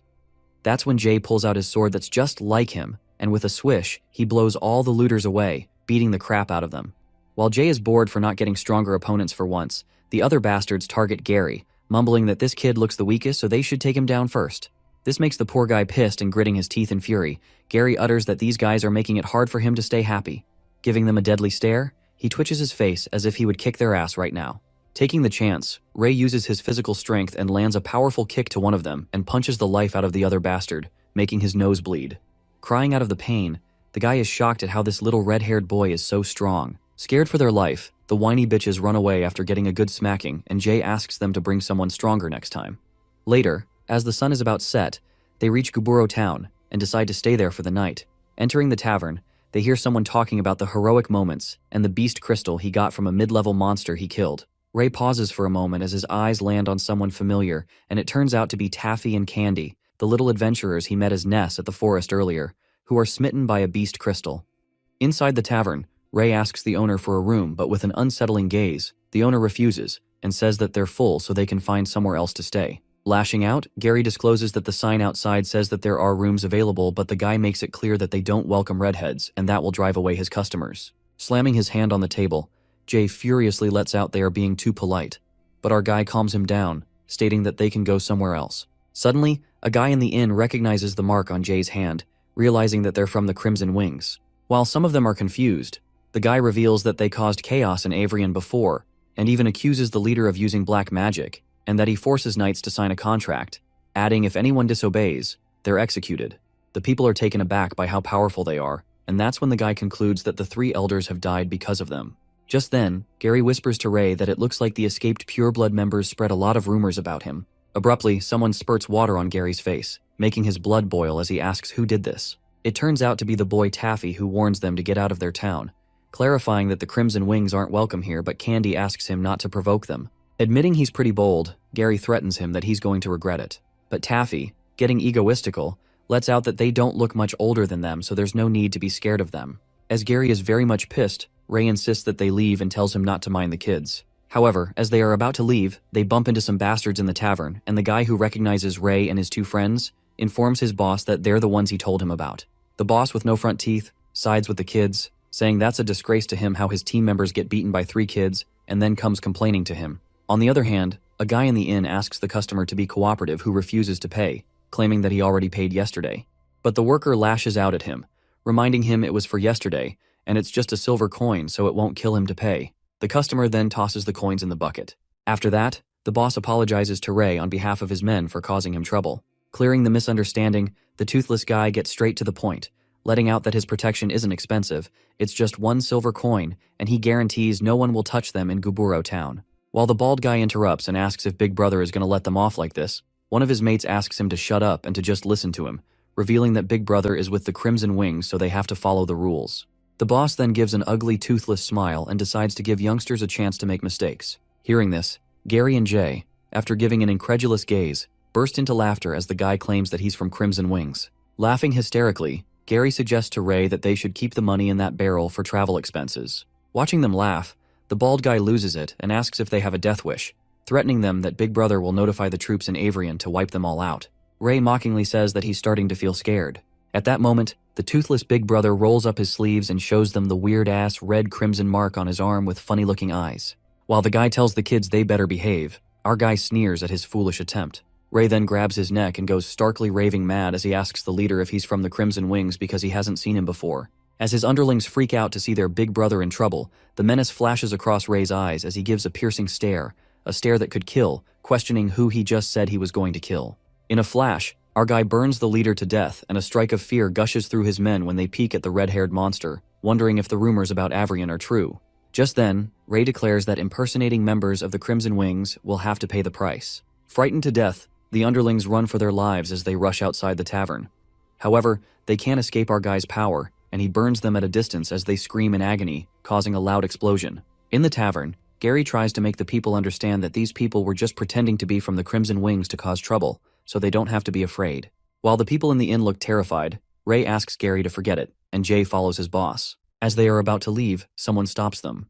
It turns out to be Taffy and Candy who thank the 3 of them, and our guy smiles at them. The night falls, and with their horses tied with trees, they make a stop at the lawn on the edge of the town. As the dawn breaks, illuminating the sky, Ray wakes Jay up as it's time for them to set off. While Jay snores like a bear, Gary loudly calls him a dumb dog, telling him to let's hit the road already. At noon, they seem to have continued their journey, riding on their horses, and Gary lets out a sigh, wanting to run into a high-level beast on the road to do some hunting, but there's nothing. Jay thinks a few bandits would be nice too because yesterday's fight didn't quite amuse him.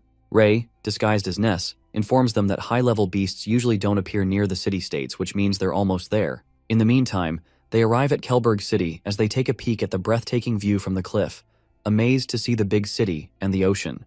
They thought that Avrion was big enough, but their thoughts changed after looking at Kelberg City. Our guy excitedly admits that it's his first time seeing a bustling city, while Jay is thrilled as he's distracted by the smell of food and asks to get something to eat. But Ray tells them to go ahead and explore the city first as he has to check out the guild registration process, handing them some coins. Hearing this, Gary asks him if he's making the Crimson Wings an official guild, and Ray agrees, reasoning that registering as an official guild makes it easier to recruit members and take on higher-level quests.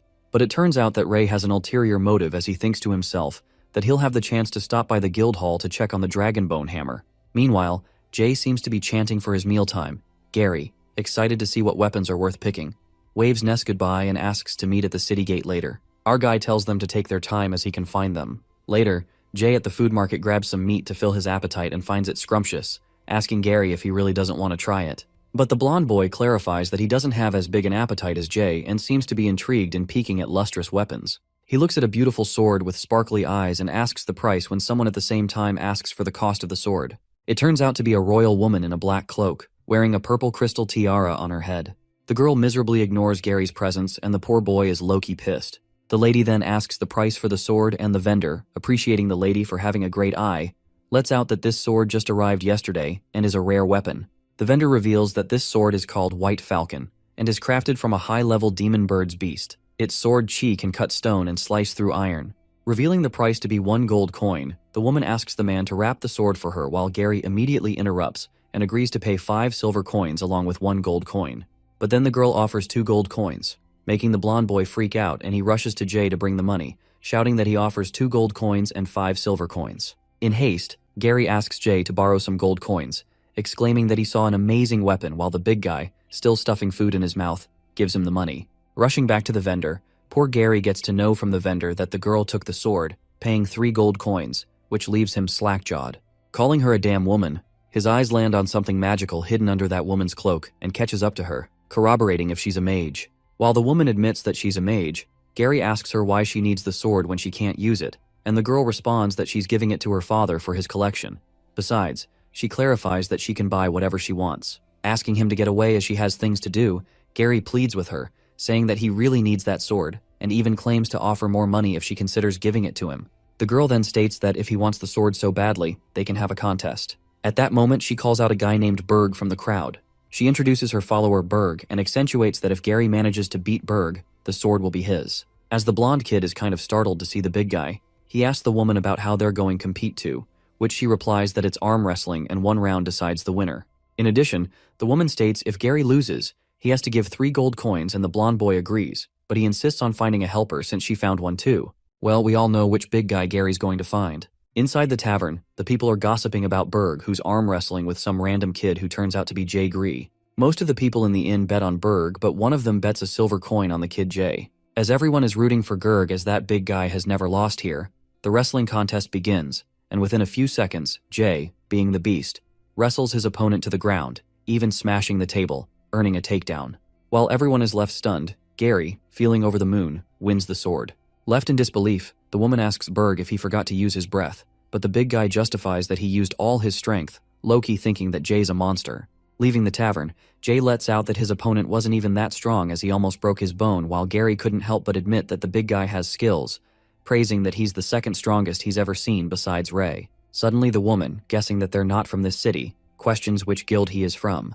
Without reluctance, Gary answers that they're from Crimson Wings. A suspicion flickers in the woman's mind as she contemplates that she's never heard of the guild name and hopes they won't cause trouble for their city. On the contrary, Ray finally arrives at the Kelberg Adventurers Guild Hall, and to his expectations, it's quite large. Our guy is shocked to see so many people inside the guild hall, and just then, a staff member at the Kelberg Adventurers Guild Hall named Fanjo asks the black-haired boy, Ness, how he can assist him.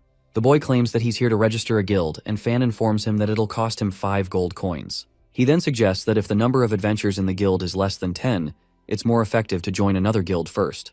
Clearing that money isn't an issue. Our boy seems to be in a hurry and asks when it can be registered as he wants to take on some guild missions quickly. The girl who's registering affirms that they will handle this as soon as possible and all the formalities can be completed today. The girl then asks what the name would be like for his guild, and Ness reveals it to be Crimson Wings. The girl is flattered by that name and she confesses it is quite unique, while our boy tells her to go with it as he doesn't care what others think. After that, Fanjo asks Mr. Ness if he has any specific type of mission in mind, saying that he can recommend some to him. But Ray already seems to have one in mind, disclosing that he heard about a guy who destroyed several towns nearby, corroborating if anyone has taken that task. Fanjo realizes that he's talking about the A-rank mission and gets why he was in a hurry to register. Fan informs him that quite a few people have come for it lately, and to Ray's disappointment, that case seems to have been resolved. Showing him the picture of VC who caused the incident, Joe states that initially it was just a B-level quest and didn't get much attention, but later there were more casualty reports near the city. In addition, a week ago, a high-level adventurer was killed while hunting the criminal, which caught the mayor's attention. For this reason, they sent the city's 2 largest guilds to hunt down the criminal and caught him eventually. Deep down, our guy seems to be regretting as it was just a moment too late and asks Fan about the weapon, the warhammer infused with mana, the criminal had, assuming they must have had a tough fight. Fan unfolds that it went unexpectedly smoothly, and both guilds were fully prepared as they had learned about the weapon's power. However, Fan reveals that when the guild members saw him, Visi, the criminal, immediately fell to his knees and started crying. Visi claimed that he was controlled by the demonic power of the Warhammer, and that going on a rampage wasn't his intention. After that, our guy asks what's happening with the criminal right now, and Fan informs him that he's been locked up in the dungeon, waiting for the judge's verdict, guessing that it's going to be a death penalty. Ness then thanks him for the info and sees if there are other tasks available since he can't waste the trip after all, while Fan assures him to feel free to ask him anything he needs. Walking away, Ray finds it dubious that a guy destroying a village was caught so easily, raising his suspicions that the Dragonbone hammer might be in Kelberg's hands. No matter what, our guy gets adamant to find the chance and meet that criminal to ask where he got that weapon. Ray along with Gary and Jay arrive at the prison. Our guy lets out that they need to sneak in quietly, ask the questions, and sneak out quietly. Making it sound so simple, Ray discloses that he investigated most of the guards here are from Avrian, certain that they can handle it with black belt skills. But Gary seems to be concerned about the big guy as he stands out everywhere. Our boy asks Jay to stand outside and keep watch. While poor Jay is disappointed for not going with the boss, Ray asks Gary about his new sword, and the blonde boy excitedly tells him about the details of the sword. But his excitement is short-lived when our boy asks him to let Jay hold on to the sword as it's eye-catching. After that, the night guards seem to be talking about how many more days they have guard here as they have already caught the culprit, so might as well execute early. But his partner mumbles that it's not that simple, unfolding that he's heard there's another reason to keep that person alive. In the meantime, as they're busy talking, Ray and Gary furtively sneak in like a breeze, and the guards feel like a cold wind just flew by, not even getting a slight hint. Fortunately, they both get inside the prison easier than expected, and Ray finds that person's location through his dragon eye. On the other hand, outside the prison, a higher-up visits the prison and is here to see the prisoner. Jay, who's keeping a watch, notices that someone's here, and strangely, he recognizes a smell, and it turns out to be Berg and that young lady. Finding the prison right ahead, Gary is startled to see a person inside the cell on the brink of death as he lies lifelessly. Watching his hand stick to that warhammer, Ray informs Jay that they've found the item, but it's tricky. That's when the big guy reports to them that someone's coming inside. He tells this to Gary, who panics as it's a dead end here, believing that they'll run into them if they get out now. But Ray tells him not to rush and suggests that they hide in the cell next door. Tearing the door apart, they both quickly manage to get inside the cell, and Ray assures Gary that they are not here for them, so they just have to keep a low profile. The young lady is escorted to the criminal's prison, and the guards assure her that he won't escape, given that the prisoner is well guarded. She then gets to know that Visi hasn't said anything yet, and the guards inform her that he seems very weak. Meanwhile, Ray and Gary secretly peek at them, and the blonde boy recognizes that it's the same woman he got his sword from. Suddenly, the woman freaks out and lashes out at the guards for treating the prisoner like this, reminding them that they don't have a tradition of mistreating prisoners. While she gets angry at them for locking him near the furnace as he's about to die, the guard justifies that she has misunderstood this, revealing that it was his own request. The guards further inform her that since the prisoner was captured, his hand has fused with the hammer, some kind of magic is making his condition worse and it looks like he could die any moment. They justify that the criminal kept saying he was cold and asked them to put him in the furnace, adding that they asked her father's permission before doing so. Well, it appears that this young lady is the daughter of the mayor of Kelberg City. At that moment, Visi hysterically, looking possessed, blabbers that they were so worried he'd be lonely, so they brought a woman for him to enjoy. The guards assure the woman that this guy is perfectly fine while Gary senses that it's weird, wondering how someone can survive in such heat. Ray, seeing through the prisoner with his dragon eye, gets afraid that he's becoming less and less human. After that, the young lady is glad that Visi can still talk and asks him to confess the reason for committing crimes near Kelberg. Sneering maliciously, Visi utters that it's obvious he needs to kill them all. The guards believe that he's a lunatic and tell him that the Supreme Judge will announce his death sentence soon. If it weren't for the mayor's kindness, the other guard lets out that he wouldn't mind causing a little accident here. The mayor's daughter then interrogates Visi, asking him to confess his true intentions and promises that he'll get a free trial. As wickedness flashes across his face, Visi calls them fools and makes it clear that no one can judge him. He then reveals that once he breaks free from the prison, the shadow will descend, and not even God can escape it. Thinking that he's gone crazy, the guards suppose that he's lost his mind and infer that they're far pretty from Roland City, adding that to find God, he should have been captured and taken to Roland. The daughter realizes that she's only wasting her time here and decides to leave. Abruptly, Visi starts acting strange and gets berserk. While the guards warn him to sit down or else they won't hold back, Visi, with a warhammer attached to his hand, tells all of the small fries to get out of his way, blowing an attack at them. Visi gets out of control as the purple aura emerges out of him and laughing frantically, he keeps uttering destruction. Witnessing this, Berg asks the lady to hurry and leave, but she refuses, saying that she can't let this guy mess around. Suddenly surged with unmatched strength, Visi asks them to die, calling them a puppet of God when the lady pulls out her magic wand, attacking him. But it turns out that Vizzy was faking the attack and grasps that it might get out of control if this continues. Just then, someone strikes fire toward Vizzy and asks the lady to move aside and let them handle it. As the fireball hits right at Vizzy, he furiously asks who goes there, and that's when Ray and Gary, hiding their faces, show themselves up with their swords, muttering they're from the Crimson Wings. The mayor's daughter immediately recognizes Gary, the one who took his sword, and asks him why he's here. Gary informs her that there's a reason for that and makes it clear that he didn't steal the sword but won it. Telling them to skip the chit-chat as they've got a problem here, Ray asks the big guy Berg if he wants the lady out. Now's the time, but she plans to stay. After that, our boy asks her to cover him to let him get close to Vissy and the Lady Rogers that, telling him to quit the rambling.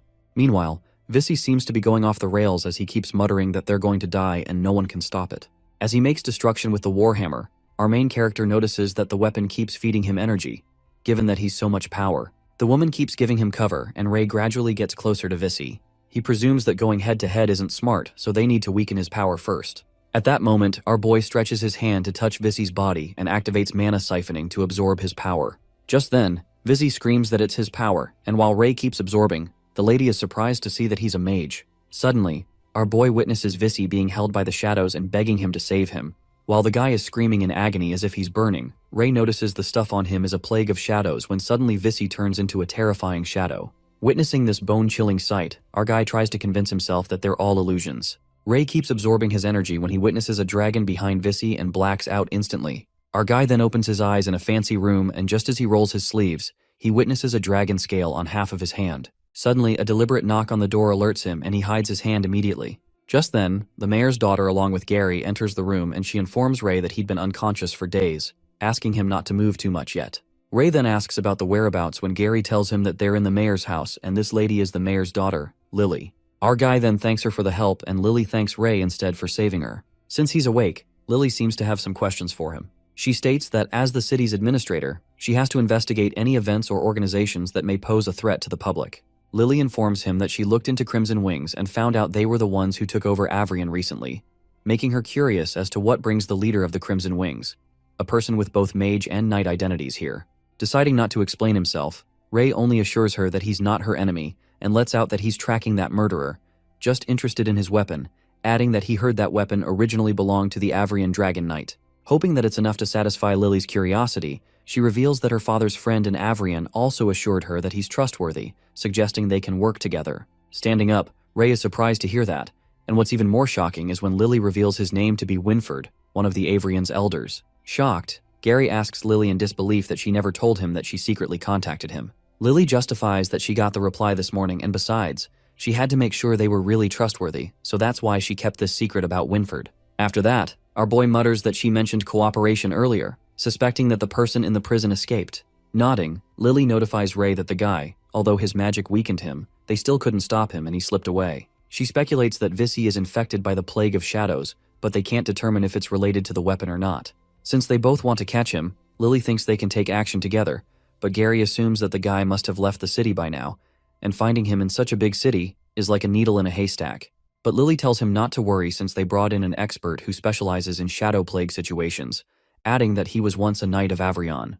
While Gary supposes that it could be one of the pureblood guys, Lily bursts his assumption and reveals that when he became famous, pureblood was still a small, insignificant guild, unraveling that he was called the Chronicler of History, named Lenny Steele. Later, Ray and Gary call Sylvia to tell her about Lenny Steele. Utterly shocked, Sylvia guesses that if Lenny were still alive, he'd be over 200 years old and corroborates with Ray if Lily's really talking about Lenny Steele himself.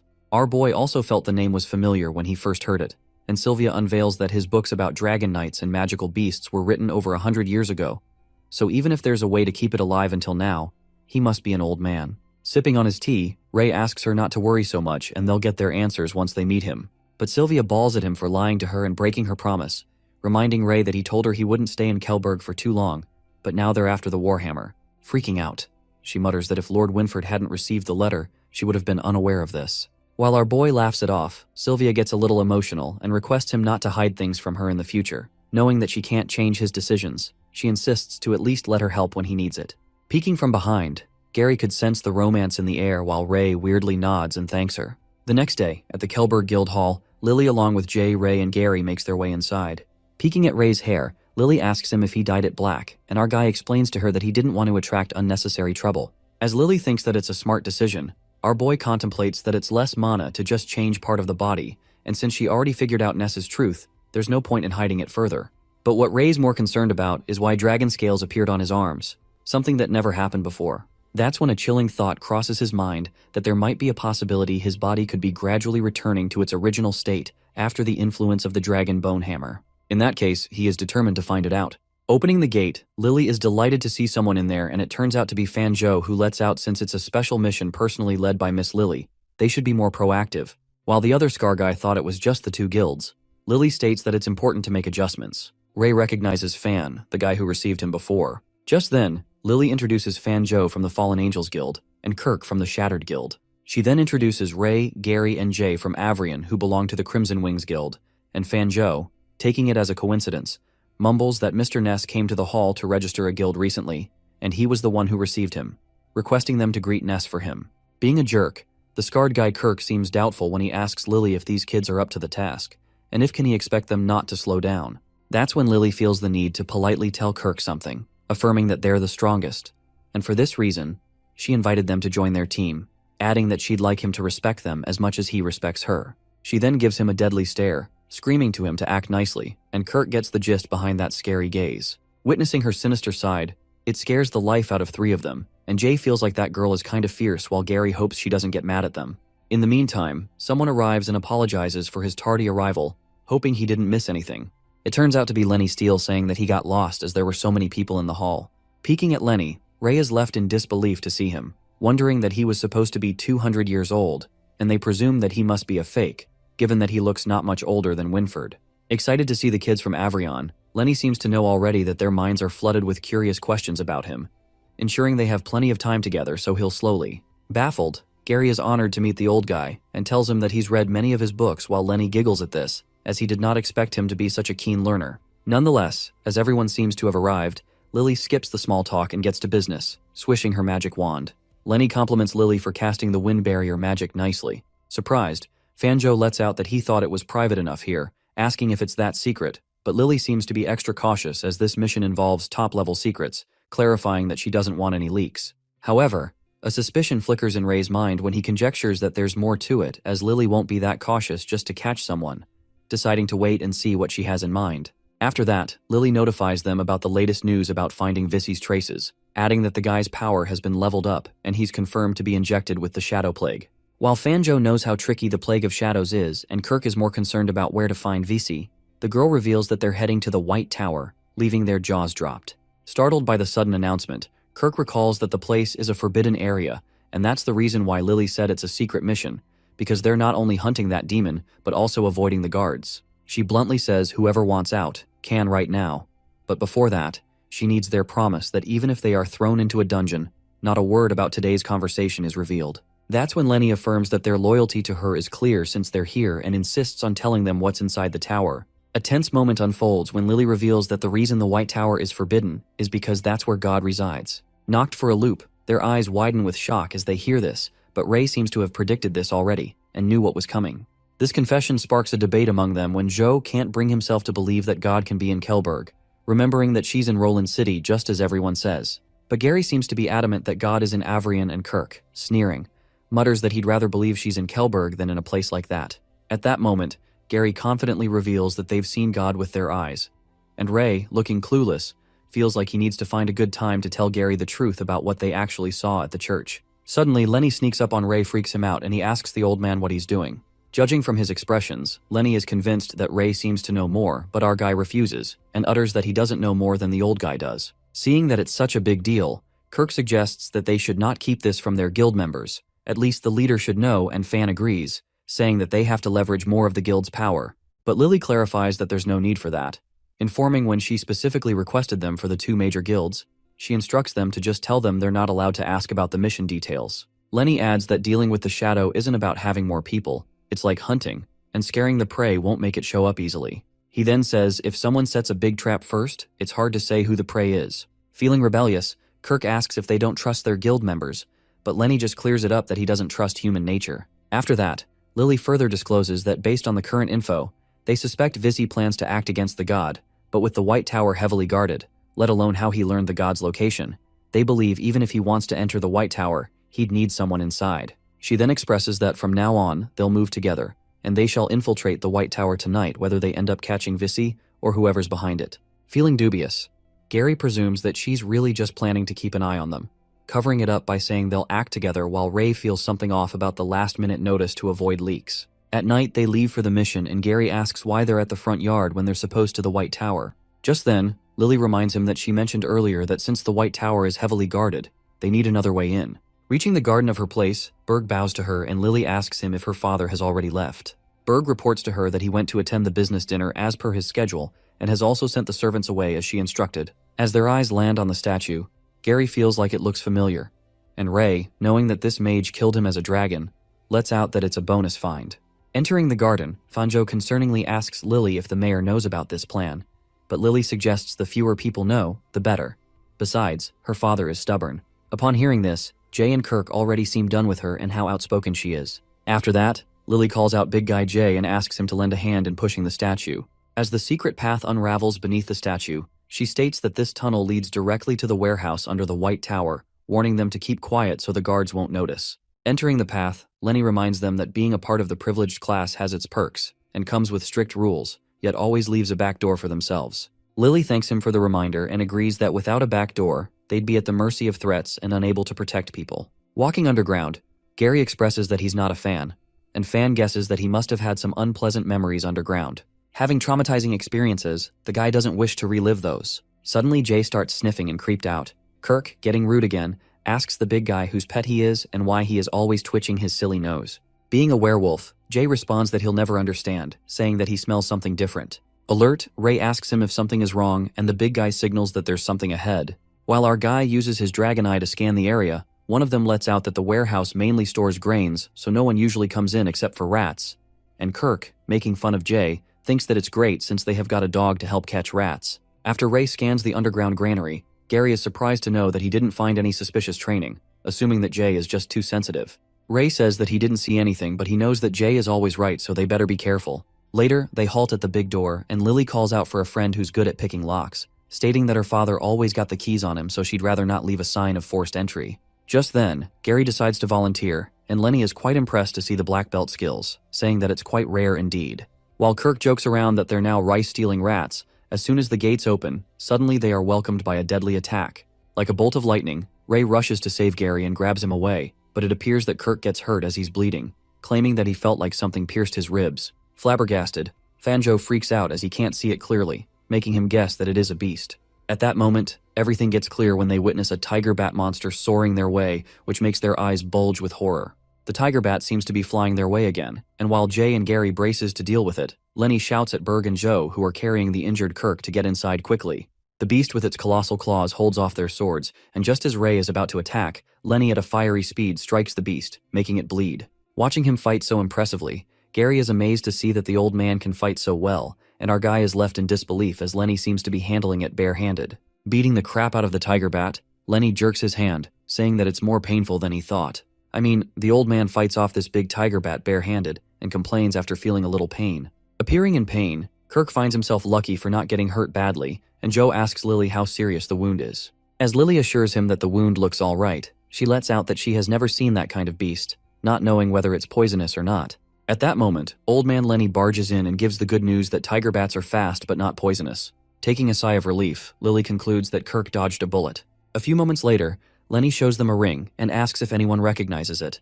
Glancing at the ring, Fan recognizes it immediately and shockingly reveals that this is a token from their Fallen Angels Guild, asking where he got it. The old guy then lets out that he found this ring on the tiger bat, and it seems like they found a clue to the traitor. Looking mad, Gary accuses Fan of letting the beast in. But Fan tries to reason with him that they've been together since daytime and even shows that he has his token ring with him. Plus, Joe lets out that if he was the one to let the beast in, there's no way he would leave his stuff on that monster. Getting more suspicious, Gary corners him, mumbling he must possess many rings and maybe prepared it to clear his name. That's when the old man comes to Fan's defense and makes it clear that he's not the traitor. From what he knows, using mana-infused mediums to control beasts is a typical method of the Dark Guild, and to ensure loyalty, they require the medium to recognize its owner, so that if the task fails, the executor is exposed. Now that Lenny mentions this, Fan gets reminded that inside each ring there's a different number, making each of them different. The number of Joe's ring appears to be 2806, and Fan reveals that it's the area code, representing the East Tower district in Kelberg City, same as him. While Lily seems to suspect the number 0001, Fan says that they can't say for all the numbers, but this one, he seems to know who it is. Suddenly, someone starts clapping from behind and emerges from behind the rock. In an unexpected turn of events, the traitor turns out to be the Angel Fallen Guild leader, Mark. Surprised that they know this much about the Dark Guild, Mark was planning to play along a bit more, but it seems unnecessary now. Watching his leader, Fanjo can't seem to believe his eyes, and Lily is also appalled to think that Mark would betray them. She insults the guild leader and says how shameful he is to work for the Dark Guild. Mark does agree that serving her is nobler than serving the Dark Guild, but he won't get what he wants. Just then, Lily asks to save his blabber for the dungeon, and since he's joined the Dark Guild, he should have known the risks. As she pulls out her magic wand, Mark, sneering maliciously, asks Lily if she thought he'd show up unprepared. In a flash, a shadow appears behind Lily, and as Ray screams, signaling her about the danger, the shadow seems to burst into big bubbles. To save Lily, Berg sacrifices himself and his body starts to corrode after the purple liquid touches his body. Peeking at the shadow, Lenny realizes what it might be and he suddenly shrieks, warning Gary not to touch the purple liquid that falls on his handgear. In a flash of a moment, the shadow pulls an ambush attack on Lily, but Lenny slashes the shadow's hand and asks everyone to get inside the shield he's casting. Protected by the barrier, Ray questions Lenny about that thing, and he warns that these shadows are extremely dangerous. Just touching their blood can be deadly. He further reveals that they are all dying people who failed to become hosts of the Shadow Plague. He further unravels that those who the Shadow successfully over will become Shadow Warriors, and those who fail just one step short become this type of thing that they're attacked by now. While the shadows keep getting frantic, exuding a malicious aura, our boy is shocked to see the shadows increasing and Lily desperately asks Lenny if there's a way to save Berg.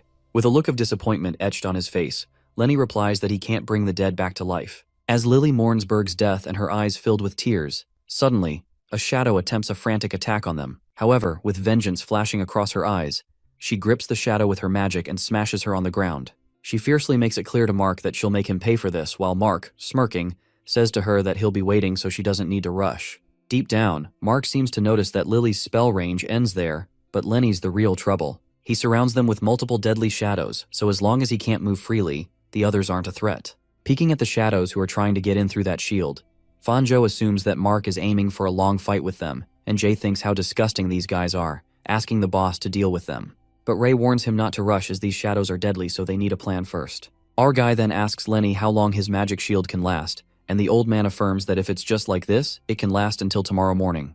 Relieved to hear this, Ray presumes that they're safe for now, but they can't be so sure about Mark if he has more tricks up his sleeve. Plus that guy is unaware that he uses magic, so our guy plans to probe him with a substitute. That's when a voice comes from behind, asking why aren't these people dead yet, and says that if he can't do the job, he'll do it. And to everyone's surprise, it turns out to be Vissy. As Vissy is on the verge of losing control, Mark tells his friend not to worry, as the one thing they have plenty of is time. He informs Vissy that the girl Lily is still useful so they can't kill her. A monstrous grin spreads across his face and Vissy tells Mark to get Lily to bring that person to him as he can't wait any longer, threatening to go and kill everyone right now. But Mark calms him down and assures that he's helping him find that person. But for now, he asks Vissy to pick up someone to play with him. A hint of terror runs through Ray when he speculates who he is talking about. After that, Mark, facing towards the magic shield, asks everyone if they have heard his friend who's itching for some fun and needs a playmate, adding that he has a proposal. He then suggests that they can take turns challenging Vissy, promising his men won't interfere. He proposes that the winner gets to leave. Doubting his oddly sympathetic proposal, Lily bluntly asks what he is planning because from what she knows, he isn't really that kind-hearted. Laughing, Mark makes it clear that Lily has to stay here nonetheless, as they have some matters to discuss, but her followers don't have to die as he's not interested in them, so they still have a choice. Abruptly, Vissy, in a frenzy of excitement, repeats to kill that person. Given that his friend here is quite impatient, Mark asks them a favor to help him calm down, muttering if none of them want to challenge him, he'll have to let go of Vissy to find that person he's obsessed with. Mark anticipates they'll be stuck here until the magic shield disappears. Then it's every man for himself, live or die.